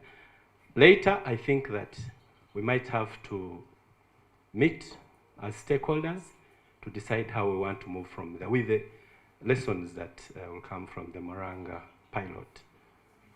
Is that sufficient? Yes. Thank you. If it's sufficient, then you clap for me. So you have taken over my job. I don't have a job. No, I'm joking. Yes. But thank you so much for deepening our understanding around that. Just a follow-up question to his explanation. One of the main worries has been the cost of certification. The level of agroecology that we have seen so far has been at a very small scale, with most of the farmers are very small, with little access to financial resources to pay for such a certification system. How is the cost being managed so that it's not just as exclusionary as all the other certification frameworks that are already in place? This is why we are pushing the PGS certification. It's inclusive, it's affordable. At a fraction of what a farmer would pay a third-party certifier, they're able to get the organic or Kilimo High, for that matter, agroecology certification. And that's why in Uganda, and my brother-in-law, Sir George Bob, already alluded to this, we have now established what we've dubbed as the National PGS Council. And the members of that council come from both the public and the private sectors.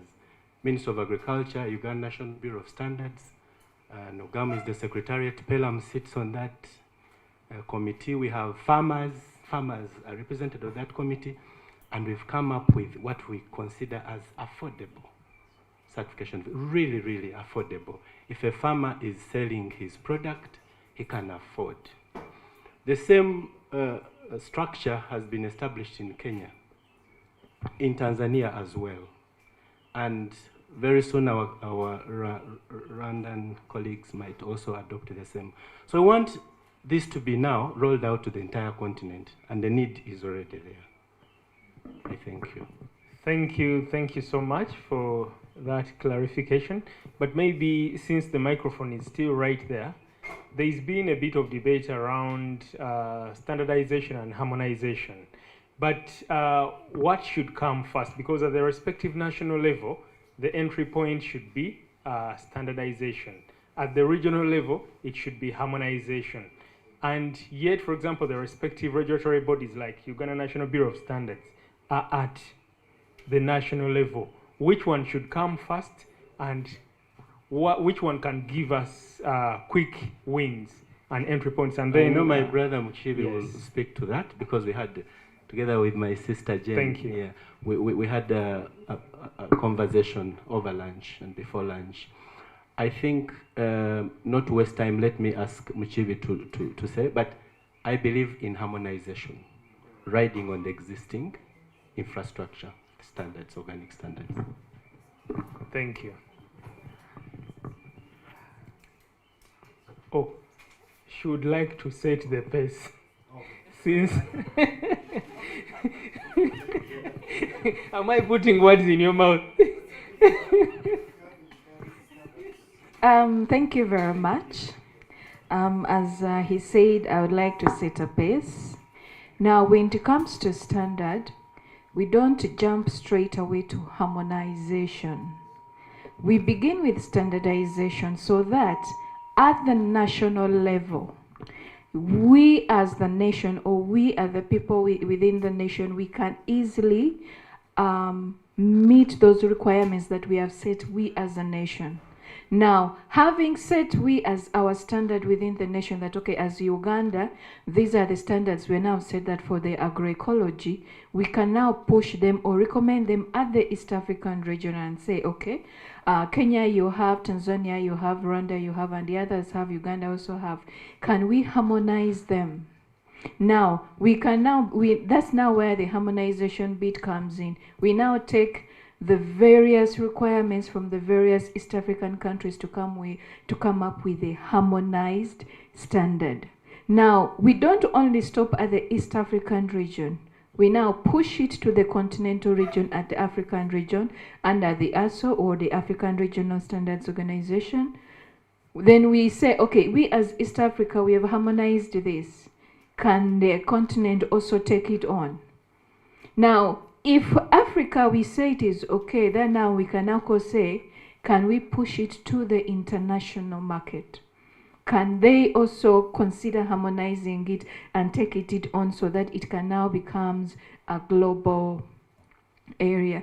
So that is just what I wanted to say, because I think it's part of something that I was going to share within the presentation from UNBS. But just to set a pace, we begin with standardization. As you earlier said, we already have standards, as you alluded to it. Can we compile those standards that we have, and we come back, say, because as a mandate, UNBS has been mandated to create those standards. So it becomes quite hard for you, even if you have your product, you already have a standard, for it to be certified, because as a mandate or as a law, you've not been mandated to that. So that is where it is quite important, if you're having them at your capacities, to share them with the bureaus or the national bureau, so that now, as the bureau, we can now say, okay, this standard is there, it has been mandated, because at the end of the day, when we develop these standards, they have to be gazetted by the law of Uganda that this standard is in place. So unless it has been gazetted by law, it becomes quite challenging for them to be, say, harmonized, for you to be traded in and all that. So that is just a brief that I wanted to set up a set. Thank you. Thank you. Thank you so much. I would have asked more questions, but you are coming next to present. Yeah, thank you for that explanation. I want to ask to talk from a practical point of view, or to ask a practical question. What do we lack when we are talking about agroecology, organic agriculture, agricultural trade? As a region or as a country, what do we lack? Do we lack standards? Or do we lack coherence or harmonization of these standards? There are a lot of standards. Uganda has its own 2007 organic agriculture standard. Kenya has its own standard. Rwanda, I think, also have its own. Everyone has their own standard. And we have the East Africa Organic Product Standard, which is not really coherent. So everyone is trying to run their own show. There are a lot of food standards, even at UNBS. I remember when we were in the fourth Port of Food Summit, we analyzed these standards. They're really talking about, some of them were talking about the same things, but they are in different codes and books. Right now, if we are to talk about agroecology trade, we do not running short of standards. We are running short of harmony. If we are to talk about, we don't need to develop a new standard for agroecology, because agroecology is not all about certification and standardization. It's not. There is already a running business. There is already someone out there who who set a pace many years ago, the organic movement. Why do we have to reinvent the wheel? There are principles of agroecology, there are principles of organic agriculture, there are standards of organic agriculture, there are no standards for agroecology. Why do we need to develop a new standard for agroecology? No, we don't need that. We need to harmonize with the organic standards. We need to bridge the gaps. Understand harmonization from a theoretical point of view. That is what it is. Like, get standards together, harmonize them to eliminate inconsistencies. Practically, there should be standards. Then we have to get these standards to work together. We have to work to harmonize them. We have to eliminate these inconsistencies. We need to bridge the gaps. I don't believe that we need to develop a new certification standard for agroecology. I don't believe that. And it's not what agroecology was created for. But organic agriculture has already moved ahead. How do we harmonize with the organic standards? How do we get the different standards that are out there? And we use them to facilitate trade for sustainable products. Because now we are talking about agroecology. Next time we will be talking about something else. But we need to talk in harmony. So the challenge here is not new standard. The challenge here is, how do we get all these standards, incorporate agroecological principles together with organic agriculture principles, and harmonize these different standards which are scattered everywhere. They are not only organic standards, but also other standards, like what I said before, quality standards, like social standards, like religious and cultural standards. How do we incorporate all of these ones to facilitate agroecological production and trade? Thank you so much. We have more submissions that are coming in, but also not to forget what Commissioner Okot raised, the issue of halal, because every market has its own really requirements. And so the UAE, the Arab Emirates, which is one of those markets, they need halal. And yet, when we look at the policies that are in place that we need to harmonize, are blind to that. All might not just automatically help us to get to those markets. But also, nationally here, my understanding is that the national standards really give us the starting point of complying with all the other standards, regional, continental. So you start here at the domestic level. So it's really a learning process. The standardization at the national level orients you around what you should expect in the regional and continental markets and the global markets. But also from Ms. Shailet's presentation, the issue that came up, actually even Dr. Million's presentation, SPS requirements, how expensive it is to really get all that certification. She's itching to share something, and I don't want to, please. For me, I don't know, my worry and perspective is once we have started at a national level without considering the pre-existing regional and continental, harmonization will be very difficult because now you have got standards that are not aligned to international best practice.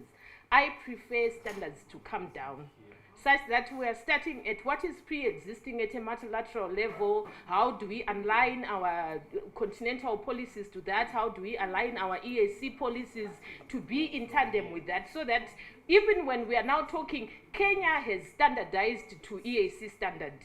Uganda has created in alignment with EAC standards. So now the harmonization is not an issue because we both use the EAC standards. So for me, I would rather start at the top rather than push standards up.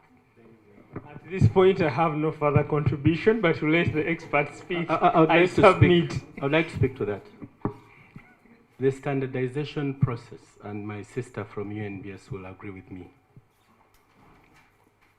takes place after benchmarking other standards. And by the way, in the case of the East African Organic Product Standard, we benchmark the EU organic standard, so that the content of the East African Organic Product Standards not any different from what you see in the EU organic standard, except the latest development, because they've just released a new standards that are supposed to be reviewed. So that now, to make it mirror exactly what the EU organic standard says, we will have to go through another review process. But in terms of content, I think on a scale of 1 to 10, 8 out of 10 in what you find in the EU standard is reflected in the East African Organic Products. And I believe even the UNBS standards, I was meant to understand recently that UNBS is the second best country in the world in terms of standards development. I learned recently after, is it the US? But they benchmark international standards. So I think within the organic movement, we've already progressed very well. I like the debate. Thank you very much for that. Now, there's something that's it's going to be part of my presentation, but I just want to allude something. Now, when we are developing standards, it doesn't mean that we are strictly beginning from national, regional, continental to international. Peradventure, there is already an existing international standard that already aligns with what we as a nation we already want to. We adopted that international standard as is. Then that's where now it's going to cascade down. The only challenge comes in if you want something tailor-made, basing on what we as a country are doing or we as a region are doing. Now that's when we now begin from national, regional, and all that. Then sometimes you find there's an international standard, but part of it we can take on, part of it we can't. That is where we do something we call adapting. We pick something from that international standard, place it into the national or the regional, so that we tailor it to the situation we have in. But in one of our references, we say that, okay, when we're developing this standard, we referenced it to this specific international standard. So you realize that for each standard we develop, we always make sure we put a reference. Where did we get the information to help us develop this standard? So that in case you want to reference to this standard or to any of the sources of the information we used, you're free to always look at that and say that, okay, the reference to this standard, I want to know more. Because in the standard, you don't put everything there. You only put, if you're saying, say, a standard, say, on sustainability, I just pick that standard number and place it in my standard that I'm developing. So if you want more, you get that very standard on sustainability or whichever other standard that you get. So it is not rigid that from national, region and all that, no.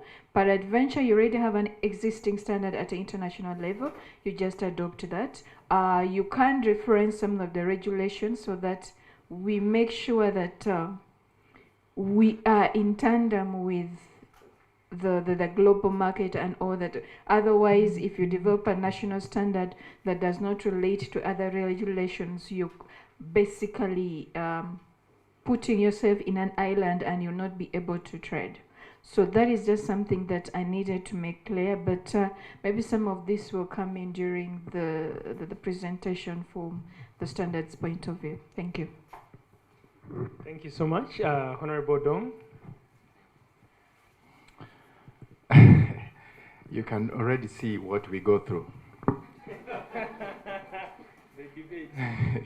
Yeah, this in itself alone can tell you that why we have non-tariff barriers. Because you see, you are having multiple interpretations of the same thing. What is a standard? What is, you know? Now just imagine me who is in this space where I have to come with a law that applies to all the 8 partner states. Look at the intensity of the conversation. So every technical person is looking at it with different lenses, you know, and you have to come with an approximation of the law, closer to what is supposed to be an ESC standard. It's an extremely difficult environment. So, you know, politicians are the only ones who are, from the first time you meet them, they are guilty of ignorance. And that gives us the space to say whatever we want to say. Because they will always say, they are ignorant. They actually don't have the depth. But you see, when you get into this environment where we are legislating, and then you have completely, every partner state is coming with its own requirements of what it considers to be their standards. You know, it's already having an existing policy environment, policy frameworks. So you have multiple policy frameworks. To audit those multiple policy frameworks to come out with a single policy is an extremely difficult job. So help us, the researchers who are here, the technical people who are here, come closer to what you consider an East African standard, whether it's on a policy matter, whether you want a regulation, or whether you want a legislation. Then it helps IALA, the East African Legislative Assembly, to do its job. But if you leave it to us, and then you come to appear before the committees and you're coming with all these different interpretations and so on, it makes really the work of legislation and policy making extremely difficult. I'm just giving you our own experience, but we must continue to do the right thing. Yeah. Thank you so much, Honorable comrades. Let's end it right there. Then we could have the presentation from UNBS. Oh, Honorable Cole. We could end with you, then we get to the presentation from Thank UNBS. you. Thank you very much, Herbert, and thank you, ladies and gentlemen, for the discussion so far. My question was for the panelist from Makere, Dr. Florence, but I know that she's left, and we had an opportunity to discuss. But I know our colleague from ISIPE is here, in line with research. My emphasis, it's not necessarily a question, but an emphasis on the fact that in agroecology we might need more of the operational research than the academic research. Examples are very clear and they have given us results, push and pull. My colleague from ISIPE will attest that the adoption of push and pull has been because of the operational research that goes along with it. Syscom by FIBO is also one area that has given us an example of how operational research will help us. The second is, again, a comment from Dr. Miriam and Prof. The ATKH, the African Trade Knowledge Hub, very good initiative. We have a hub, a digital platform called the KCOA Digital Knowledge Platform, DKP. And I find these two having complementarities. And so I really want to have a conversation. I've been searching where I can find the ATKH. It's very hard to even find it. And we might need to work out a way, how can we make all these platforms to make meaningful use of technology and make it effective, to transmit, to disseminate knowledge to the people that need it. For us, we have DKP that has knowledge on production, packaging, and a little bit of marketing. But now you come with the policies and all that, the requirements of cross-border trade, which is very good. So thank you very much, and we have to work around it so that we make the knowledge platforms speak to each other, just like the standards have to do the same. Thank you so much, Honorable Akol. I kindly request that we end with Honorable Akol, and then we hear from the Standards Bureau. Thank you so much. Mine are just a few remarks. On standards, I just wanted to say that harmonization at the ESC level normally comes in when we experience barriers in trade, that is non-tariff barriers. Then the need for harmonization comes in. But if it is the other way around, from you're harmonizing, you're creating the standards from or at the ESC level and then downwards, then perhaps, unless there are no non-tariff barriers, then there will be no need for harmonization. That is specifically to facilitate trade, because we're talking about trade here. Then I want to ask you a wild question. I've been watching these discussions, I've seen the pictures even in these books, but I only had one comment from Sir Bob from our Ministry of Trade with regard to agriculture, with regard to livestock producing, is it nitrates, something. But then I also want to know, when you talk about agroecology, is it just about plants only? What about fish, perhaps chicken, those other products other than just plants? Or even livestock, for that matter. Yeah. And then the interaction of systems, water. What water are you using for agroecology? Because some of this water sometimes is contaminated with all these kind of things. So I just wanted clarification on the issue of livestock from Sir Bob, and then the issue of these other things I'm mentioning in agroecology. There is no emphasis on that in your presentations. So I want to hear about them. Thank you.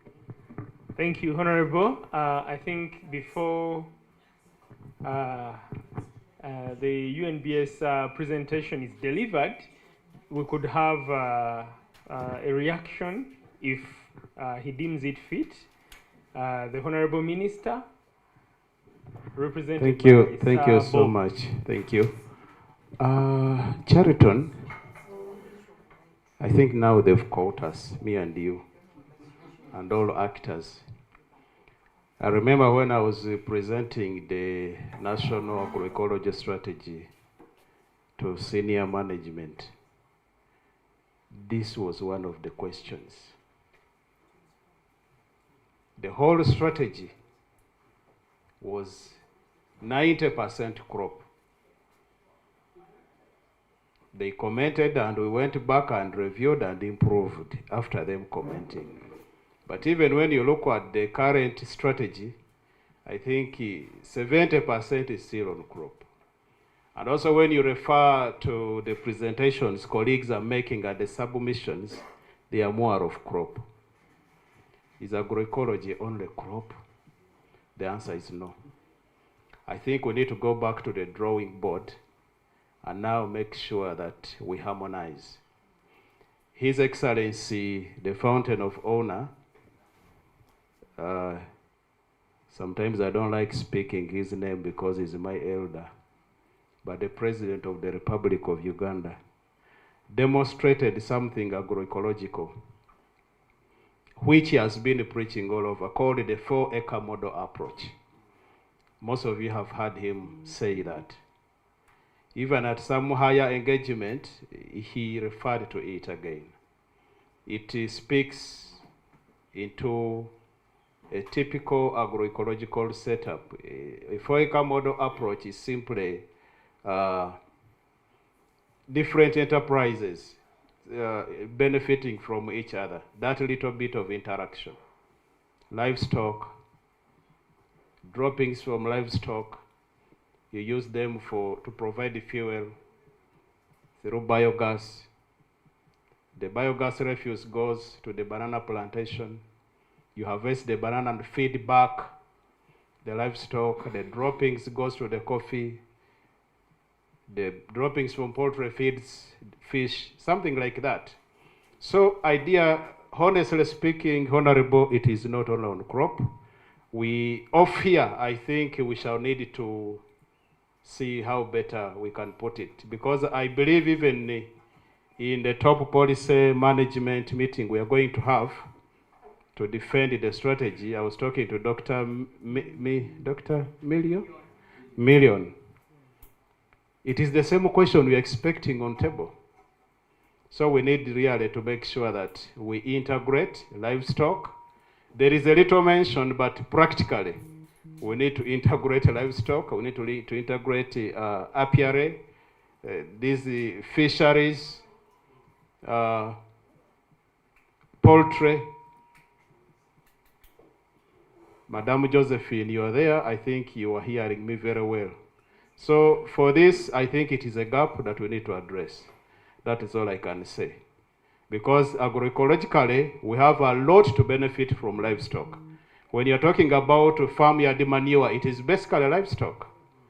So the moment you eliminate livestock, you're almost 50% off in terms of getting the organic manure. You only depend now on composite, which also will be so limiting. Thank you so much, Sir Bob, for that explanation. We need agroecological animals. So it's our shared responsibility to rear those animals. Yes. So without further ado, I'd like to take this opportunity to thank all of you. First, before I invite Ms. Ruth Awiyo, Standards Officer, Uganda National Bureau of Standards, to throw more light on some of the contested issues, but also to continue to set the pace. She works with the standards body, so she knows really the bits and pieces that we need to put together to ensure that we get agroecological products on the shelves of structured markets, formal markets. Thank you.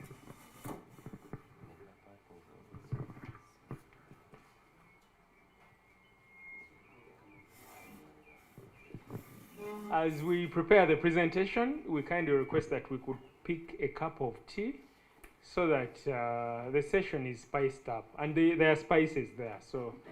Maybe as I pick a cup of tea, Yes. presentation, as they pick a cup of coffee. I wanted to make a simple supplement on what my brother Eddie put across. It is something very important, colleagues, that we need to capture, that some of these things we are talking about may not actually require new standards, but a matter of incorporation. I was talking to her, the new organic standard is up, but we can still integrate to see that agroecology is captured. I was talking to Dr. Million that the first thing in the mind of senior management is having what they propose to be the National Ecological Organic Agriculture Policy. Because the organic agriculture expired, they are not willing to renew it until it is expanded to capture agroecology, climate smart, regenerative, all those terminologies in one basket. Because the fear is you are having the National Agroecology Strategy, you have the Organic Agriculture Policy. Tomorrow you are going to say we need agroecology policy. The other one will say we need the climate smart strategy. That is something government is against. Very many pieces of policies. So his submission comes in very, very important. Integration is very important. Note that we should have separate sets of standards. Chariton, isn't it the way to go? Because we can't keep like that. And also maybe to add on my colleague from UNBS, it is good that the chair of the PGS Council, is it not UNBS? So we are in the right track, we shall get proper guidance. We shall not miss any point. Am I allowed to? I don't want to take your job. Please.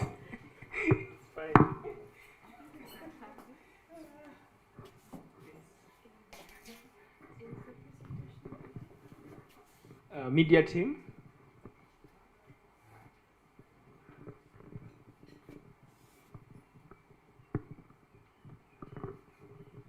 I'm under a lot of pressure. It's in the WhatsApp group. Yeah, just as the media tries to set up, I just want to emphasize something about agroecology. Beyond the word agroecology, we have the elements of agroecology.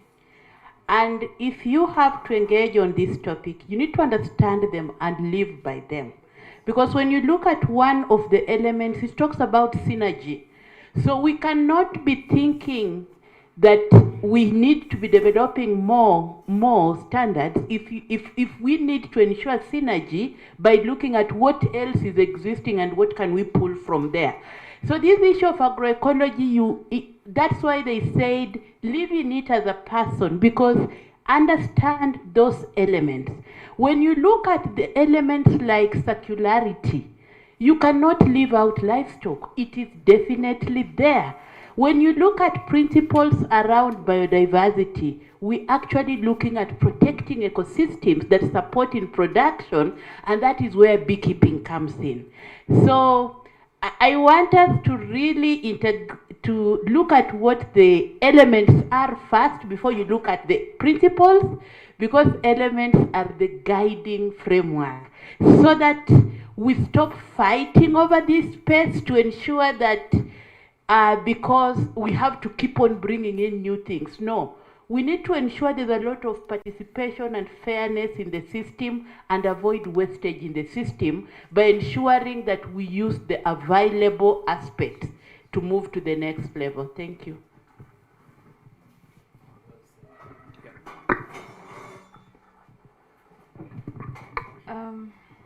Okay, as the media is setting up, I think I'll use my presentation here, and then afterwards we can catch up.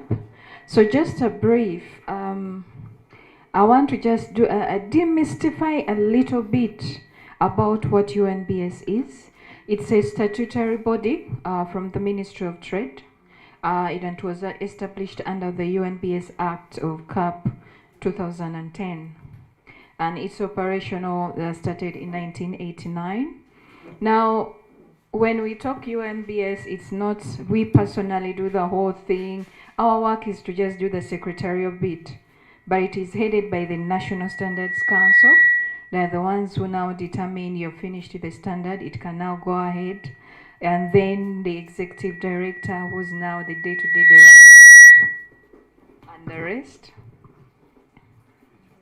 Now, our mandates. I think we go slide 4. Now, as I said earlier, the mandate of UNBS, that is the formulation and promotion of standards. So unless it has gone through UNBS, it becomes very hard for you to implement the standard that you have come up with. So that is why there's a need for us to really put them together and see if they can go. We may not need to reinvent the wheel and start a new one, but we just have to panel beat it so that it meets the requirements or the standards of our standard, and then it can go ahead. And then enforcing standards. You have developed your standard, yes, it's running, but how do we ensure that it is being used within the community or within the trade? As we said, wherever we are doing, we have to get the money. So we have to ensure, we also are mandated to enforce some of these standards.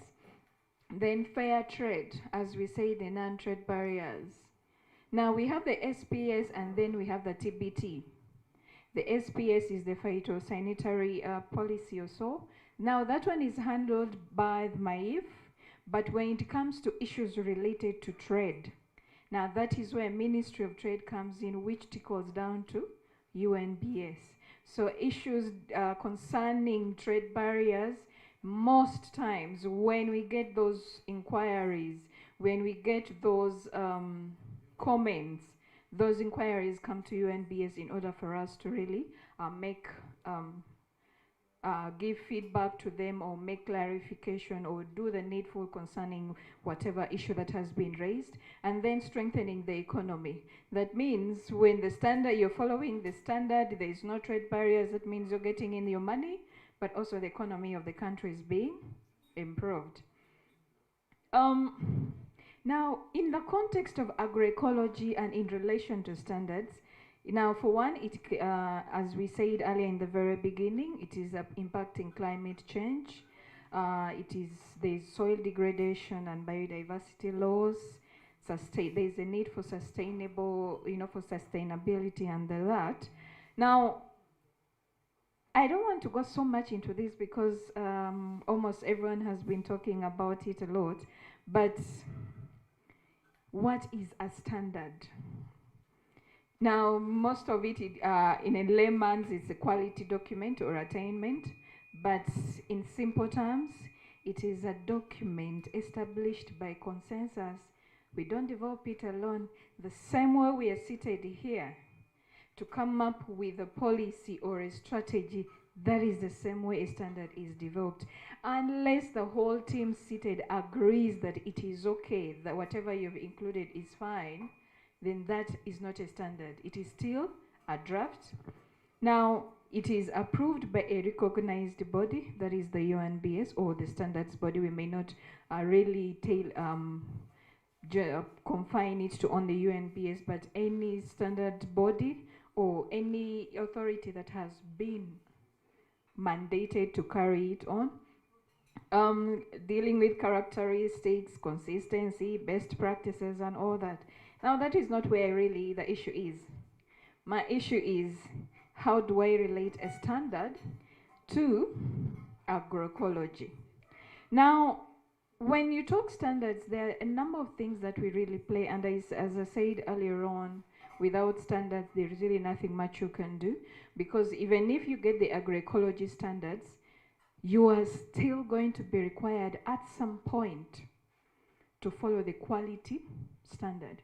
Because now when you talk quality standard, you're now bringing in the quality requirements, you're bringing in the safety aspects of the agroecology that you've done. So one, translating sustainability principles into practical requirements, ensuring quality, safety, and sustainability, enabling market access, facilitating verification and certification, promoting consumer confidence. So it is a tool to operationalize agroecological practices. So you will have agroecology standards, but as long as they're not meeting the quality requirements, it doesn't have consumer confidence, it doesn't have safety requirements, you cannot verify or certify it. As we said earlier in the morning, our farmers are coming up with these issues, but where is the confidence that when you go for this product, it's really meeting the requirements as stated, that this is indeed an agroecological product. So this is where now the standards are really going to come in. Now, before the presentation, as you said, we're having that where standards are, how do you go about the standards? Now, we adopt, we adapt, we take the whole international standard as is, or the ESC standard as is, and we take it on.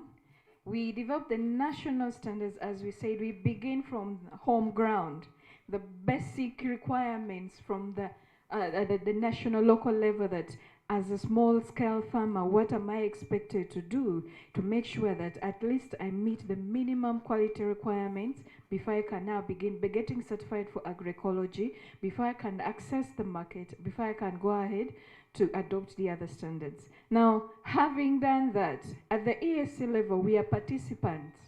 It doesn't mean that because it's ESC, one country develops and then the other, after it's done, another country, we now all of us adopt it. No. We are participants. That's why we say it is a participatory procedure. We sit as East African countries and we say we are developing a standard on, say, from some of the products, say like cocoa.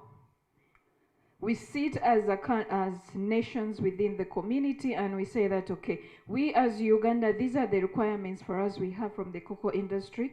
Kenya says this is what we have, the other country, and then we harmonize them. Having harmonized them now, that's when we take them on and we say that, okay, the whole East African community agreed, so we now go ahead, gazette them, and we adopt them. So whenever you're trading in cocoa, as long as it has been certified by Kenya, Tanzania, and wherever, and they were following the same standard, you're free to trade. Now, when we come to participation, now that is where the challenge comes in. Sometimes you call on members that you could, because it doesn't necessarily mean you're going to bring 100 people to sit and discuss a particular standard or draft, but when you're called upon as an expert in that specific area, you find that that is one of the areas that we are still grappling with. You call somebody or a group of people that, okay, as experts in this area, please help us. So that is where you're finding that the standards that we are developing now, or that are already in place, they're all about safety, quality, consumer protection, they're all about trust, and very few are relating to agroecology. It is because of that aspect. If you don't have an expert in that area that can point it out that, okay, this is an area that we need to include, it's really become a challenge. Can we get to the next slide, please? So when you say that now standards, how do we've separated them, or how I thought standards and agroecology can be related. We looked at the agricultural production standards, that is the good agricultural practices. We do have those standards. Then we have the environmental management standards, and then the biodiversity conservations, those ones were also there. Now when it comes to biodiversity, we realize that one of the stakeholders here say that we don't have really standards on organic, agroecological. Now that is a fact. That is something that we are still dealing with. Now, as locally, you may be having them with you, but we haven't received them yet to make them, part of us. So, but at the African level, as we said, a participatory process. At the African level, there are already standards on organic agriculture that are being developed, and I think the aspect of agroecology are also being put in, I think I can say subconsciously, and we are participants, and I personally am a participant there, and I think as secretary to one of the working groups dealing with them. So when those ones now come out, we didn't only adopt the ESC on organic production, but we thought, why not break it up to specific products? Each specific product has its own specific requirements on how to deal with them. So some of the areas that we have started dealing with are something like banana, tea, coffee, cocoa, sunflower, the shrimp, tomatoes, rice, potatoes. We have dived into aquaculture, we have dived into dairy farms, beef. So it is an area at the continental level that we thought, why not begin at the continental level, and then this can trickle down to the national points of view, because now all nations are bringing in the aspects, and we want to harmonize them, as you earlier on said, so that we come up with something that, as we said, maybe this is because they're still under committee draft, there's still need for comments. So I think the aspect of agroecology can come in when it comes to the African level. Then when they're done, we can now adopt them as is for, you know. Then the food safety standards, we have a number of them. As I speak, UNBS alone, under the Food and Agriculture for Food Safety, we have over 1,650 standards on food and agriculture. They are both on, we separated them into committees, and we have 23 of them, so that each committee deals in specific areas. And all of these, the 165, are all subdivided within these 23 committees. And then we have the sustainability and social responsibility, that is now sustainable agriculture and the rest. Can we go next? Now, as I said earlier, I will not really go so much, but these are some of the areas that we signaled out that we could talk much about. Recycling. There is standard encourage waste reuse and circular practices. Now, this is where, from the recycling, we are dealing with the standards on, for example, in the agrochemical sector, we are looking at biofertilizers, organic fertilizers, compost fertilizers, and a number of areas. And one of the companies, a new company that has come up, is saying that, okay, why don't we make use of the farm residues to come up with wood vinegar, which is all-encompassing. You can use it as a pesticide, you can use it for a fertilizer, a soil conditioner. So it is already standard in the process it's being developed. They're also now coming up with biochar so that we can make use of the recycling some of these areas. Then input reduction. Now, we are promoting efficient use of fertilizers. That means for the chemicals or the fertilizers that have chemical aspects, we are making sure we are setting the smallest unit. We make sure that whatever requirement is there, we don't want it to exceed a certain percentage. That means you cannot go beyond that. That way it kind of reduces on how much of the fertilizers, the chemical fertilizers you're bringing in, but we are promoting the aspect of the organic fertilizers. Now, when you speak organic, sometimes for a layman may think we are only talking about the compost and all that, the manures, but organic, they can also come from the rocks, because the rocks are, as long as they're from an organic aspect, you've not added any chemical to it. It can also be considered an area that is reducing less of the chemical factor of it. Then we're looking at soil health, soil management guidelines. The mere fact we are limiting you on how much of the chemical of the fertilizers you're using, that means you're managing the soil health. The mere fact that we are recommending certain practices that are encouraging proper soil management, that means we are bringing about soil health. When we talk of biodiversity, when you're growing a crop on some of the standards, we encourage you that you try to incorporate them with a number of crops. It is not that you're only going to deal one. It may not only be crops, but we are also encouraging. You can do with the animal sector also, because from whatever we are getting from them, the manures, the droppings are helping us to come up with the fertilizers so that we can limit the number of the chemical fertilizers that are being used. Then the animal health, we have standards for animal health factors or requirements, as I said. At the ASO, we're already looking at standards on organic aquaculture, organic shrimp, organic beef, and all that. So the animal aspect is also considered.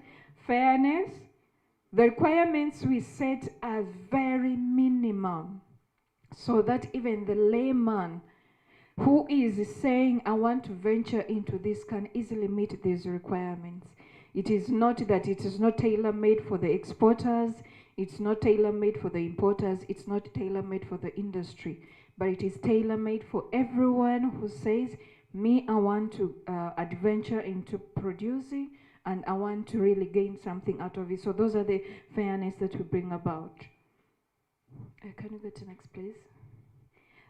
Just a brief of a few of the standards out of the 1,650. We just said some of the standards that we already have. The ISO 14,001, that is environmental sustainability in agricultural enterprise. The ISO 26,000, that is the social and ethical practices. The ISO 22,000, safe food production systems. The global gap, food agriculture practices, then the organic standards. And then we've been saying halal, halal, halal. We have a committee on halal standards, and we already have standards on halal. So don't get worried that you're only dealing with the secular standards, but you're not handling also the issue of the halal. The only challenge was, as I said earlier, most of them, we only looked at a few principles of the agroecology. We didn't look at the whole of it. So that's why I find that it is not really reflecting in a lot of the standards. Can we go next, please? And then we thought, when we speak agroecology, what of just a few of the standards can we relate to? So these are some of the standards that are directly relating to that. The avocado, the pulses, the wheat. Now these ones, we are looking at soil health, the biodiversity, and then the local food systems. Next. We are looking at food safety, that is for the codex. As Honorable said, why are we dealing with only the plant sector we are not relating to? As we already have those. As you can see, there's aspect of hygiene of the eggs and all that. Codes of practices, because a standard is not only the specification, there is a code of practice. How do you handle this? Test methods, how can you test for this? So all of these aspects. Now that one is dealing with food safety and then value addition and the rest. Can we go to next, please?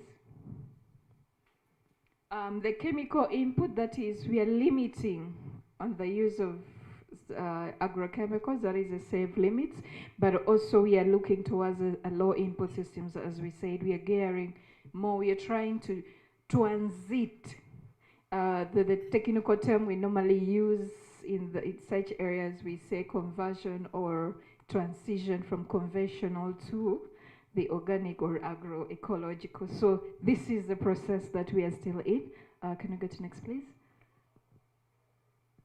The ones that are directly aligned, for example, the sustainability, echoing for fisheries, for the aquaculture, especially the African catfish. Then we are looking at the tilapia. So we are looking at biodiversity, ecosystem-based, responsible resource use. So we are bringing into play all these factors. We only don't rely on the plant-based, but also relate them to the animal sector. Can we go to next, please? Honorable said water. Water has very many aspects. There's the one you're going to drink, there's the one you're going to use in the farm, there's the one you're going to use in the industry.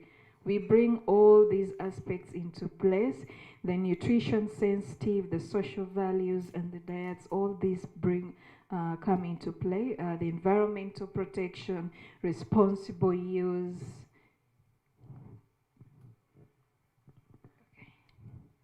Can we be, next please? So, as I said, we still have a number of challenges. For one, there is still a limited awareness of agroecology in the standards development. There is a need for a stronger technical capacity. Truth be told, in most of our committees, we really don't have a technical expert who in relation to the agroecology. So you find our standards are really, as you said, we don't have an awareness to that aspect. Then balancing sustainability with market requirements. Yes, you can include it, but you find that sometimes by including them, it increases certain aspects, because for a standard, that means whatever aspect you add, it's adding in a value, a monetary value, because remember, you're going to verify, you're going to certify.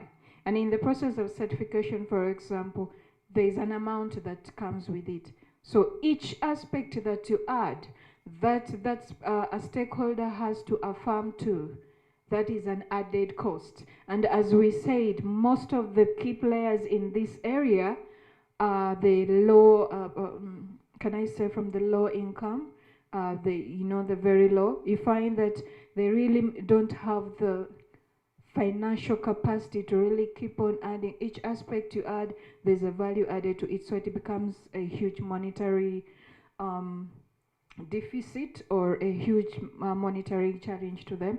Then ensuring participation.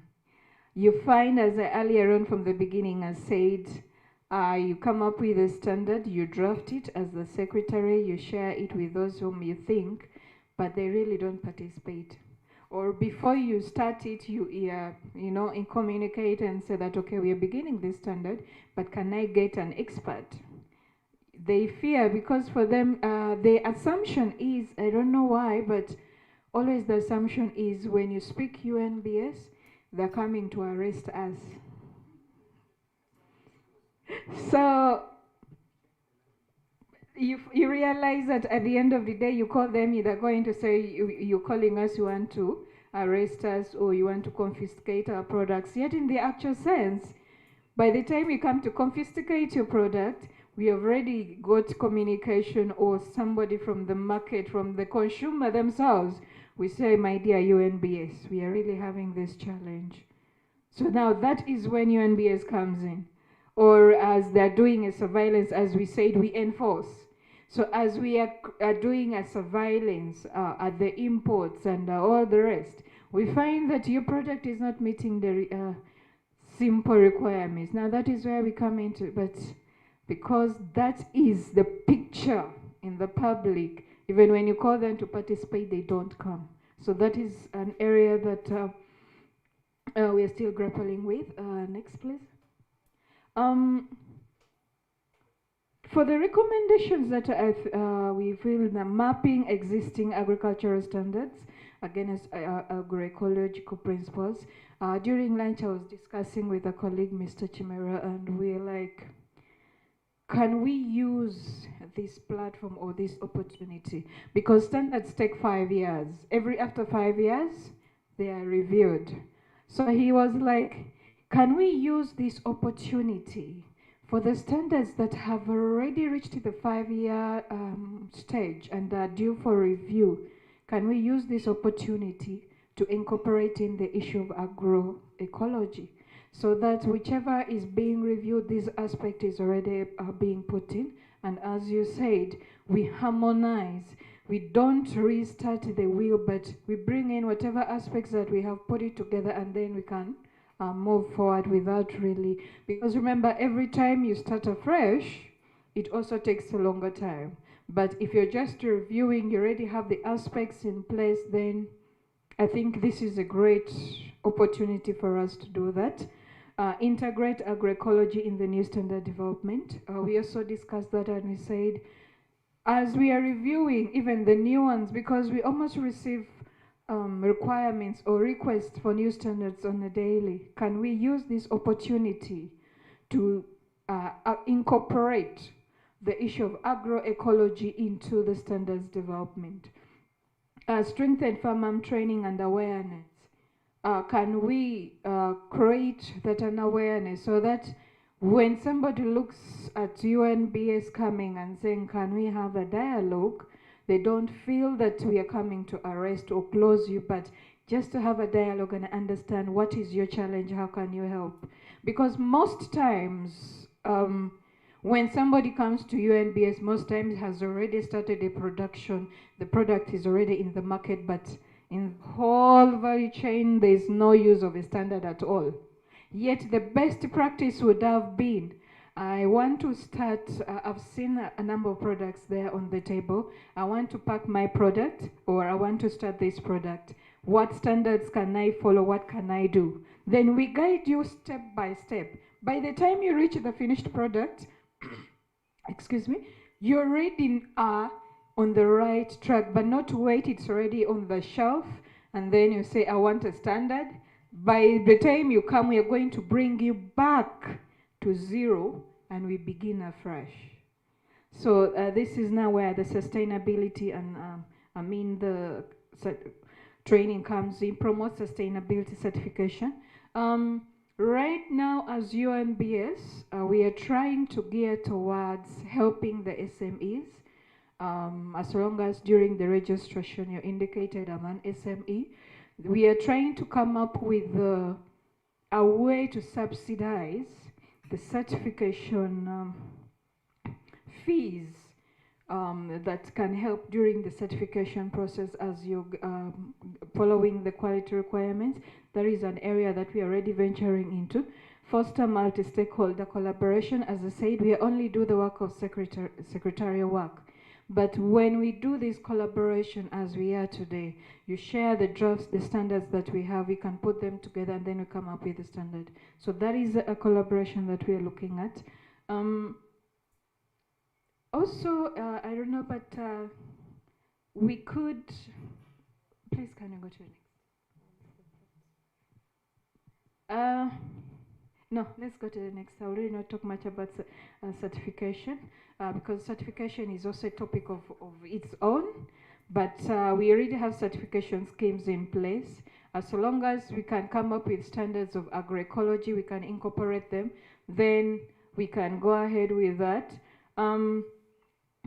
But also something that I wanted to say was, as this platform, as a recommendation, thinking out loud, since we want to incorporate agroecology into standards, but it's also into the system, is it okay or is it possible for you to write to the UNBS or to the ED, informing him, okay, we are dealing with agroecology and we would like if the agroecological aspect is included in standards development. That way, that information can now trickle down to the officers so that for each standard that is being developed is included. Because at the end of the day, there are certain things that we may not really include in the standard unless we've been given a go-ahead. Because we follow, as our moderator said, speaker earlier on said, Mrs.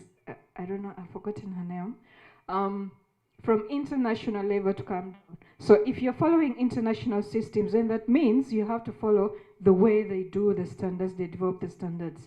So unless we've been given a go-ahead, that way we, the officers on the ground level, we can see how to incorporate them, bring in more stakeholders so that this aspect of agroecology is going to be included. Otherwise, it becomes really challenging for us as officers to incorporate it without really being given a directive, because at the end of the day, when it goes to the Standards Council, they'll look through it and they will tell you, okay, why is this aspect here? But as so long as we're being given a go-ahead, then that means it's easy now for us to incorporate it there. So standards play a crucial role, translating agroecology. I think this is more of a repetition. We have already talked about this. Can we go to the next, please? So that is a brief from my side on how to relate aligning standards to agroecology. Thank you.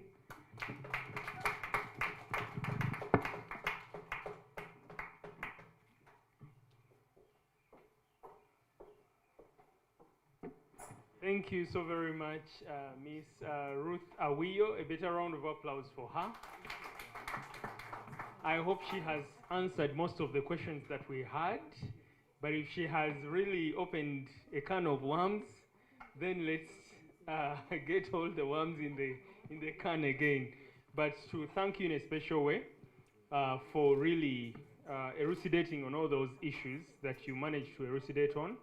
But also you touched on the issue of certification, waiving. UNBS has been, of course, waiving the certification fees. But beyond certification fees, we have laboratory testing fees. And each product is really charged per parameter, not. Yeah, so how then do we incentivize certification for agroecological products? Okay, let me stand for this. Now, as I said, we realize in due course, we noted that mostly the SMEs are having challenges meeting the costs for going through the certification process. So there is, I think, a program that is being set up, is it a MIOGA or something, whereby they're certifying batch-wise. If I'm producing 100 units, they will certify you on the 100 units. Now, as you said, certification comes with a fee. It includes the audit fees. They will pick samples twice a year. The initial time you're requesting, and then after 6 months. Now, the testing phase, as I said, each aspect you include in the standard, it has a monetary value to it. That means when we incorporate these agroecological limits within it, let us be sure that the fees, the testing fees are also going to increase.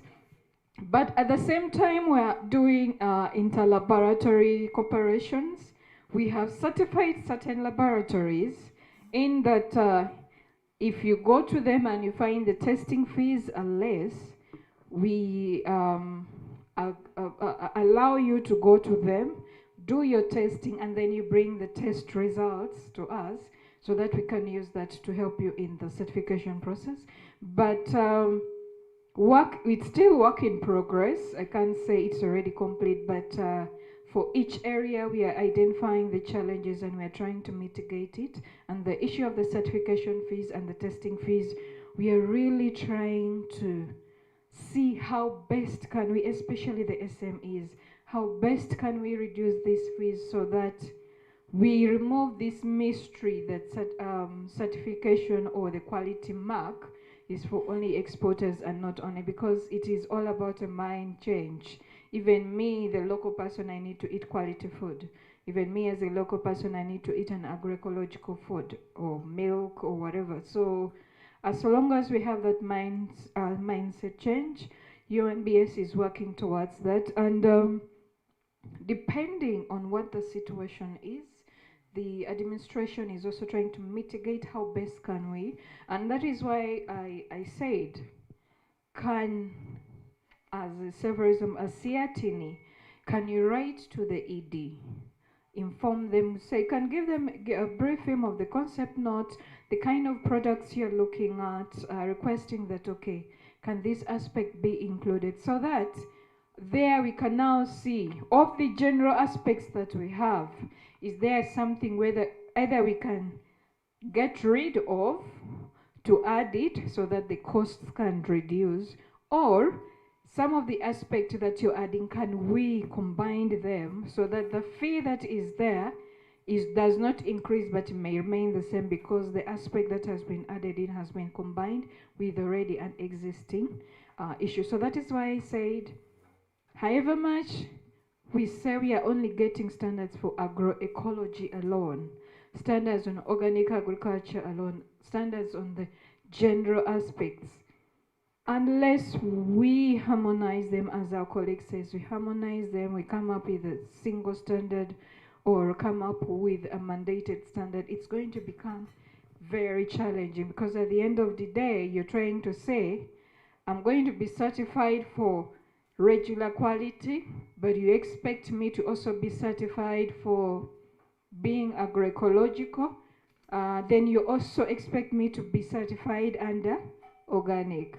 So, but if we combine this aspect, say the quality mark and the, as long as you say, the Kilimo High, if it has been accepted by the EAC and the East African countries have accepted it, that okay, when you speak quality and you're talking agroecological or organic, this is what we expect you to have, then that means in the process of certification, in the process of coming to verify your product, we are going to say, we are verifying you on the standards on both Kilimo High or agroecological and regular, so that you really don't have a lot of fees that is going to come in. So that is work in progress. I don't have a say into that, but it's work in progress. We are working towards how can we subsidize some of these fees. And from the initial fees, it was already done, but we are trying to see how best can we reduce it further down. Thank you. Thank you. I see we are itching to ask questions. How about if we have the panel discussion, then we deal with the questions all at once.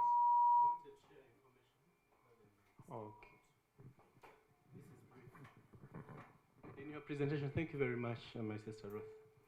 I think in your presentation you make a very big omission, and I want to believe it was a mistake, because you did not inform or highlight in your presentation that Uganda already has what we call the Uganda Organic Standard, and that UNBS is the custodian of this standard, and that during the development of this standard, UNBS was at the center.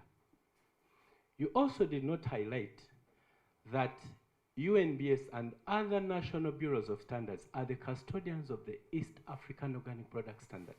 On your website, there is a standard. These two standards are highlighted. I also sit on the committee, the Technical Committee for Organic Standards. And I think the closest standard within your family of standards, the one that is closest to agroecology, is the East African Organic Product Standard and the Uganda Organic Standard. So all those are fine, but I think when we are looking for low-hanging fruits, I think that the East African Organic Product Standard, which is already a harmonized standard of the East African Organic Standards, would be the starting point. And we have an opportunity in making. I just wanted to share that information. I submit. Thank you. I spoke about it briefly. I didn't, as you said, I might have forgotten the whole details. The older one has already been withdrawn. It's due for withdrawal, the 2017. The 2024 one is already in play. It's already in the process of being adopted. That is being taking place. As you said, we are the custodians. That means for wherever you need a standard, it's coming to us. I just looked at a few of them, some of the low-hanging that we are already working on, that is already there in relation to what we are speaking of today. So as I said, it's one of the challenge areas that we're facing, but it's already work in progress. It has been noted. As we are discussing with Mr. Chimera, that is one of the areas that we said, use the opportunity for the standards that are due for review. We have about 50 or so that are due for review, and I think Mr. Chimera will take us through those. He has identified them. We use this platform to take on that. As he said, the national standards bodies are the custodians of standards. So that means when you want to get the standard, you always reach out to UNBS, and with that, since it's a new standard, the aspect of agroecology, some of it has been captured in the new standard, the 2024 standard, but it's not really talking so much into that. So that is an area that we can consider. As I said, we can use the opportunity because, as we said, organic and agroecology, they are twins, but we are not sure whether they're identical or fraternal. So, as I said, locally we don't have those standards. We on the one on organic agriculture, organic production is what we have. But we could use this opportunity, since at the African level, we already have standards on organic standards of a number of products, as I said. And when you look at our pictures here, we're having papaya, cocoa, bananas, pineapples, and all that. So those are some of the areas that already have standards, that standards are still in the development process. They have not yet been gazetted or completed. So we can use this opportunity to look through them and add in that aspect of agroecology. That way, when they're complete, we can now take them on because this area that we're really looking at has been incorporated. But a standard that is already complete and it is still new, it becomes very challenging to begin adding those aspects of agroecology. But as I said, that is an area that we can venture into. We cannot just start including them, as I said. When you request formally, then this is going to be cascaded to all officers, because agriculture does not run alone. There are aspects from the chemical sector, from the electrical sector, from the management sector that may come to play. So when this is communicated, cascades from up to down, that means all the sectors of standards development are going to be inclusive, because sustainability cuts across. So unless we get the formal communication from the agriculture point, now me as I'm here, I've got to know about it. We share it in my reports. Maybe the food people will take it up, but the other aspects that can interlink us may not really take it on. So that is why I said it can be a formal communication. The standard on organic is taking place, already done, but for the specific products, it's work in progress. UNBS is the custodian of standards for that organic. And when you have any standard, please do compile them and reach out. As you said, you're a member of the technical committees. So you may not reach out to me, but if you can reach out to him and he forwards the information to us, it's well and good, because at least we are interlocking with each other. We are working together, so we are not an island. So, I think that is a brief that I can say, but my apologies, I had forgotten to expand much on that area that you had raised. Thank you. A round of applause for Ms. Ruth Awio. Thank you so very much for really going an extra mile to continue to share with us, and also open the door for us to make input. And be sure we'll be right there at your doorpost. So I would like now to hand over this next session to my colleague, Mr. Jonathan Lubega. He's the Program Officer, Agriculture Trade for Rural Transformation, to guide the next panel discussion. And I am officially handing over power.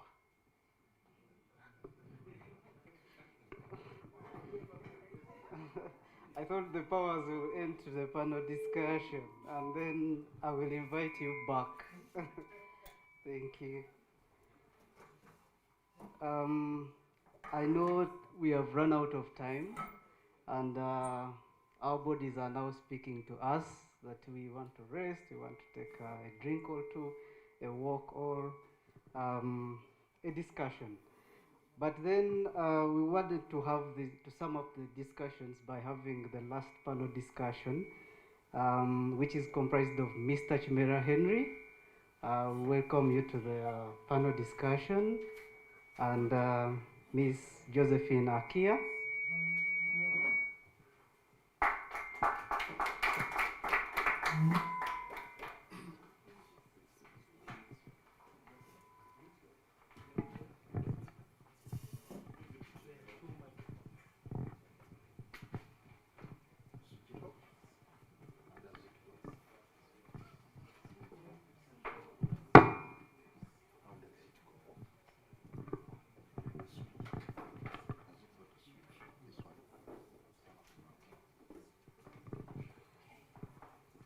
Thank you. Now we before a panel of very experienced, as you see, and you're going to hear from them. Mr. Chimera Henry is the team lead at Consent. He's been into the standard development processes at the international, regional level, African level, as well as the national level in standard processes and development. And then we have Ms. Josephine Akia, the country coordinator Pelham, as she has also introduced herself in the beginning of the session. And we want to see and get from Pelham, because they work on the grassroots and also engage farmers. So starting with Mr. Chimera Henry, we want to help us set the scene on standard setting. What are the experiences and challenges in agroecology that you have seen, as well as the references that a colleague from UNBS has been making? Thank you. Thank you very much, Jonathan, and I would like to thank all colleagues in your respective capacities that have made this convening possible. Colleagues, first I would like to give a little of what I do.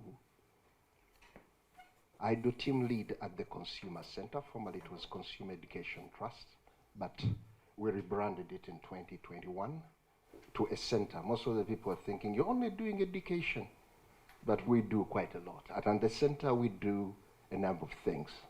But the two pillars or programs approach we have is consumer protection through advocacy, and complaints harvesting is an element that we use for better business.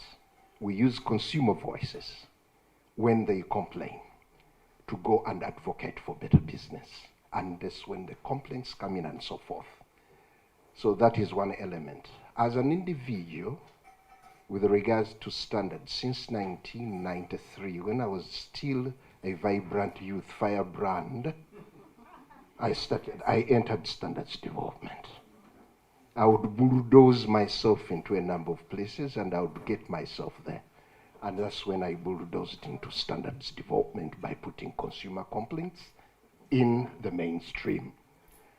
I was a non-scientist, and the people were calling the issues I was putting on table sentiments, until I made one statement: may you get those sentiments into science and address the issues affecting consumers. That was the key to enter the floodgates of standards development way back in 1993. So from there, I've been to a number of technical committees, and currently under the standards department, I sit on a number of committees in food and agriculture, in the division of food and agriculture, the division of consumer products and chemicals, and then the division of services and business development, where I chair a number of committees, or I am vice chair. Then at the continental level, I do chair the consumer committee at ASO, the Standards Organization for Africa, or the Africa Standards Organization. Then also participate in the Africa Quality Policy Council. I'll be sharing something still on that. At the global, I've been convening the ISO Consumer Policy Committee. I retired, but I'm still a member of it. So having brought all that, nationally, I used to rub a lot of shoulders with MTIC, the Minister of Trade, Industry and Cooperatives, until strategically I withdrew, or I got ejected in a way, one way or another. Then agriculture, still rub shoulders there. But in all of these areas, I've taken in one aspect: the consumer agenda. In all these consumer agenda, things you would like to talk about as a consumer, in one way or another, I've taken them there. For all these decades, I'm clocking to, I think, 36 years in standards development. in Consumer Advocacy Plus. So the challenge is now, before I go to the experience, let me start, and I would like you to take these key messages because they're out of experience.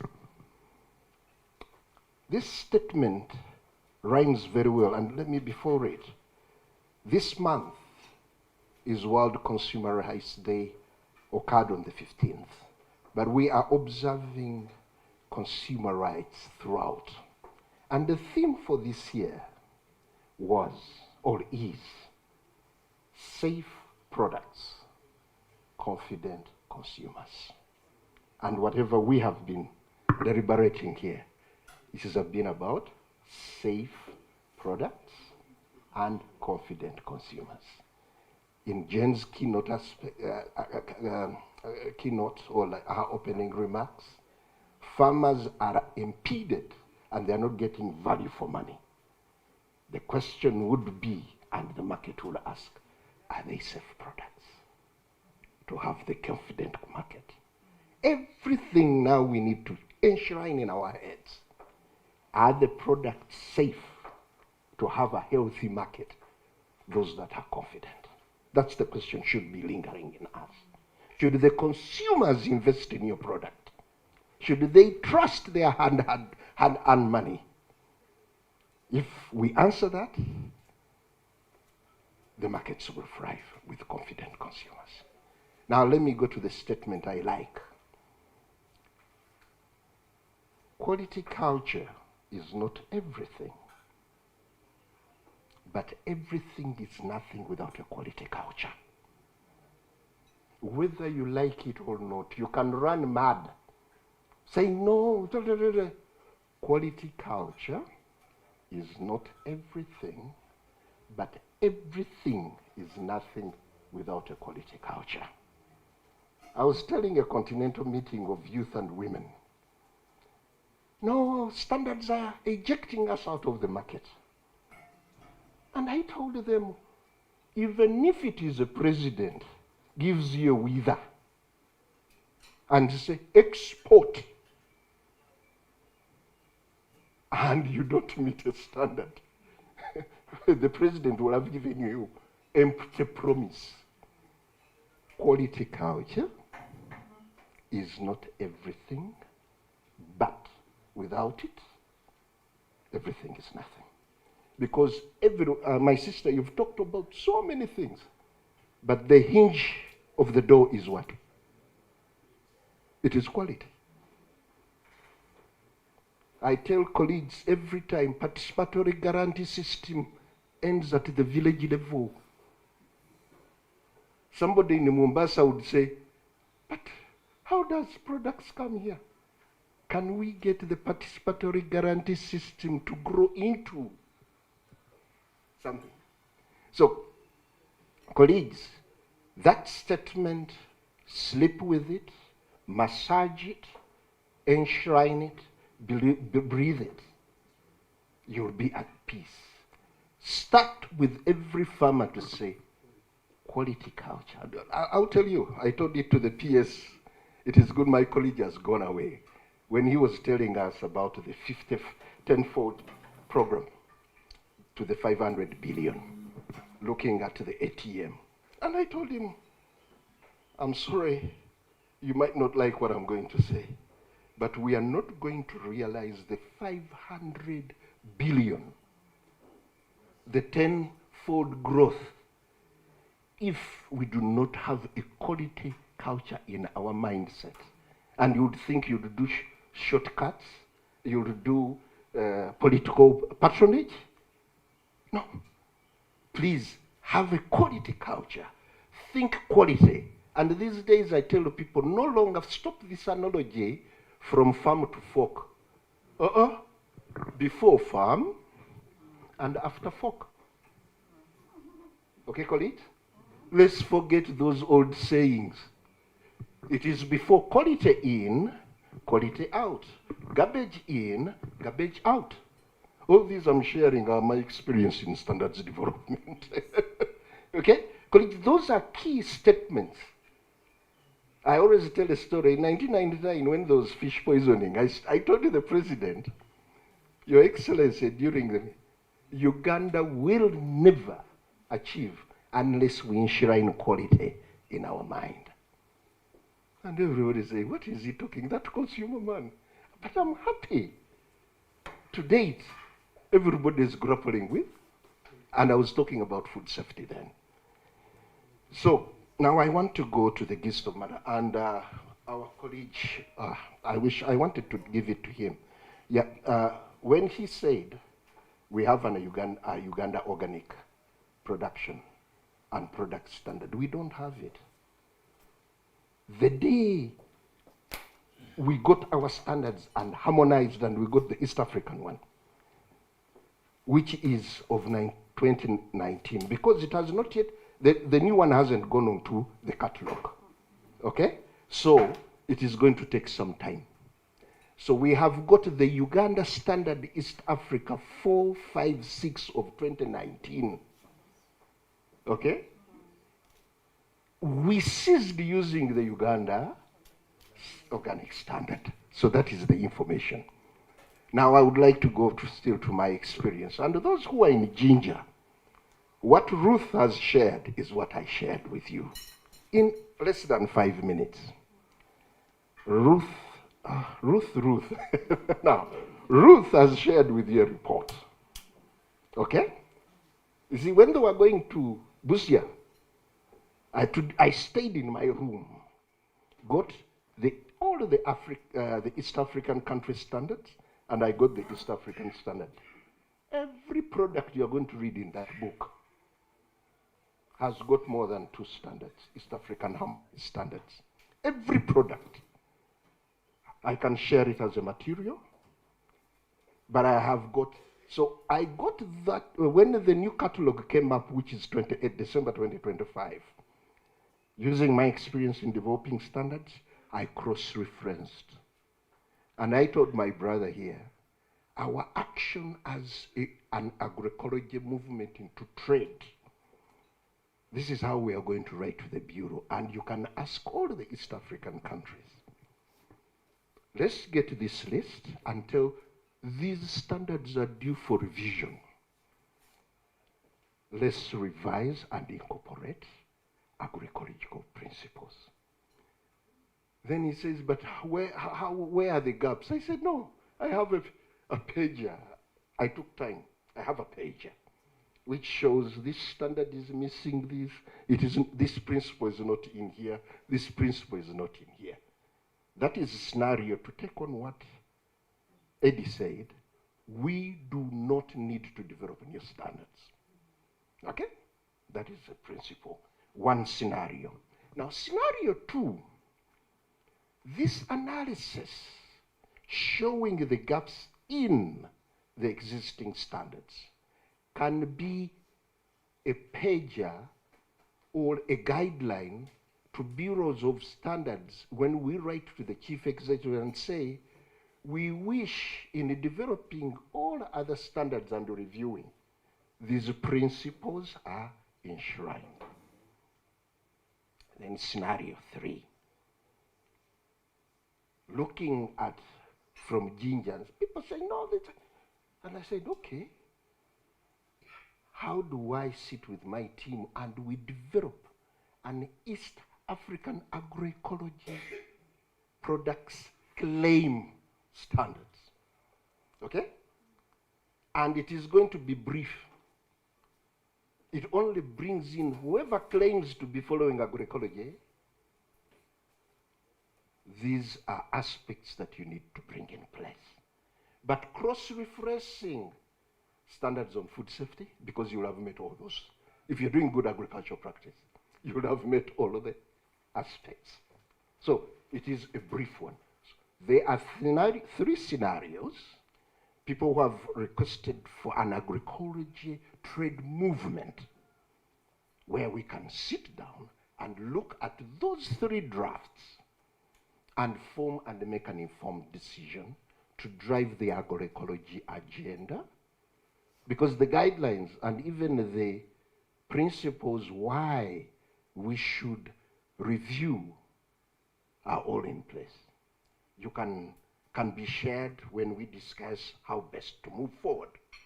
these are aspects each of the 8 East African countries can write to their respective Bureau of Standards.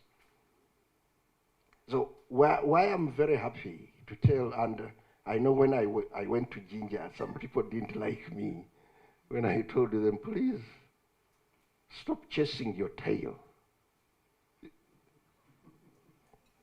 Because we have more than 800 harmonized standards. So it will be very unfair for you to stand here and talk yourself hoarse. And even today, I want to repeat it to your colleagues. May we take away the word harmonization in our vocabulary and only say, can we look at those harmonized standards and we kickstart action?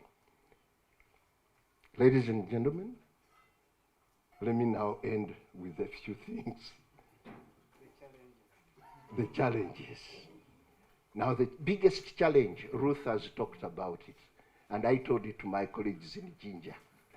We are our own enemies. When we are invited, I will tell you something. 10 of the organizations that are in these meetings, I've invited them to participate in standards development.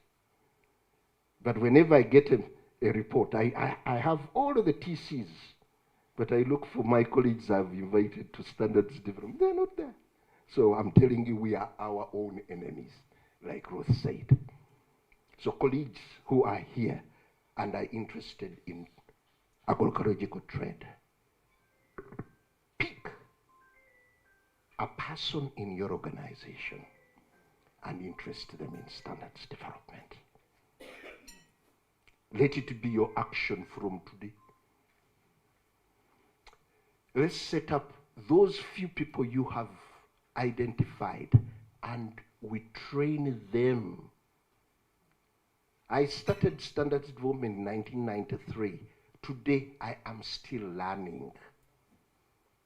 Today, I am still learning. And when I see, at times I've gone to committees in Parliament, and I look at the members of Parliament, and I tell them, you guys, the policies you're asking for, I'll tell you, all colleagues I shared with them, each East African country has got a catalogue. I shared with them, but I asked them after 1 month, who has read through the catalogue? Nobody. So how, do you see how we are our own enemies? So whenever, at times when I'm chairing some TCs, I tell people, may you please go and read. I've learned that when you read, you demystify many things. Here I've just got 12 pages of what I've shared, and I'll just say very quickly, a brief. The gaps and alignment of ESC harmonized standards with the 13 principles, and each principle in biodiversity. The relevant standards are here, and what is missing, which we can start using. Okay? I have a pager we can use to give each East African standard body to start using and appreciate. The roadmap, it is good when the East African legislature colleagues were here. The estimate for the policy is 6 to 12 months. But I warned, and I will warn again, though you alluded to it, we need to work nationally because the Council of Ministers. Now, it is good Sabob mentioned the challenge of Uganda. Just imagine when it lives there and comes to Uganda.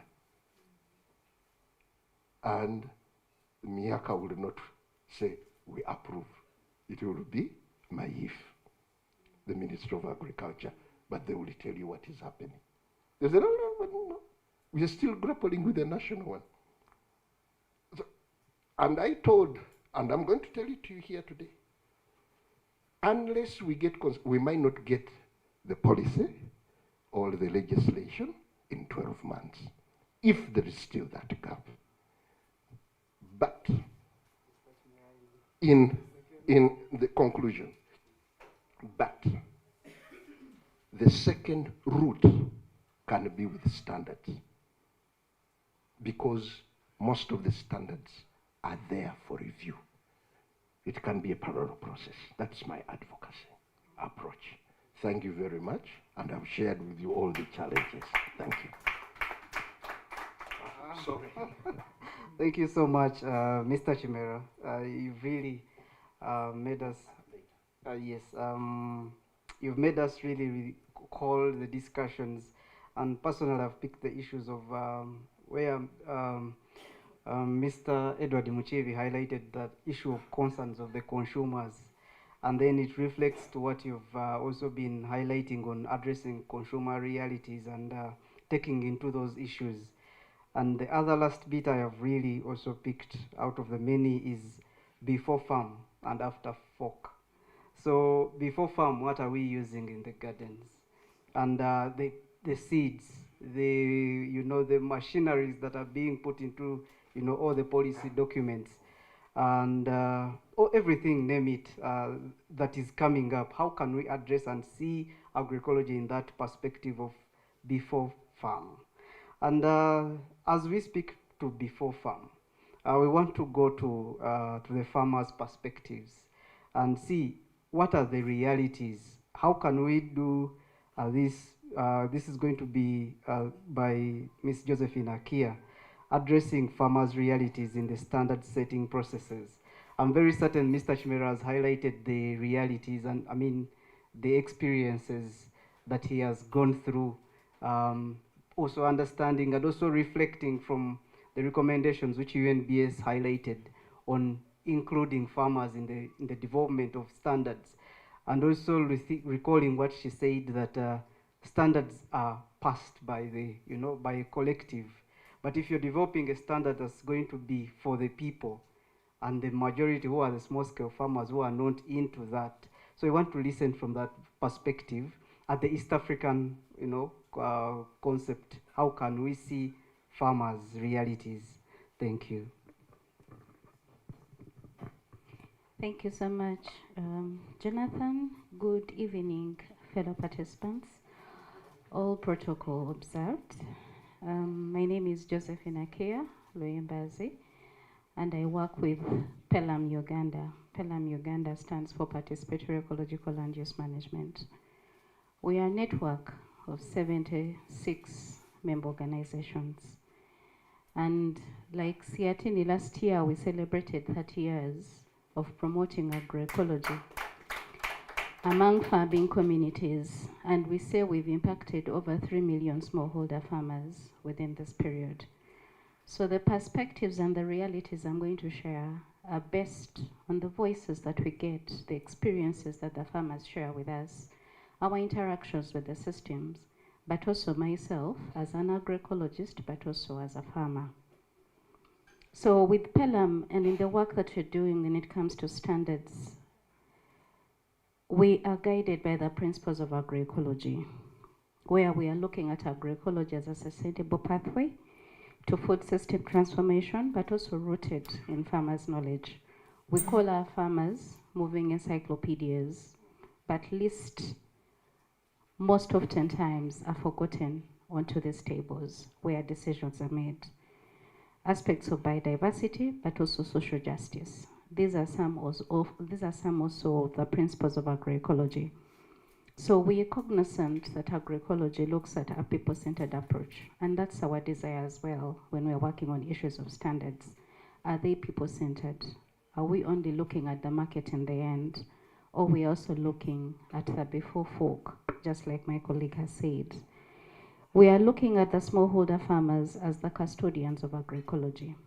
Without the smallholder farmers tilling that land and bringing the products, we won't be here discussing standards. So we need to see how do their voices get reflected, how do we define some of the issues they stand for, how do we manage but also validate their own food systems within our standards. A lot of discussion has been said. There are numbers and numbers of standards. How are we harmonizing, which my colleague has said we should stop saying, but instead look at the harmonized standards.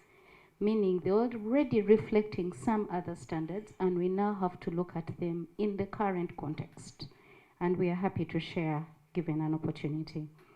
So one thing that we look at in terms of the reality is people-centered systems are foundations for resilience trade. What do we mean here?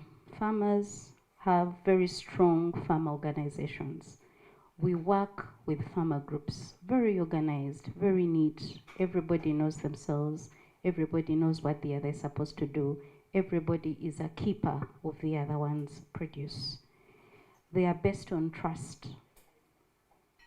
The trust that the farmers have is one that cannot be refuted.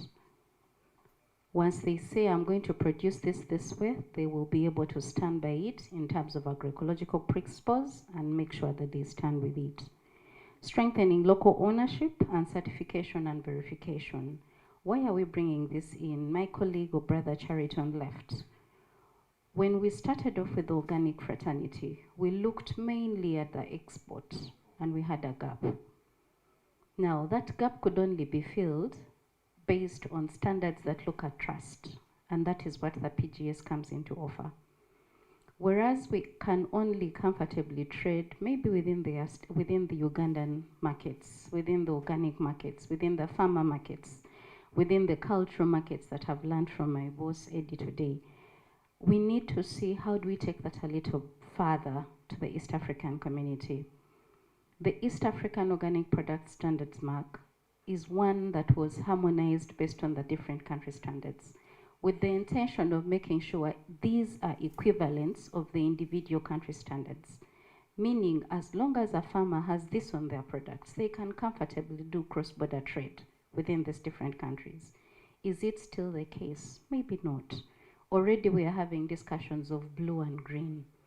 In my head, and one question I've always asked my counterparts in Kenya, isn't this not going to bring confusion to the client, to the consumer?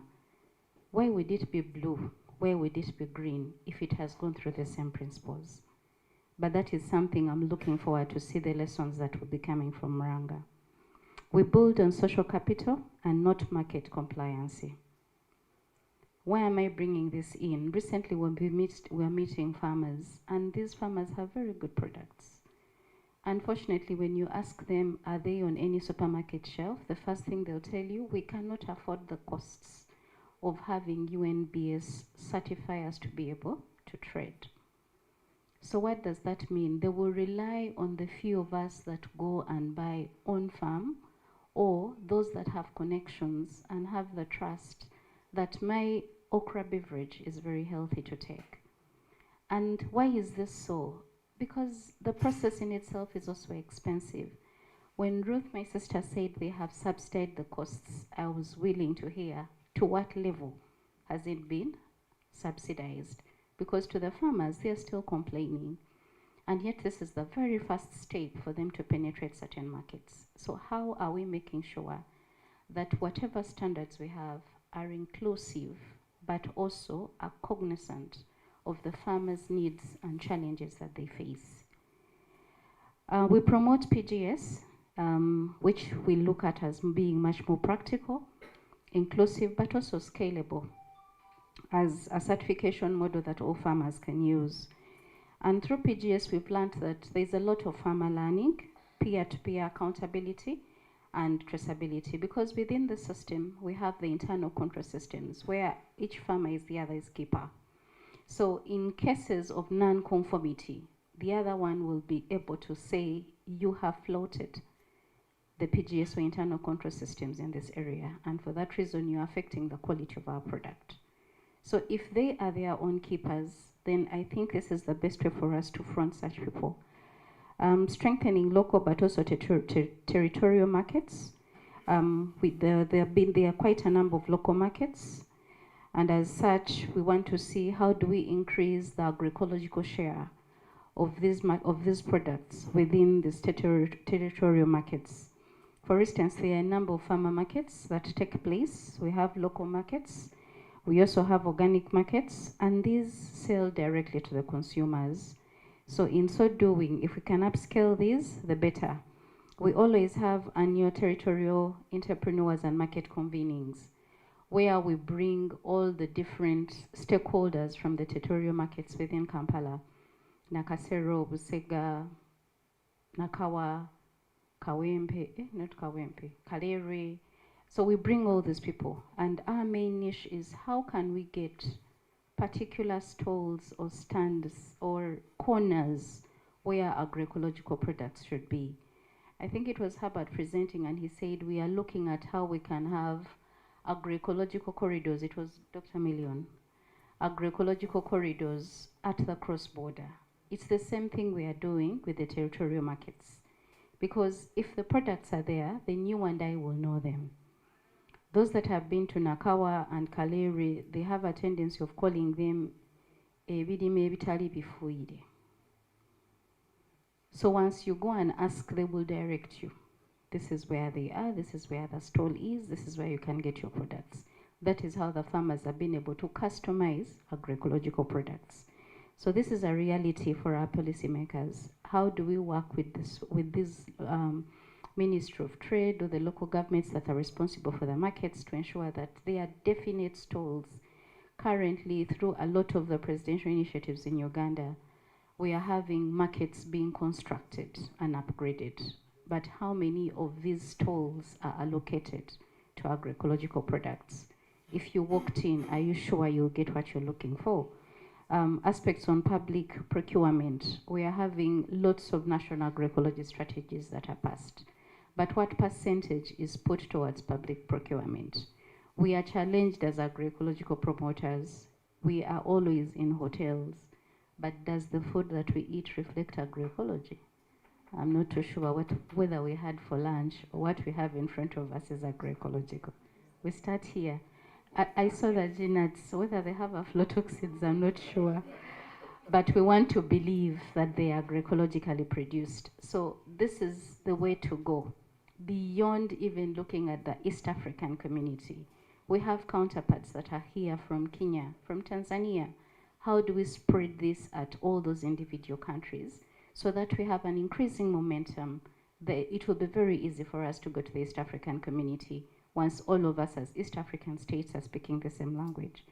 So we need to build context-appropriate verification systems. How do we verify? For the consumer to have the trust. For that aspect of after the fork. I wouldn't want a scenario where I've finished eating and I'm busy saying I've eaten healthy food and my counterpart tells me, are you really sure of what you've eaten? You can imagine what that feeling brings. You want to vomit everything you've eaten, yet it's too late.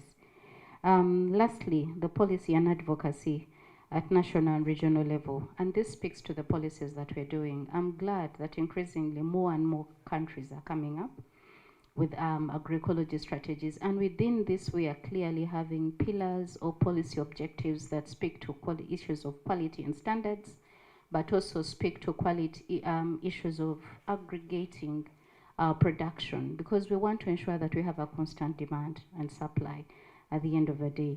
So with this, we are also looking at incentivizing the farmers that are always, so that they can be motivated. Madame Jane, when she was speaking in the morning, she said, it doesn't make any sense for me to produce as a farmer, and I'm not motivated because I can't get an income from this. And this is what we are talking about, incentivizing. You can only do that when a farmer is motivated and they are sure there is a market they're going to supply. There is a consumer who is willing to pay a little bit more than the conventional products for their products. So we need to see those policies, speak to and protect the smallholder farmers' interest, but also agroecological integrity for us to be able to trade fairly in inclusive markets. Thank you. Thank you so much. I'm certain that we have really run out of time, but I wanted to give my panelists a minute. I'm sure when Madam Josephine was speaking, Mr. Chimera had some issue he had forgotten, but I don't know whether he can summarize it in a minute so that we can allow one or two questions to come in. I think we can just have questions, one or two, then we have parting shots. Okay, thank you. Thank you, Jonathan. I'm a very passionate person about standards. Like what Mr. Chimera said, it's very, very crucial. Even if the president says you take your products to Kenya, if they don't meet the standards, they will come back. So also to share my experience with standards. Here we have to understand that we are talking about placing agroecology trade at the forefront. You have to recognize we are talking about two things. One are the product quality standards. We have to be very careful with that. These are ISO standards. Then we are talking about sustainable agricultural production standards, where organic agriculture falls, right? They may not directly fall into the, of course it's a technical thing that I want to say, but I'm trying to break it down a little bit. When organic agriculture standards are developed, there is already the harmonized East African standard. I want to agree with you 100% and disagree with Chariton that the Uganda organic standard stopped being operational the moment we harmonized into the East African standard. That is 100% correct. But we are talking about two systems. One came before, another one came after. One system has its own standards, which are already harmonized, which are also already recognized. We are talking about placing agroecology at the market, which doesn't have a standard, but it has guidelines, it has principles. I want us to dwell on this. Harmonized product standards are there. A product can meet all the quality specifications when it's not agroecological. That one we have to agree. It can be 100% organic or agroecological, even if it doesn't meet the product quality standards. That one we have also to agree. So we are talking about two wavelengths. When we are talking about agroecological trade, we need to first understand what comes first. First is to place agroecology there, in the existing standard. And we cannot skip the word harmonization. When we went to Ethiopia and we wanted to include cafe practices into organic standard was there. Cafe practices were just guidelines. Then the cafe practices, SCS had to call for a harmonization meeting. The organic standard was strong and you could export to EU. Cafe practices had only guidelines. And a lot of people were saying, it's organic certified. How do we make sure it follows the good coffee social principles? How do we tell that it tells the story of the women who pick coffee? Then organic sat with cafe, with SCS and say, okay, bring your guidelines, we bring our standard, and we harmonize so that we sell cafe organic. The same thing we did in Rwanda, the same thing in Rwanda in 2014 when I was there. So also another example is when we had the sustainable wild harvest. Sustainable wild harvest was like agroecology in 2012. And a lot of people were exporting organic sustainable wild harvest. But people in Europe asked, how do we tell if it's really sustainably harvested? It's organic, we see the logo. But how do we tell it's sustainably harvested? We had to go to Somalia in 2012 to do the harmonization field visit. And we had to harmonize sustainable wild harvest with EU organic. And it was the harmonization of the loose principles, like what we have with with agroecology, into the EU standard. And we have the EU sustainable wild harvest organic regulation. So what we need right now, we have the organic standard.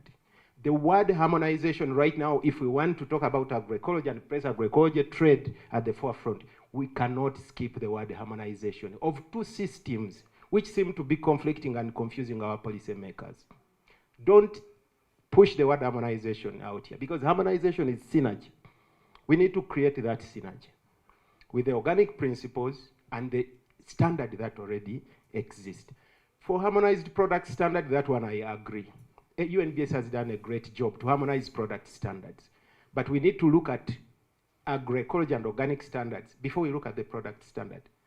Another mistake that I don't want us to make, which many of you have said here, is incorporating agroecology into UNBS product quality standard.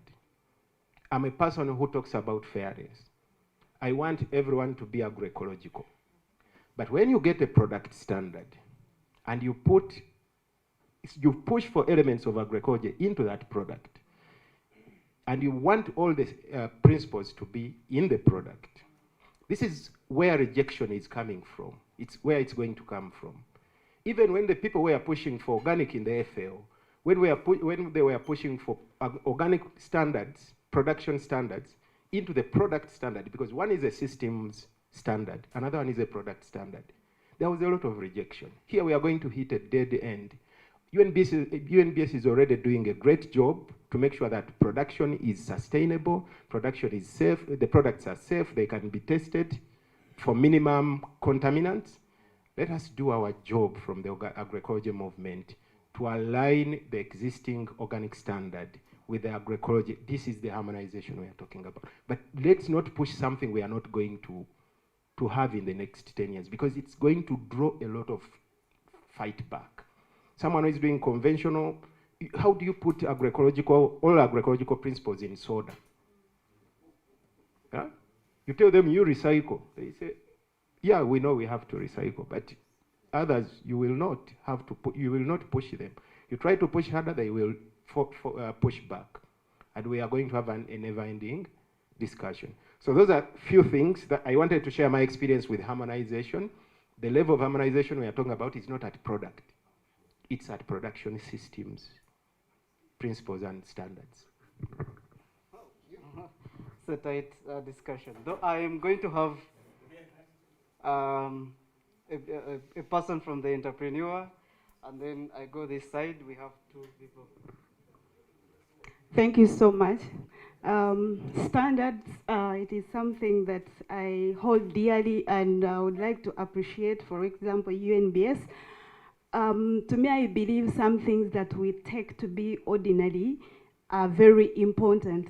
It took me time to understand what a standard means, not until a UNBS official sat me down and explained to me, for example, when we talk of food security, food safety, what does it mean and what does it entail? And after I had understood that, I've consistently certified my product 4 times. So there is need for more sensitization to the masses because these standards are not popular. And my concern again to UNBS, you find the standards are for sale. That is number 1. Then they need to be simplified further. For example, as I shared, I've gone to school, but I struggle to interpret them. So can we have them also in other local languages? Then after that, after you've procured the standards, it takes you to certification. So even when you've certified your product, what parameter is there to protect you in the market because you find you're outcompeted? I know enforcement, sometimes it's done, but it's done at supermarket level, yet real business is in these small shops where we sell. I submit. Thank you.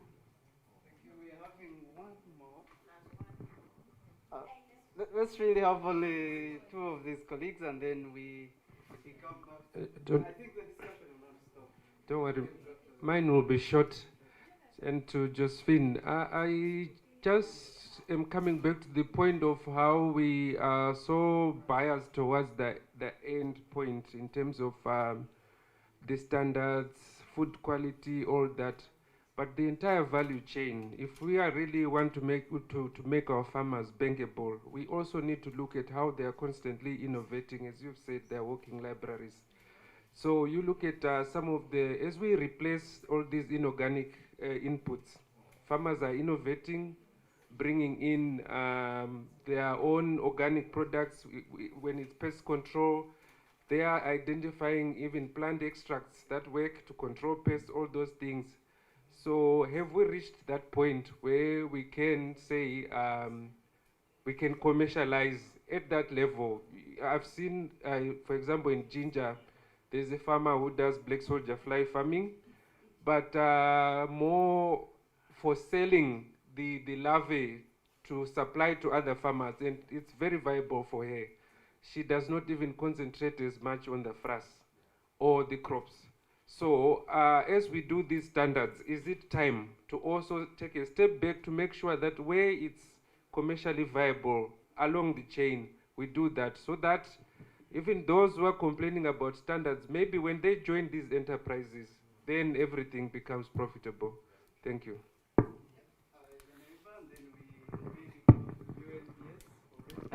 Thank you so much. I want to thank the discussants for those insightful remarks that you made, and we are very grateful for that.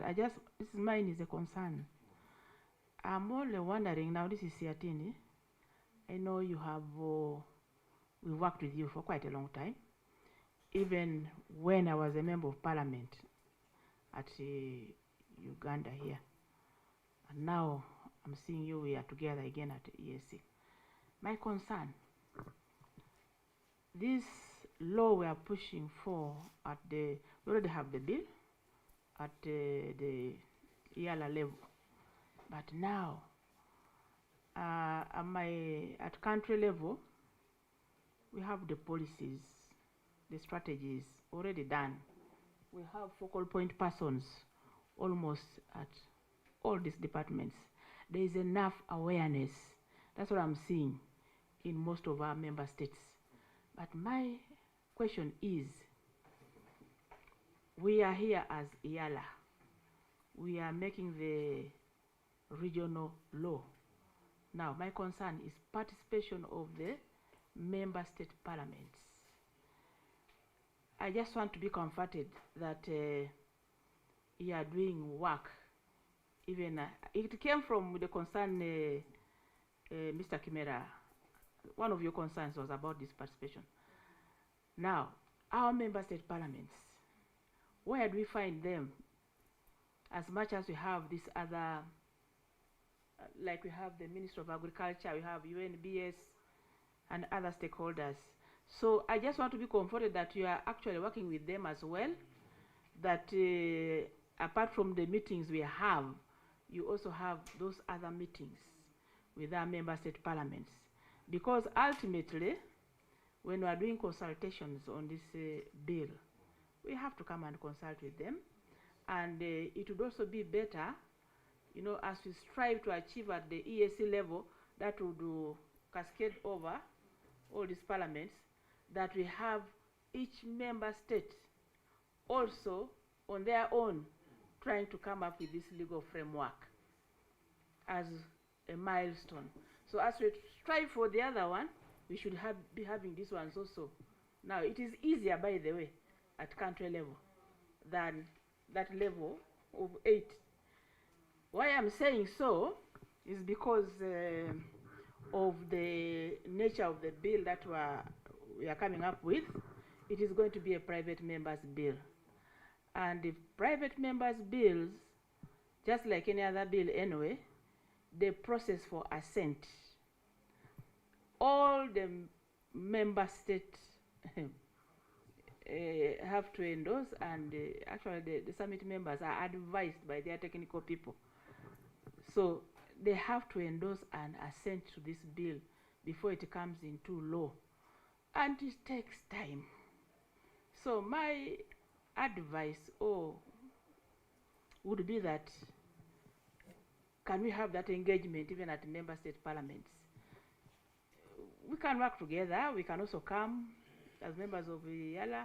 We have these agricultural committees. It is easier here.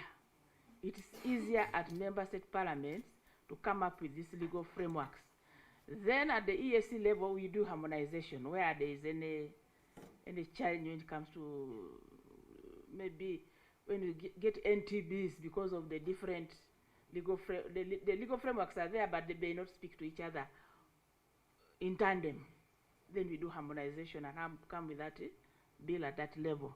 So that's one of my challenges, that are we also dealing with these member state parliaments to come up with this legal framework.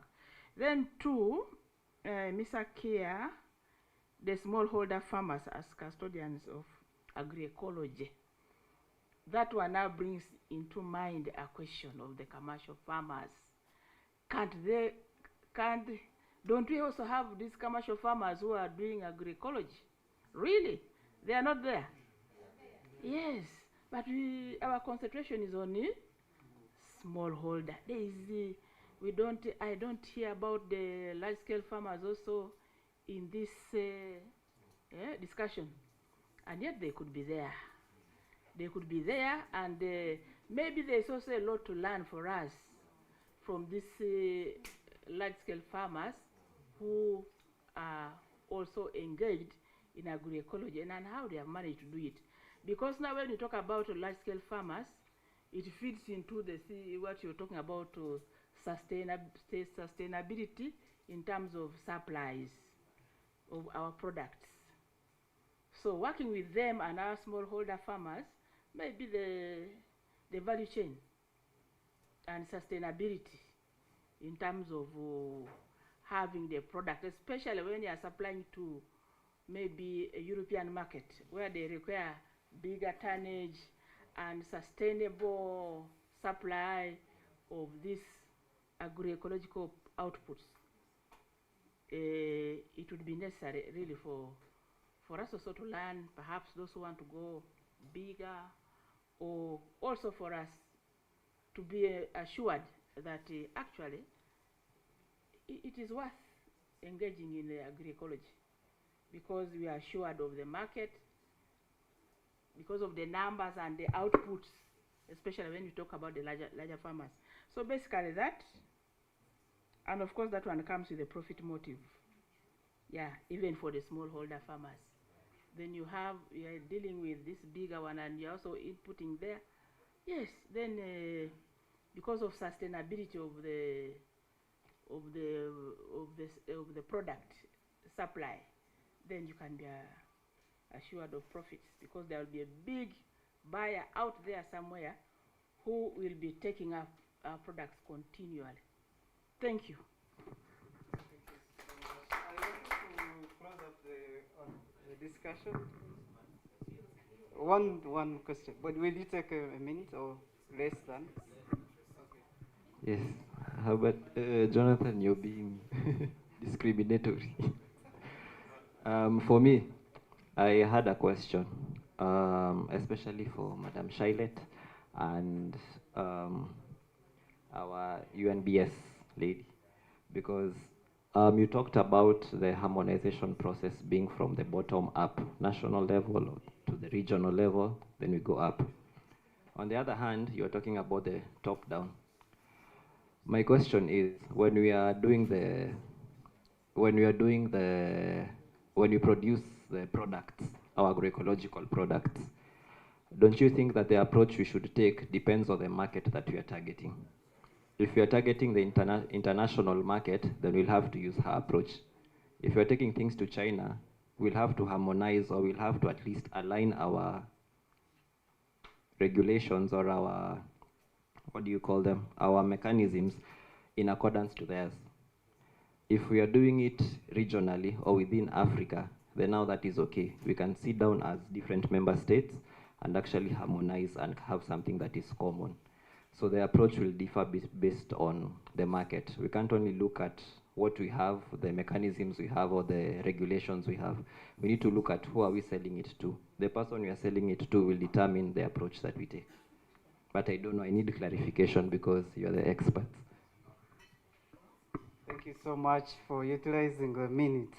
So we are going to have, I don't know if you could do 2 minutes, and then we go to the next. Thank you. I'm going to first answer his question.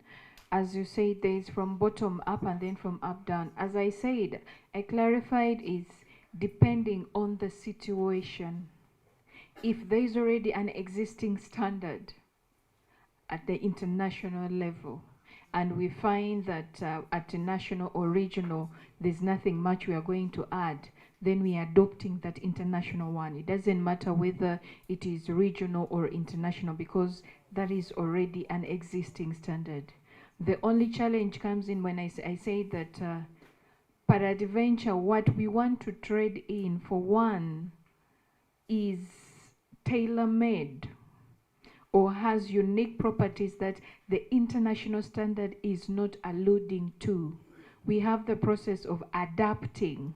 That means we take that international standard, pick it as is, but we add in the aspects we feel is very pertinent for us to take on. Because it will be a disadvantage for us to keep on meeting the international market, but then you find that the local person who is producing is unable to reach it because he's not meeting those parameters due to that. So that is why I said we do adopting, you take as is. We do adapting, that is you pick what is there and then add in the aspects you feel are very important. Most times they're not very many, but the very ones that are very key are the ones you add. Then there's developing the national ones, then there are harmonization from national, regional, and then that cascading comes in. So it cuts across, we are not rigid. I think that has covered you. Then the area of the simplification. We are already doing some simplification of some standards. Only challenge is it has not been mandated to us, or it is really not our, can I say in layman's term, our responsibility to simplify them. So that is why we said we are working together as multi-stakeholder coordinations to simplify. So we are coordinating with a number of organizations that are saying that, okay, we are dealing with this, we want to simplify this. And we have done that in a number of products, we have simplified them, and we have gone ahead to even translate them. And we have done it so that it covers the whole of Uganda, the major regions within Uganda, and that has been done. So it is because translation, simplification, it also, comes with budget issues. So it is not an area we can venture, but it is an area that we are venturing into. We are trying to identify which key areas we can simplify and translate, and we are now trying to include it into our budget line, and then we can do that. And now the out-competing. Now, I think it is not really our work to open the market for you, but it is all about having done all the process of done the certification. What is your marketing strategy as you? Because if you finish certification and you don't market your product, then it will become a waste to you, and also you will have wasted and time consuming and the resources, because you've done it, you've just put it there, you've not marketed it. So for us, we give you the platform to ensure that you're meeting the basic requirements, but you as the owner of the product or the process, it is your responsibility now to market. Now for those who are in the farmer groups or the consumer groups, I think you have a larger platform of advertising, marketing some of these products. I think that is where it is going to come in. But simplification, it is work in progress, but when we partner with other stakeholders who are willing to help us in the funding process and all that, it can be done. And as I speak right now, we are partnering with a project, CocoDev, in the coffee sector. We are simplifying the major standards within coffee and the cocoa, and then we are also going to translate them. But also we are trying to look at developing a new standard on, I think it's cascara, value addition on some of these aspects. So it is work in progress. We have already partnered with a lot of them, the cereals, rice, and I think Mr. Chimera has also participated in a number of those procedures. So it is work in progress. But if you feel that other than keeping it in English, we can go ahead and say, even if we don't simplify, we make them into specific languages. As I say, that is an area that you can be ventured into, so it can be written as a group and say that, okay, if this can be done, we may not really have to simplify, but if you can translate them, it can also work. So that is an area that it's still a gray area, but it is work in progress, and I believe in the near future, we shall be in position to have translated and simplified some of these. Thank you. Thank you so much, Ruth. Speaking about the budget, I think we could give them a round of applause. Yeah, speaking about the budget, you've reminded me about the commitment that we have at the African level, the 10% commitment. And we see no country at the African level has really got to any closer to that. And many governments give explanations that they are investing huge sums of money in agriculture, yet UNBS, as we talk, is grappling with the budget issues. So it is something that EALA can help us and to discern the 10% budget allocation as a commitment to see how governments at the East African level are doing. With that voice, I think the budget issues will be something that we will pose debates and governments getting to their commitments. Aside from that, we are going to have parting shots. I'm very certain we have questions that came along, but then in a few minutes, we are going to have parting shots with the questions, and yeah, thank you so much. Thank you very much, colleagues. Before I give my parting shots, everybody is going to get something like this. At the continental level, under the AU Africa Quality Policy Council, we are driving intertrade. And the Continental Free Trade Area is looking at how do we drive intertrade. And one of the initiatives that we have come up is called Made in Africa. And Made in Africa, you look at this, there's going to be a logo. If you already have a national logo or quality mark, it can be substituted with this. So that the aspects of mutual recognition that were talked of, and the most candidate products are mainly going to be in agriculture sector, which our colleagues had mentioned earlier, the agriculture being the backbone.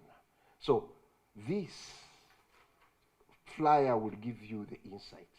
And one of the key language there, building trust through quality assurance.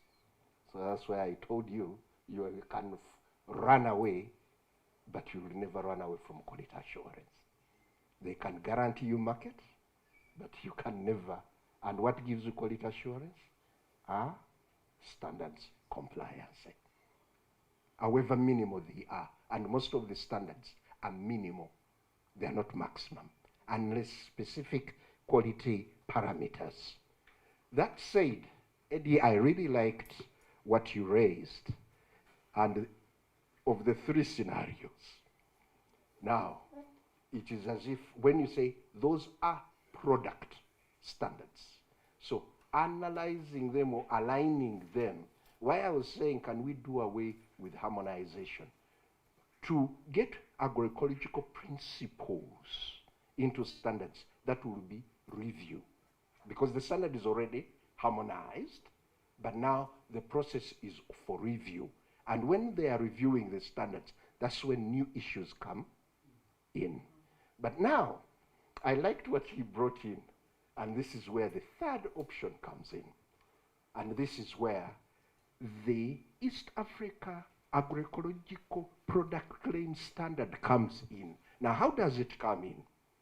This is how we can get, if the organic product standard or organic production standard and organic products, okay, meets 50 to 80% of agroecology, okay?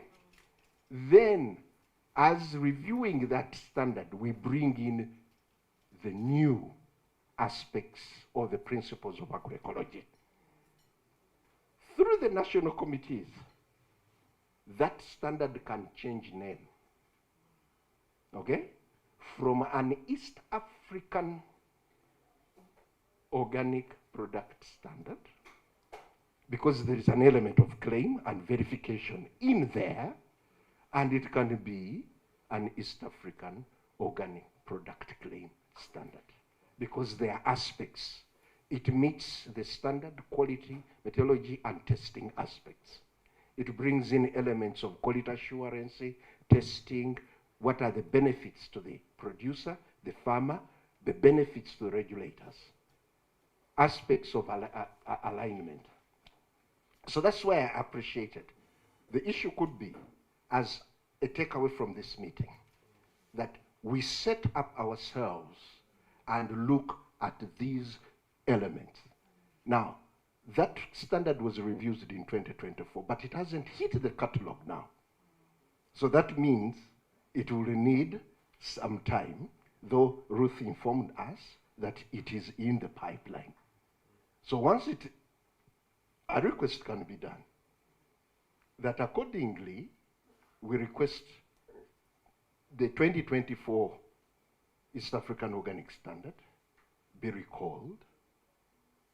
That's a process. And that's the letter writing Ruth mentioned. You get it? That will bring about the review and incorporation. So, ladies and gentlemen, I thought I could bring those in. The good thing is they are source documents now we can use. And we can see how best that can be done alongside the policy and the legislation that is coming in place. And that would be a shortcut. That is my recommendation. And lastly, colleagues, I appreciate, but I'm going to repeat it. Please identify colleagues in your institutions to start coming in to appreciate standard development. If you're thinking of doing business and you do not have a mindset of standard, anything of conformity assessment, anything to do with testing, you don't join the community of practice of doing business. You are an alien, you are a foreigner, you are a weed. I want to make it very clear with you. It will be like giving birth to your children, and you say, I want them to prosper, but I will not educate them, and I will not teach them principles of living in society. Society will weed them out, whether you like it. Those are the hard languages now I want to tell my colleagues in civil society, so that you appreciate standards. Thank you.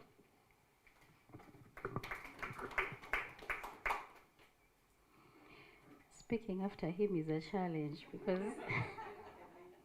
he has said everything, but I want to respond to some of the questions that were posed directly to me. Honorable, when we started, we were looking at smallholder farmers. So for some reason, we always say smallholder farmers. But we have commercial farmers, myself inclusive. So in terms of supply, in terms of aggregating the agroecological products, this can be comfortably done. If you look at our documents now, we are replacing smallholder farmers with farming communities, because we believe agroecology takes on a whole landscape approach. Our whole community has to change for us to be able to speak the same language.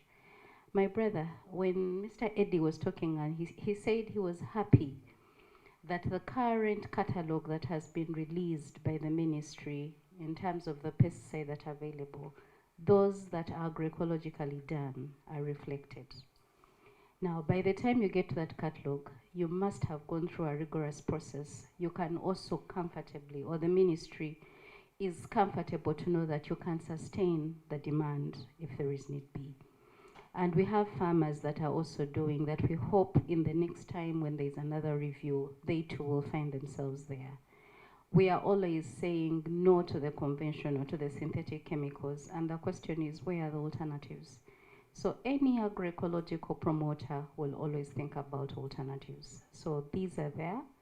We are working towards that. There are quite a number of researches that are supposed to be done on most of these for them to qualify to be on that catalog, but you will see many more coming up. My parting shots. Truthfully, we need to see that more and more, increasingly and increasingly, we are having agroecological products everywhere that we can access. In the morning when Herbert was talking about what his understanding of agroecology was, he alluded to the very many challenges that we're facing, but also the opportunities that were there for us to showcase agroecology, including COVID, but also the lifestyle that we are living right now. We are looking at how can we truly ensure that we are having meaningful trade at East African community level, beyond what we are doing in Uganda. What mechanisms are we putting in place? Are they inclusive? Are they those that can do verification, certification as well? Because for a consumer, they need aspects of quality assurance. They need to know that they can trace this product backwards in case anything came amiss. So agroecology is that one farming system that guarantees all the questions and all the uncertainties that we have. Thank you. Thank you so much, my panelists. I think you can go back to your seats. But before I hand over the microphone, issues of experiences, challenges, and farmer realities have really been the center of discussion. And thank you so much for listening. But lastly, we work with farmers, especially Mitiana and other districts. We have a farmer representative in the house, and we're also very sure that issues of seeds are being very contradictory. And you know, my brother from Kenya, you can testify the court cases that are going on criminalizing seed systems. And we want to see if you can take off time and visit the corner. We have some seeds, and see he can explain further. And then over to you, Herbert.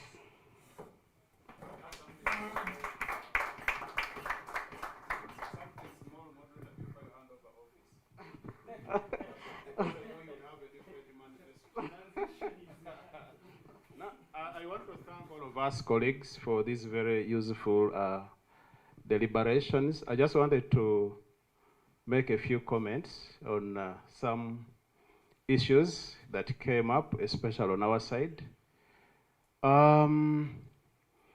Cabinet directed last year, but one, that in case an innovator or non-state actor has any innovation or maybe research is doing or project, you have to present it to the senior management of your respective line ministry for easy buy-in.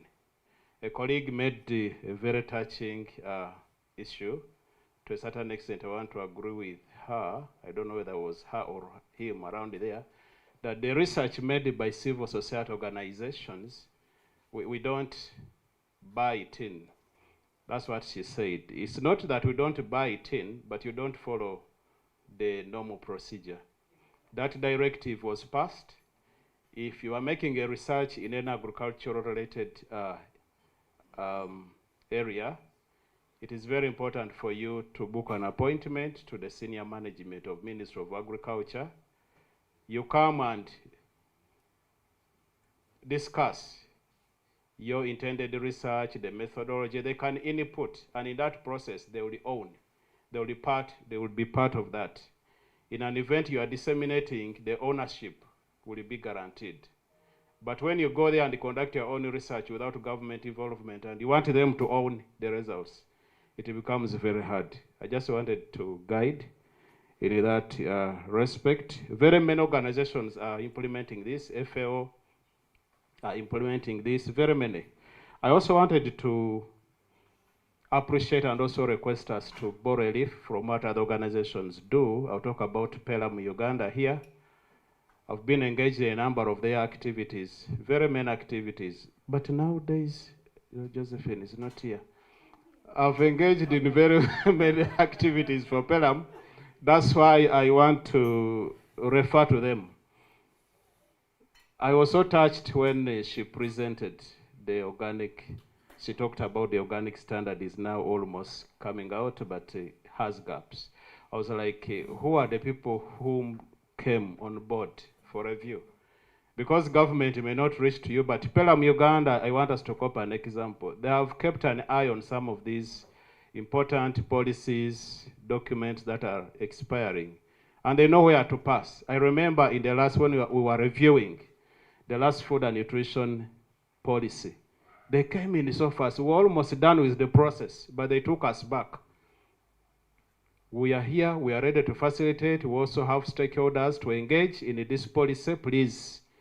And they incorporated a number of they incorporated agroecology in the policy. If they wouldn't have come over, we would also have a policy which is silent. I saw them do the same in the NEDC and very many documents. So I'm requesting, I'm appealing to us, the civil society organizations. For us, government, our expenditure lines are very tight. We have the money, but priorities. Please come over when you see these policies and tickle us to also engage. Some of us may be there, but we may not have the mandate properly. But when you come as civil society and say, please, we also want to participate, those gaps are bridged right away. Lastly, Mr. Moderator, I want to ask all of us, what is happening? Chariton, how many organically certified farmers do we have in Uganda? 400,000 what? Plus. Where are the produce? And they neglected the domestic market. Why? In Uganda, if we ate them, they are poisonous. Because we have markets here, ladies and gentlemen, which are blank. The Tababiri market was closed even. It had no products. People would go there and find empty stalls. I think we need to walk the talk. Where are these farmers, Chariton, and where are the produce? Now we are talking about agroecology, but where are the products? We have a gazetted organic agriculture stall in the Chitoro market. How many of you have visited it? But when you go there, what is there is real. It does not speak what we are doing. We shouldn't just talk about policy, do this, but I think these policy makers need also to be motivated by seeing these things on ground. It shouldn't be us who have over 400,000 organically certified farmers with the empty organic market stalls. Much as they are for export, but I don't think when you produce tomatoes for sale, you deny your family from eating. You don't. So I'm just challenging all of us, PELAM Uganda. I don't know what we can do, but we need to see this produce. Sometimes we go and tickle stakeholders. I cause a lot of violence in Maif. A lot of violence, especially to the main platform, even to senior management. Sometimes say, but where are these things? There's a time I lit too much fire, they went to Abaita Babiri. They only found 2 bottles of wine. And I stopped talking. So please let us mobilize when we are talking about this. The question stakeholders have, moderator, is, President, you are aware, some people have, there's a time we are fidgeting with this. Can agroecology feed? Even we had the same question in Kenya last time. To what extent can agroecology meet the food demand of the population of Uganda if there is no product on the market? So I think some of these things, Madam Wakia, you have a farm, please supply. he made a very touching statement. I think it was Mr. Chimera, who said that if president gave you a free visa. Who was that? Yes, I brought it quickly to my side, and I saw I would also be a culprit. If the president gave me a free visa and said, now, George, you know what? Go and export. I just have nothing. But I'm here full of narratives and references. So, colleagues, we need to walk the talk. Isn't it my boss chair? Hey, we need these products on the market so that when we are talking, we are speaking with evidence. President Afronet, we have a lot of work to do to make sure that we are visible everywhere, not only on the policy documents.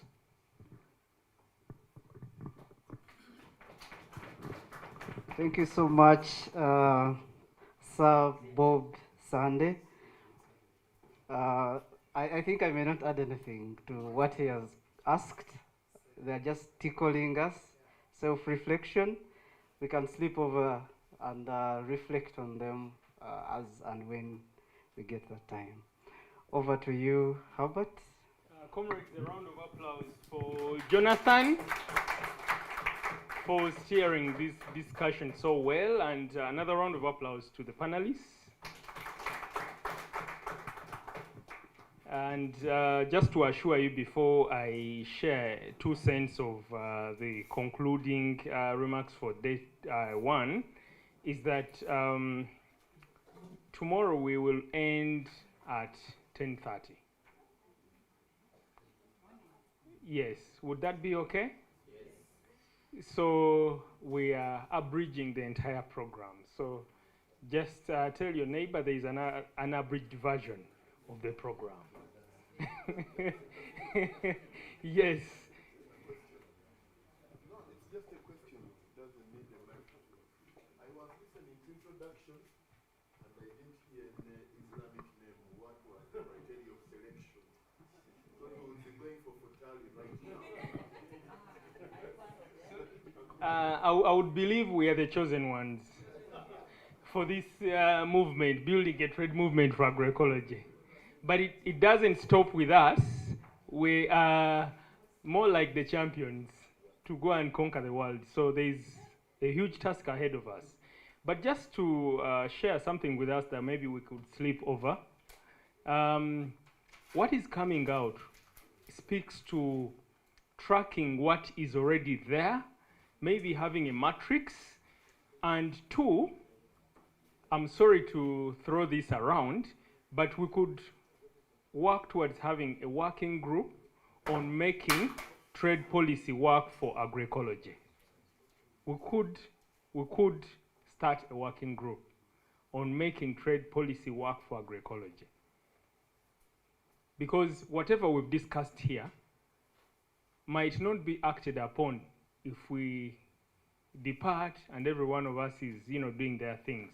So how about if we think about, we could sleep over it, so that tomorrow we think in that line and sharpen it better. A working group on making trade policy work for agroecology, where we bring realities of smallholder farmers. Oh, we are no longer using the word smallholder farmers. Yes. Farming communities, yes. Realities of farming communities into trade policy discourse. And then we could develop a roadmap later which could be disseminated across for us to agree when to convene virtually or even physically, so that there is work that we really set out to do beyond these conversations. Someone actually raised the whole issue of more of the same. So this is not going to be more of the same. We've had conversations and we need to change the narrative to now get to action. So, comrades, it's really been a fruitful day. It's one of those days when you feel heavy. I'm a bit small, but I have the weight of your wisdom. I'm carrying the weight of your wisdom. It's been really a very, very great day with great deliberations, and would like to thank all of us for surviving the day and the discussions. There are no casualties. We are all safe. There was no fighting, but it was intellectual exchange of ideas, which really contributes meaningfully to yielding solutions which we need to address the plight of the farming communities. So I have a colleague right there at the back, Miss Juliet Namulondo. Some of us might pass over there, all of us. She will share a word or two with us in private, because issues that she will talk about don't need a loudspeaker or microphone. And let's meet tomorrow at 8:30 so that we end by 10:30. Would that be okay? Thank you so much. Hallelujah. Thank you so very much. Have a great evening. The evening is upon us. The night is still young. Let's explore Nigeria. Let's cause inflation. Let's support the Nigeria community. Thank you. Yes, thank you so much.